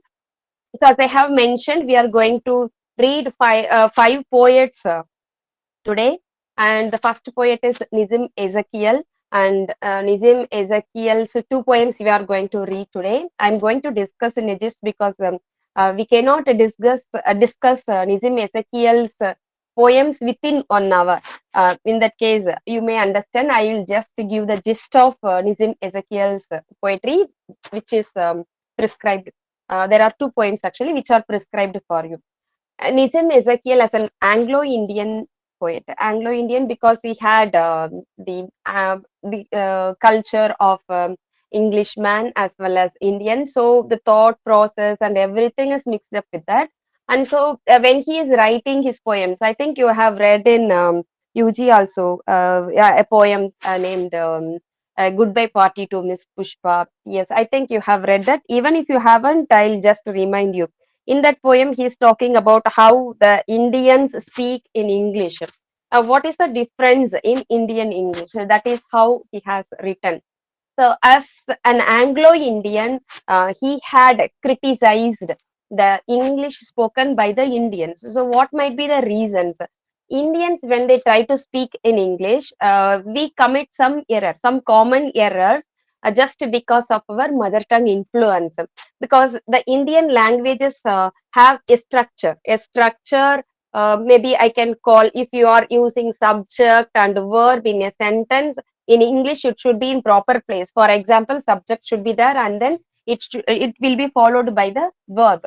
But in Indian languages, in any language let it be, most of the languages in India, we can change the position. We can shuffle the subject or verb or object and then reconstruct the sentence without committing a grammatical error, because that language allows the flexibility of restructuring or reconstructing a sentence.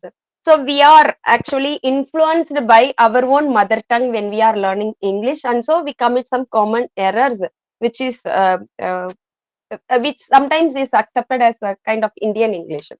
In Nizam Ezekiel's writing, if you read, you can understand he actually criticizes the way of Indians speaking in English. Actually, in an interview, he has accepted that that was not actually criticizing. Like the critics usually say, there is a sarcasm in Nizam Ezekiel's writing. How can he comment upon the English language used by the Indian writers, something like that?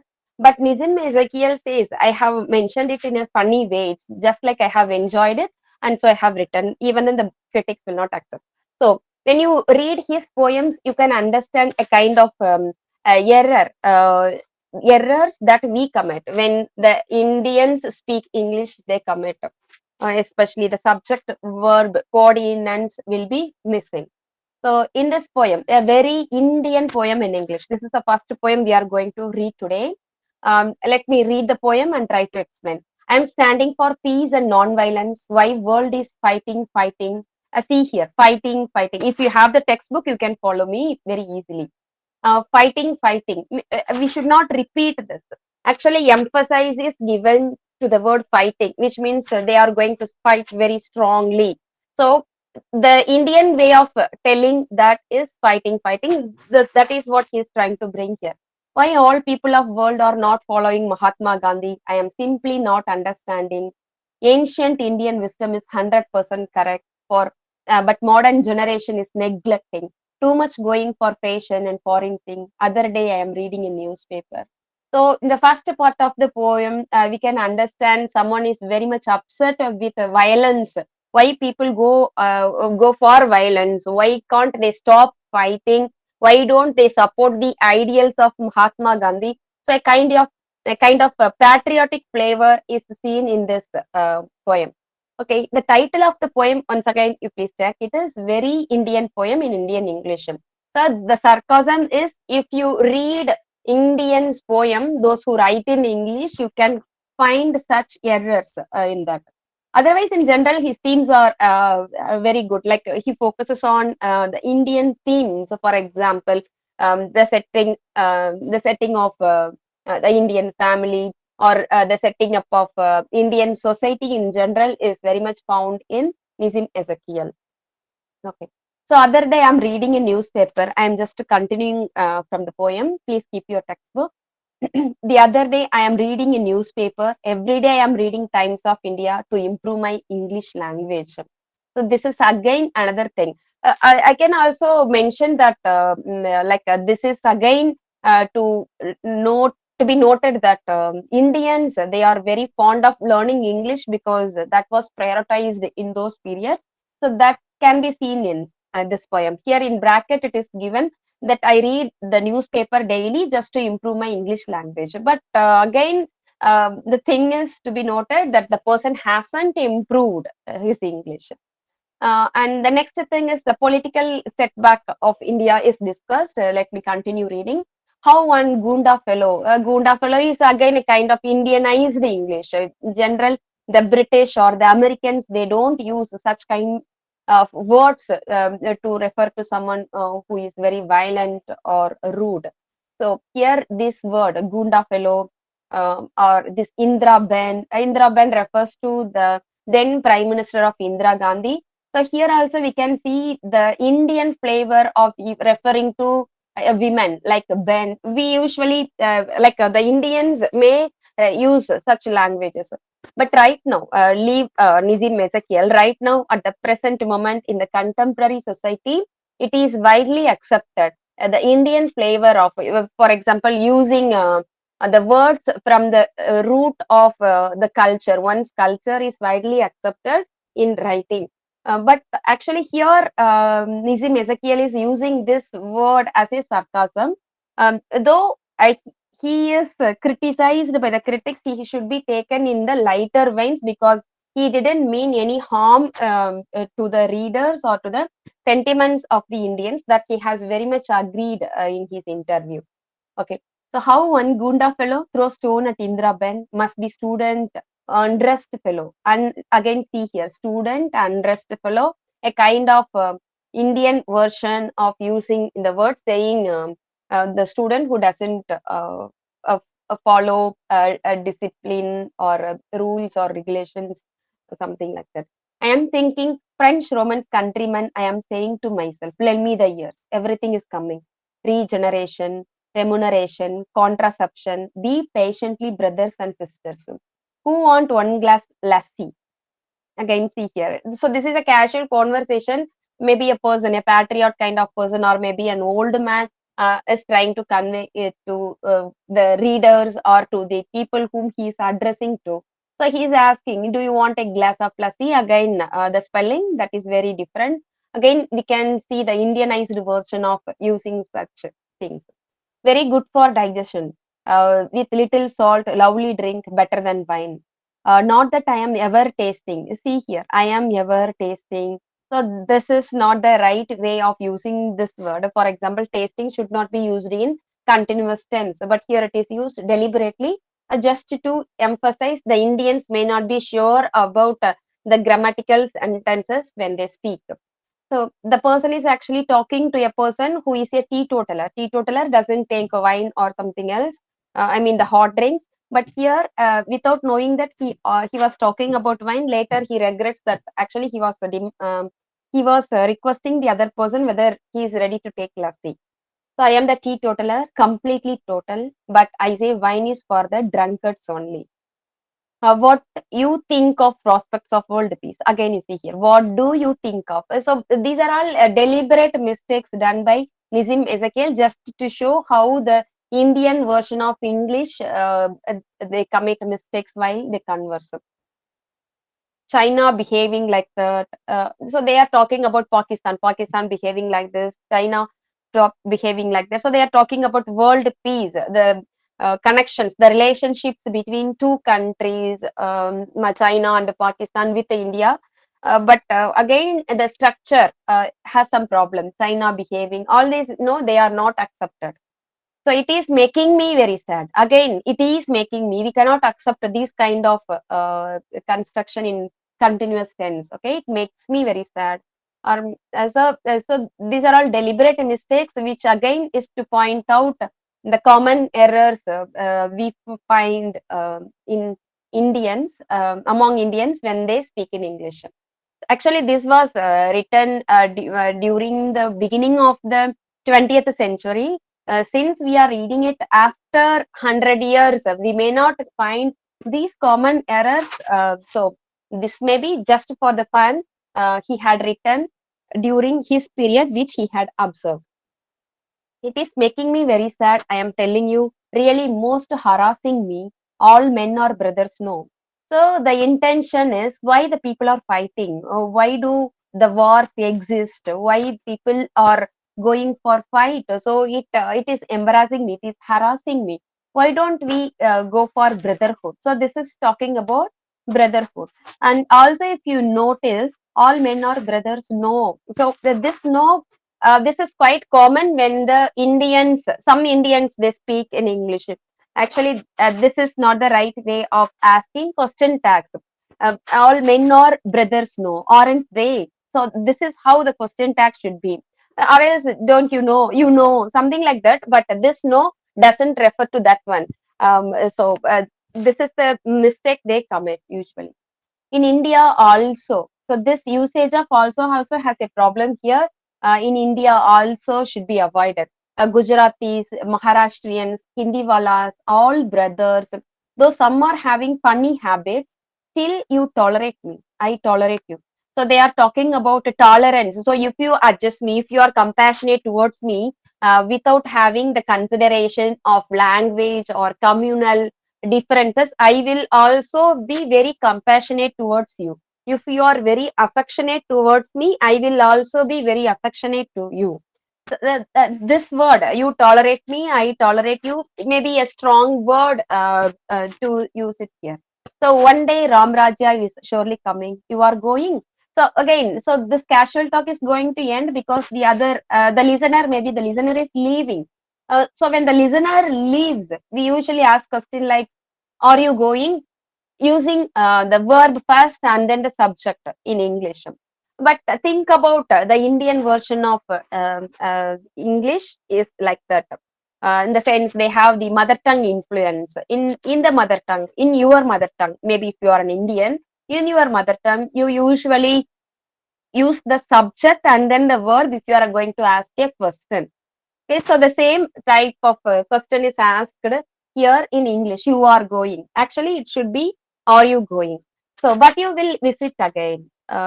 Anytime, any day. I am not believing in ceremony. Always I am enjoying your company. So, I don't believe any kind of ceremony. I enjoy your company. So, the speaker is very much enjoying the company of the listener here. But again, you see, I am not believing. Actually, I don't believe is the right way of using the sentence. So all these mistakes that Nizim Ezekiel have done here is a deliberate one, and these deliberate ones, um, he meant actually not to harm anybody, but it should be used, it should be considered rather in another way. So that is how I try to discuss the first poem. I don't know, time is going. I don't know how to complete the rest. So let me move on to Enterprise. Okay, this is the second poem by Nizim Ezekiel. Enterprise is actually kind of uh, initiative or kind of boldness, innovation, something like that. Here they are talking about a pilgrimage. A pilgrimage, I think you may know. So this Enterprise is a poem about pilgrimage. A pilgrimage is actually a kind of journey with a spiritual background in it. Maybe if someone is so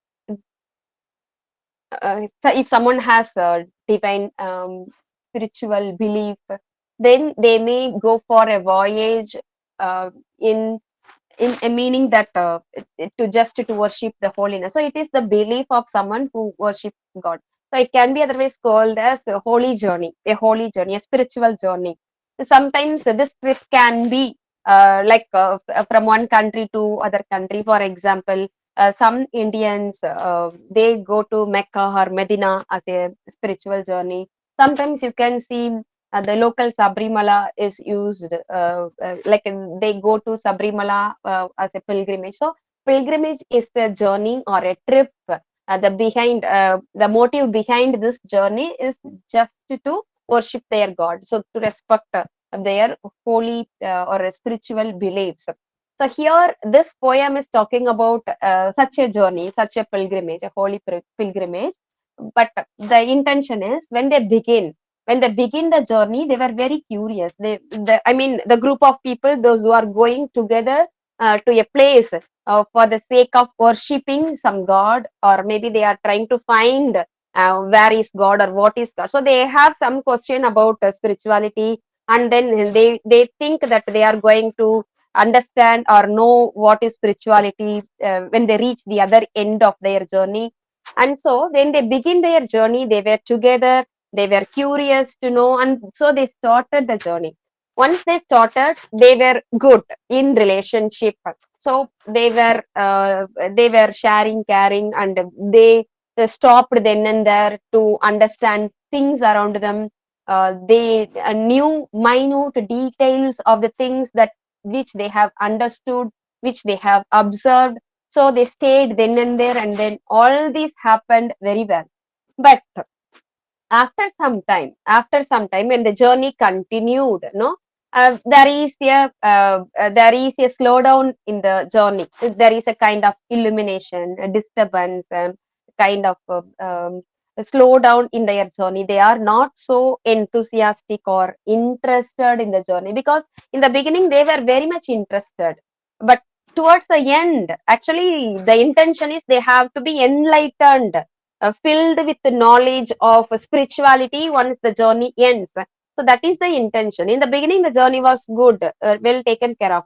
But towards the end of the journey, there was a utter disillusionment, confusion. There was no clarity. They don't know what they have found. Finally, they were confused. Why did they come for? Why did they choose that pilgrimage? Because they have done that. They have started the journey thinking that they will find some kind of a spiritual evolution, but at the end they were not successful, because they didn't understand the purpose of the journey. That is the intention. So without they getting involved psychologically, mentally for the journey, even once they reach the journey physically, the journey gets a failed one, because they didn't see the god or spiritual nature what they wanted to see. So they were questioning themselves, why did they start, why did they come for?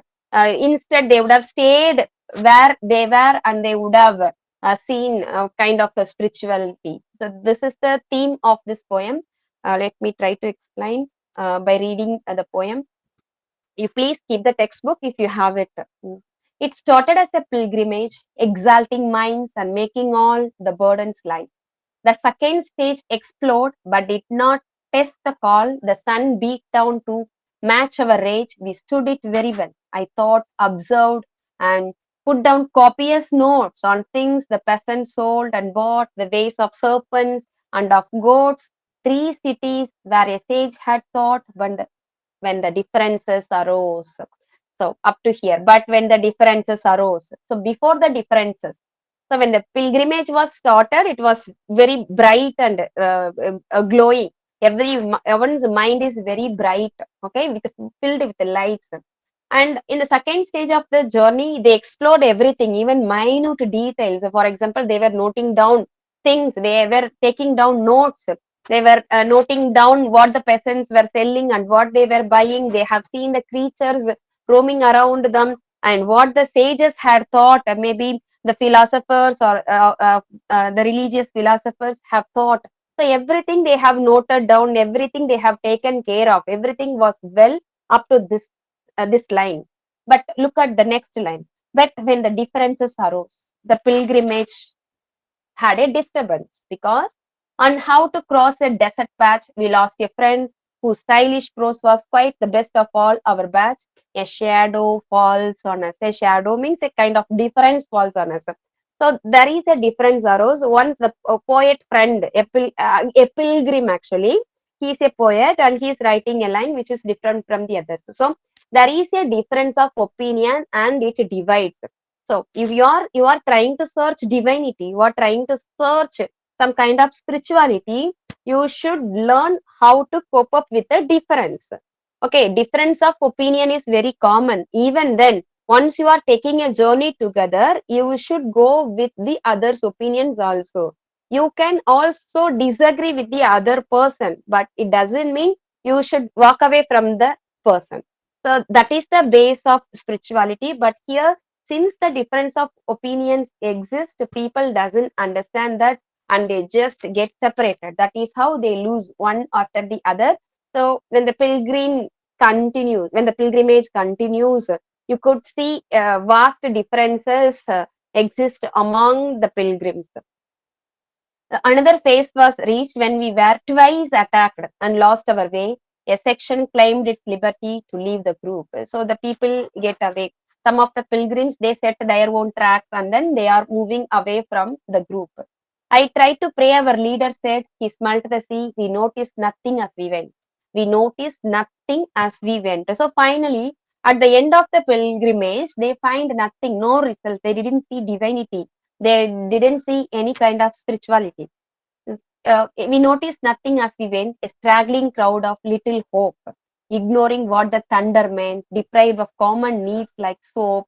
Some were broken, some nearly bent. Then finally we reached the place we hardly knew. Hardly knew means we didn't knew anything at all. We hardly knew why we were there. So earlier they were taking down notes like what did the peasants sell, what did the peasants buy, all that. But now even when the thunderbolt was there, they don't understand the meaning of the thunderbolt. In the beginning of the journey, they were trying to understand even the minute things. Even when the serpent was moving, even when the goats were moving, they were trying to understand the meaning of life. That is the way of understanding divinity or spirituality. Once they break down into pieces, now they don't understand even the bigger meaning, so they don't get the meaning at all. They don't know the meaning of their lives as well as the meaning of their journey. So we hardly knew, we knew nothing. That's what here. So why we were there? They were questioning, the pilgrims were questioning themselves. So what is the intention of the journey? Why did we start a pilgrimage? So they were having a plan to go for a pilgrimage, but towards the end of the poem, we understand they feel that it is an utter failure. They didn't reach their goal. So the trip had darkened every face. Our deeds were neither great nor rare. Home is where we have to gather grace. So the trip becomes an utter failure, and so we have decided the end place will be our home. Let us go back home. There at least we can get something. So there is no mean. Actually, this can be interpreted in the other way. Wherever you are, you can get peace. You can learn tolerance. You can love people. You can be connected to divinity even in your place. You cannot search it outside. So it is the matter of your mind. You can search it in inside. Search it in within you. So this is the theme of the poem, and I think I can move to A.K. Ramanujam. Is that okay for you? Any doubts from Nizim Ezekiel?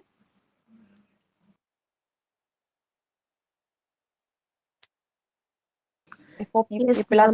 ma'am. Ma'am, is that we need to give the explanation in the No, as no. answer? I don't fully get your question. May you repeat the question? No, ma'am. In the question paper, how will the answer come? Actually, the question paper samples will be given. I think it is posted on the website. You can check the website and Oh, try to read the questions and try to answer the questions on your own. Maybe when you meet me next time, you can ask me. Only then you may get some idea. Okay, what kind of questions are is that we asked? need to explain the poem as a Yes, yes, summary? definitely, Uh, definitely. You uh, should talk about it. It's not like the summary. mm, Yeah, of course, only by knowing the summary you can answer the questions. You should know the mm, summary. okay. Otherwise, also you can interpret your own opinions. Like I am Okay. trying to interpret my own comments when I am discussing. So Okay, ma'am. when you are writing, you can incorporate your own ideas. For example, when I am talking about Nizim Ezekiel, I have Mm, given excuses because he had agreed in the interview that he didn't mean any harm to the Indian writing in English. But that time it okay. was okay. But right now, if any writer is writing in that way, definitely it Mm, will be counted as a harm. How can you mm, attack Indian writing in English? Because it is a second language for us. So I cannot accept in that way. So Nizim Okay. Ezekiel we can understand because the intention was different. But right now, Okay. any other poet cannot be counted in that way. Okay. Yes, So we need to um, give our own opinion too by yes, yes, understanding the yes, you concept of have. the Yes, poem. you are right. You are right. You can Okay. give your own interpretation. Good. Thank you, ma'am. Yeah. Shall I continue with the A.K. Ramanujan? A.K. Ramanujan actually is a Tamil poet. I move on to the next poet, A.K. Ramanujan. Tamil poet in the sense he hadn't written in Tamil, but he has a Tamil language background. That is why I have mentioned. Actually, he is a poet who lived in a foreign nation for some time and then came back. And also he has a rich heritage in Tamil literature. He has a rich knowledge in Tamil literature which he has translated the Sangam poems and all. So he has a very good knowledge of both Tamil and English literature. And this poem, River, is talking about a river named Vaigai, which still runs in Madurai district of Tamil Nadu. Okay, let me read the poem. Uh, in Madurai, city of temples and poets who sang of cities and temples. Every summer, a river dries to a trickle in the sand, bearing the sand drips, straw and women's hair, clogging the water gates at the rusty bars, under the bridges with patches of repair all over them, the wet stones glistening like sleepy crocodiles, the dry ones shaven water buffaloes lounging in the sun. I think you have understood the context of the river. So he's talking about a dry river. I have mentioned he had used Sangam literature a lot. People who don't know Sangam literature, I will give a brief intro. Sangam literature, it is believed that there were three types of Sangam existed in Tamil Nadu some 2000 years back, and it has this Sangam supports actually for the literature, and so people even it is believed there is a myth like even the gods have come down to be part of the Sangam, and some gods uh, Shiva has also Nadraja also has contributed some of the poems to Sangam literature. All these were myth, but it is still believed that happened. Whether you believe it or not, because I don't believe myth, so it is believed actually as myth. But what I believe is in the name of Shiva or in the name of Lord Muruga, we understand there existed a kind of Sangam. Definitely there were poets. Okay, we can question the presence of gods, but definitely there were poets because we have the poems even right now. Many of the poems we have lost, but we have Sangam poems even now. So the Sangam poems dated back some 1000, 2000 years back. They talk about the rich culture of we can say South India. We cannot say only Tamil Nadu, but the main um, I mean the main place where they have discussed is in Madurai, and so he is picking up the place Madurai, and he is talking about city of temples and poets because many poets wrote poems, especially in the temples because earlier they were all bhakti songs. They usually write about the richness of Tamil lands, maybe we can call South Indian lands. Richness, I mean natural resources. We had plenty of mountains, rivers, plains, okay, I mean fields. So we have rich resources, natural resources that could be very much seen in Sangam literature. Now, if you go and see in Madurai, sometimes in Vaigai you cannot see any water. This disturbs A.K. Ramanujan very much. After reading such poems, if you go and see the river Vaigai, his heart breaks. Now, what he sees in the river Vaigai, he is describing. What does he see? After every summer, a river dries. So there is no water, only the sand. And you can see sand drifts, straw, and women's hair. How do you see women's hair or straw? Actually, women's hair is, for example, it is given. Now, if you go and see, no, maybe A.K. Ramanujam is lucky not to see the plastics and the other garbages we have dumped. So once the river gets dry, we could see only it is filled with garbage. Okay.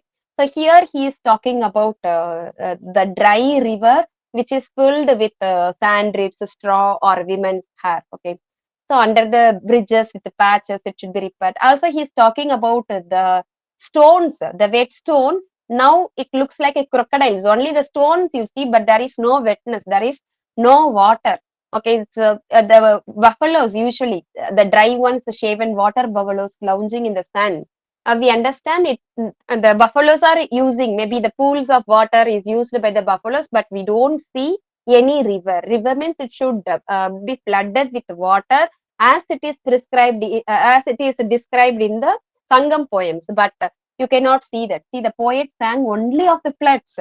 If you read the poems, you can see. Maybe if you have people, if you have watched the movies like Ponniyin Selvan, you can understand that.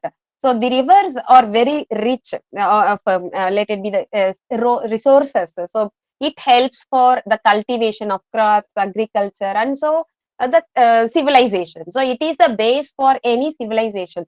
But now look at the pathetic situation of the river. So that is what he is very much worried about. So he was there for a day when they had the floods. People everywhere talked of the inches rising of the precise number of cobbled steps run over by the water, rising on the bathing places, and the way it carried off 3 village houses, one pregnant woman, and a couple of cows named Gopi and Brinda as usual. So when there is a flood, people usually talk about the inches of water raised. Maybe after rainfall, even nearby your places, people will be talking about the river is flooded and the inches it has raised. Sometimes they have meters also when they build dams, and so they will measure how far it has reached, the water level has reached. All this they describe. So it is a pathetic situation. The river should be filled with water. Maybe during flooded season it can overflow, but think about the summer season. How can it be very dry? So this is the question. This is actually a great concern. A.K. Ramanujan has question. Even now, we people are worried about all this because we have environmental concern. Even our government is creating awareness about all this to raise the water level in the river. We are trying our best. Okay, so again, the other thing here referred to is, for example, sometimes in the past, people talk about Gopi and the Brinda. This is usually named. We usually name our cows Gopi, Brinda, Gauri. All these names are used to call our cows. We name our cows like our pet animals. We name our cows also in those days. So he just randomly picked two common names they usually call for the cows. So sometimes when the river is overflowed, floods, these wash away the people as well as the cows nearby without predicting, because now we can predict at least sometimes the water clogging and all. But earlier they used to wash away people and cattle. That is what he referred to here. And then now the sarcasm here is he is actually criticizing the new poets, the young poets. Maybe I haven't seen such a river which is described in Sangam poetry. I have read them, I have understood them, maybe I have imagined them, not understood, I can say. I have imagined maybe the river flew like that, and the people on the shore, they might have enjoyed all these, they might have celebrated. I think they have celebrated a day for this river also. They had a festival named Aatru Thiruvizha, all that. So the new poets still quoted the old poets, but no one spoke in verse of the pregnant women down, perhaps with the twins in her kicking at blank walls even before birth. Because now there is no such water overflowing, so we cannot see such women washed away. In the past, the poets have you seen the sceneries, but now you cannot see such pregnant women washing away. It's not like drowning or washing away because there is no water. The sarcasm is there is no water, but how do the poets write about the river? Maybe they imagine through the imagination of the past poets. They don't have the current situation in their minds. Actually, this sarcasm is an attack on the contemporary poets. The contemporary poets haven't seen any such river, but they are just imitating from the Sangam poems, or they may be imitating from the past poets, and they are recreating a scene in relation with the river. But that is wrong. So he is attacking the new poets, the current poets who are always liars. They are liars because they cannot see such a river right now, because in front of my eyes, I have seen Vaigai as dry as a stone, or a crocodile can be mistaken as a stone, something like that. How can the new poets take it for granted and use the ideas of the past poets? Okay. So he said the river has water enough to be poetic about only once a year. This only once a year because of rainy season. Nowadays, even the seasons changed. Okay, even we cannot say it is during the rainy season. We don't have monsoon season. Whenever it comes, we call it as a monsoon season. It doesn't follow the pack of the seasons as such. So only once a year, maybe during the rains, we see the river filled with water. Otherwise, we cannot see. So, and then it carries away in the first of our three village houses, a couple of cows named Gopi and Brinda. This is about flood, unpredicted flood he's talking about. So it washes away three village, and then it rains away. And maybe in the next month, if you go, you cannot see any water in the river. That is the saddest part of thing we should feel bad about. So a couple of cows named Gopi and Brinda, and one pregnant woman expecting identical twins with no moles on their body with different diapers to tell them apart. So here there is a fun he's given. Maybe if there are two identical twins, usually they are differentiated with their moles somewhere, maybe on the face or something. Otherwise, they usually mark with some ink to know the difference between the two twins babies if they are identical. But now we are wearing two different colored diapers to identify the difference. So our lifestyle has changed, but nothing else changed. But we have lost the resources, natural resources like river. So this is the saddest thing he wanted to share in this poem. And the next poem is small scale reflections on a great house.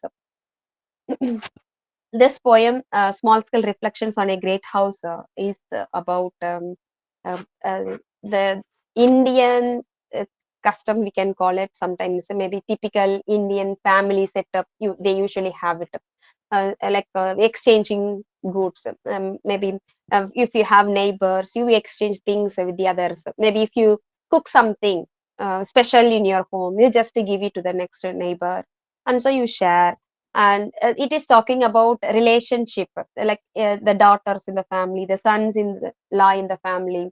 So all these, how do they get into? So small scale reflections on a great house is talking about a joint family who is connected to the neighbors in and around it in a funny way. In a funny way, because he's talking something like if you are giving your neighbor something, the neighbor is supposed to return the vessel to you. Sometimes he doesn't return the vessel, and at the same time, he will not use the same vessel.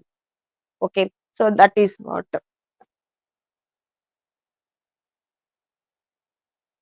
Amma, please go. Go. I'll come back after 15 minutes. No, no, no. Okay, I'm sorry. Okay, I'm very sorry for the disturbance. Sometimes I think that nothing that ever comes into this house goes out. It is a funny way of saying. So if something comes into the house, maybe deliberately it is not given, or sometimes the person or the object feels comfortable to stay, so it doesn't go out. Things come in every day to lose themselves among other things, last long ago among other things, but last long.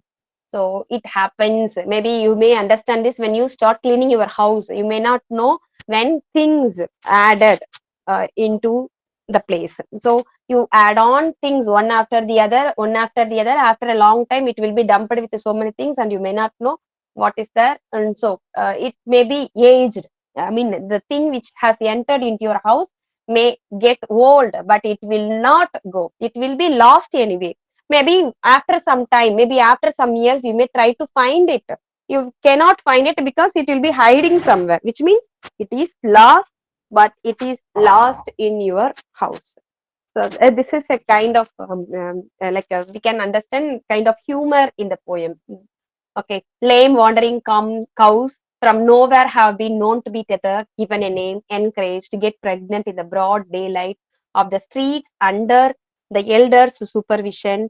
the girls hiding behind windows with the holes in them, unread library books. So this is the list. So the first list is about cows, lame wandering cows. Some cows they wander and they just enter into your house, and then you encourage the house to stay there and you feed it, and then you make it pregnant, and then it becomes your own cow. So these are all things that happened in the past, and this is very common by the village side.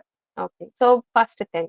And then the girls hiding behind the windows with holes in them, and the girls hiding, which shows sometimes the girls they always stay in the house and they don't go out. Sometimes they become part of the house. Unread library books, see, the books enter from the library but it never goes outside, which means it is supposed to go to the library. The books are supposed to go to the library but they don't go. Okay, usually mature in 2 weeks and begin to lay a row of little eggs in the ledgers for fines. So you have to pay the fine and it will stay there for lifetime. The books will not be returned for centuries. So the silverfish will take care of. That's what. Okay. As in the old man's office room, breed dynasties among long legal words in the succulence of Victorian parchment. So Victorian parchment is again about the manuscript or the books written during the period of Queen Victoria in England. So we can understand the silverfish, which actually stays in the book and then takes care of the book, which means which will eat the book, will take care of the book, and it will start eating it. But you will not use the book, at the same time you will not return the book. So the book will be part of your home and it will be lost. You cannot find the book again. Neighbors' dishes brought up with the greasy sweets they made all night the day before yesterday for the wedding anniversary of a god.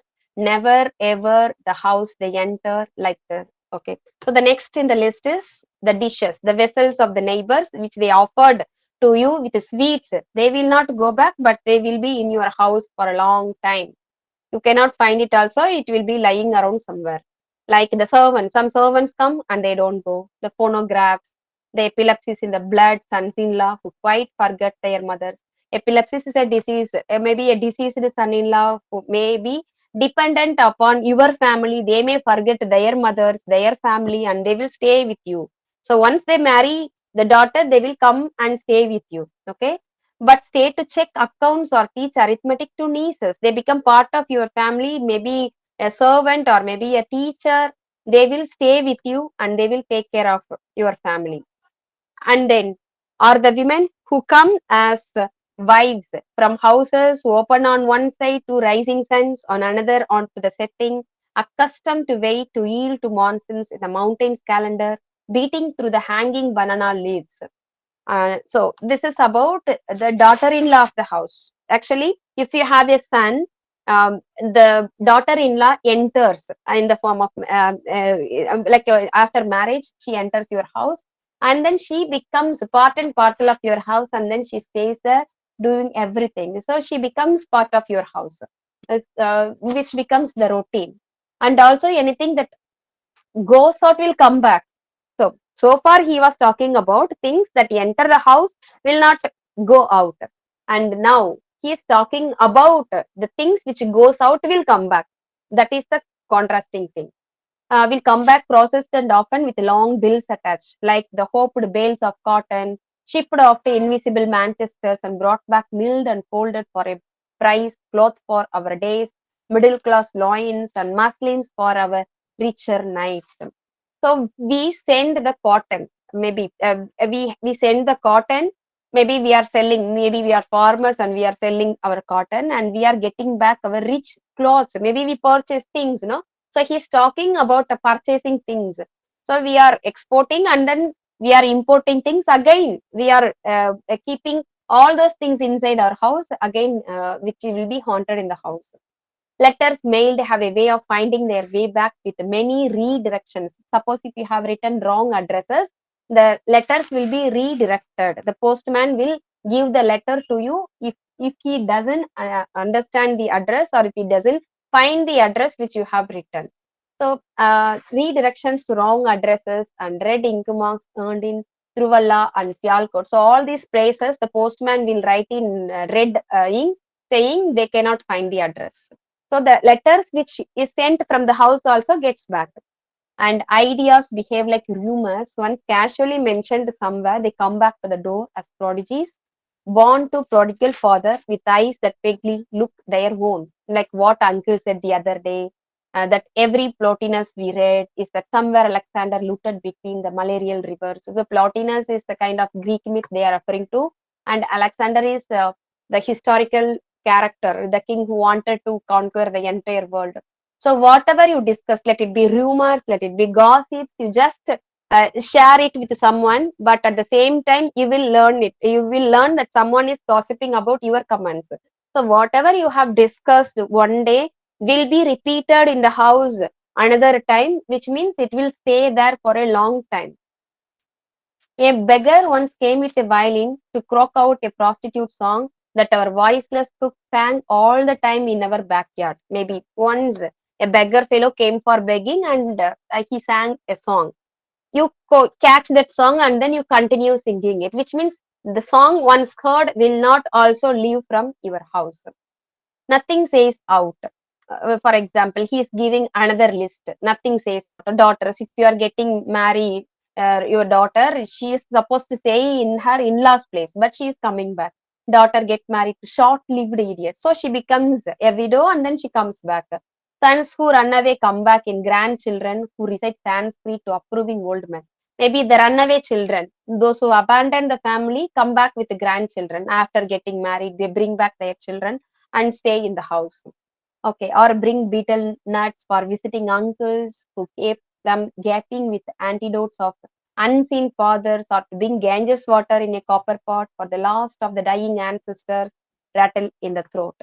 So all these will happen. Maybe the visitors, the uncles, the last cousins, all this will bring some gifts.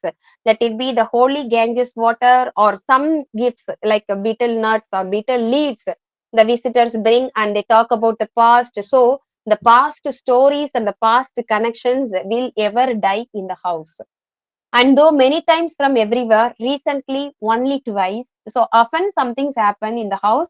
Recently twice it had happened. The common thing is once in 1943. So they are talking about something happened in 1943 from as far away as the Sahara, half gnawed by desert foxes, and lately from somewhere in the north. A nephew with stripes on his shoulder was called an incident on the border and was brought back in plane and train and military truck even before the telegrams reached on a perfectly good chatty afternoon.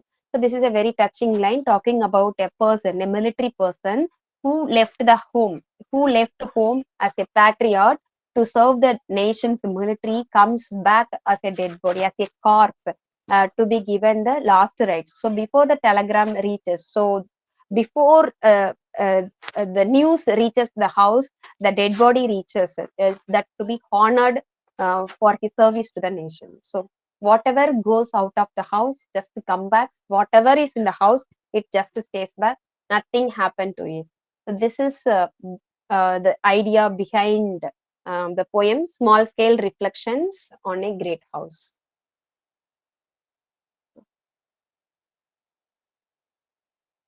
I'll move on to the next poem, Under Another Sky.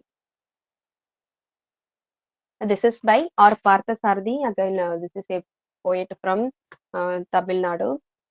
He has some problem with the changes that he had seen after his stay in a foreign country. He was okay. He actually he went there and stayed there for a number of years. Once he came back, maybe if you read his poem called Homecoming, he felt that he was detached from his nation after staying a long time in another nation. Once he came back, he feel that he is completely a new person. He cannot accept the change. For example, he had seen some buildings, and he had a different setup of his own native place. Once he comes back and sees the changes after so many years, he cannot identify it is his own place. He finds it is a different place that he had seen. So, as an Indian, as an Indian who was away from his own country, After a few years, when he came back, he felt that was a different country. That is why under another sky. So he felt that he was in a different place, not in his own place. So that is the theme of this poem. It is a tired sea across the visitor between Port St. George and Santhome. Ever once ships bottle the harbor, the spices, cinnamon, and cloves. He was talking about the beach where it was a harbor and it has exchanged goods. St. Paul's George, he's talking about, I think, a Madras city where it was busy with the ships moving around during his period earlier, but now you cannot see such things. Inland and old civilization hissed in the alleys and the wells. So, an old civilization hissed. So, the old civilization is missing. The old buildings, the old streets, everything is missing now. Something is different. So, this difference makes him to feel that he is in a new country, but not in his own country, which he lived in the past. The inland and old civilization hissed in the alleys and wells the sun has done its worst. So he didn't like, that is the thing, he didn't like the change. Skimmed a language, so he is very bad to feel that the language has changed. His mother tongue, the people don't feel like speaking in the mother tongue and they give more importance to English. All this he feels very bad about. Skimmed a language, wanted to a shadow, the eyes ache from eating. So his eyes ache. Eyes ache means he cannot see that. Once he sees certain things, he feels it's painful. So his eyes ache. Eyes ache from eating too much of the ripe fruit of temples. Bridges comb unruly rivers.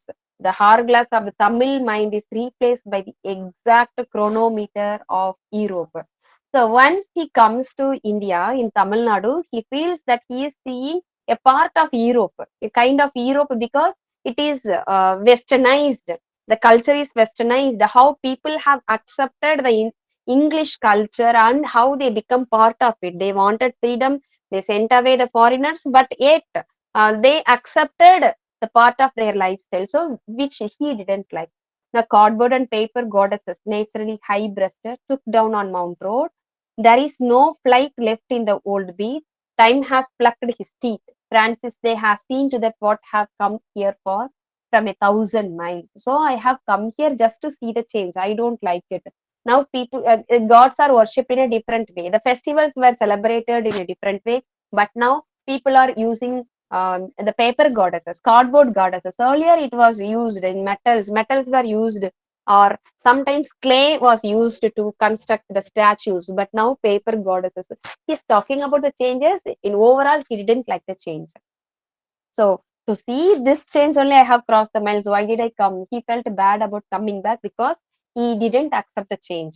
The sky is no different. The sky is common, but the other under the sky, everything is different.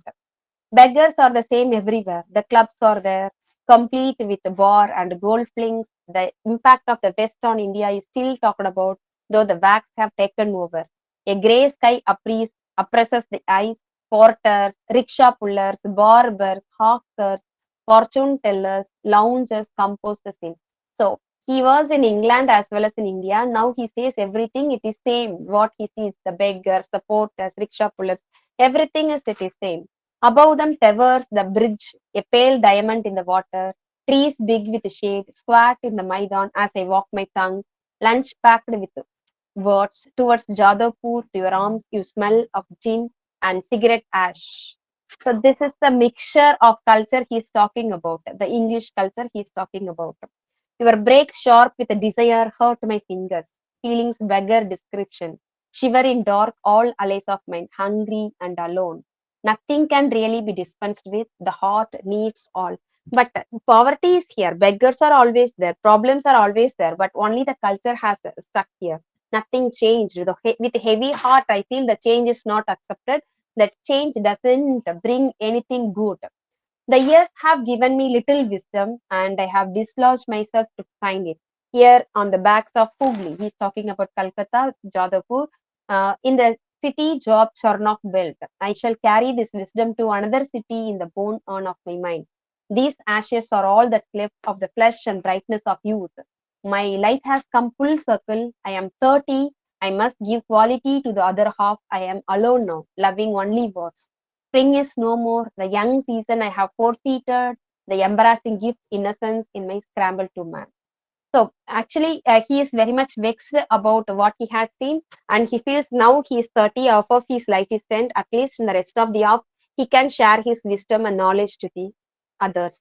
Actually, you can question why did he go to the other country and why should he come back and complain about it? It was quite normal going to the foreign countries in those days for education because exposure was very much taught. For example, Gandhi went there, Nehru went there, Patel. So most of the national leaders, if you see, those who have got exposure, we can exclude some leaders. Otherwise, majority of the leaders went to foreign nations to get exposure and they come back and then that benefited India. Okay. Similarly, this man's intention was to get education and exposure, and so he went.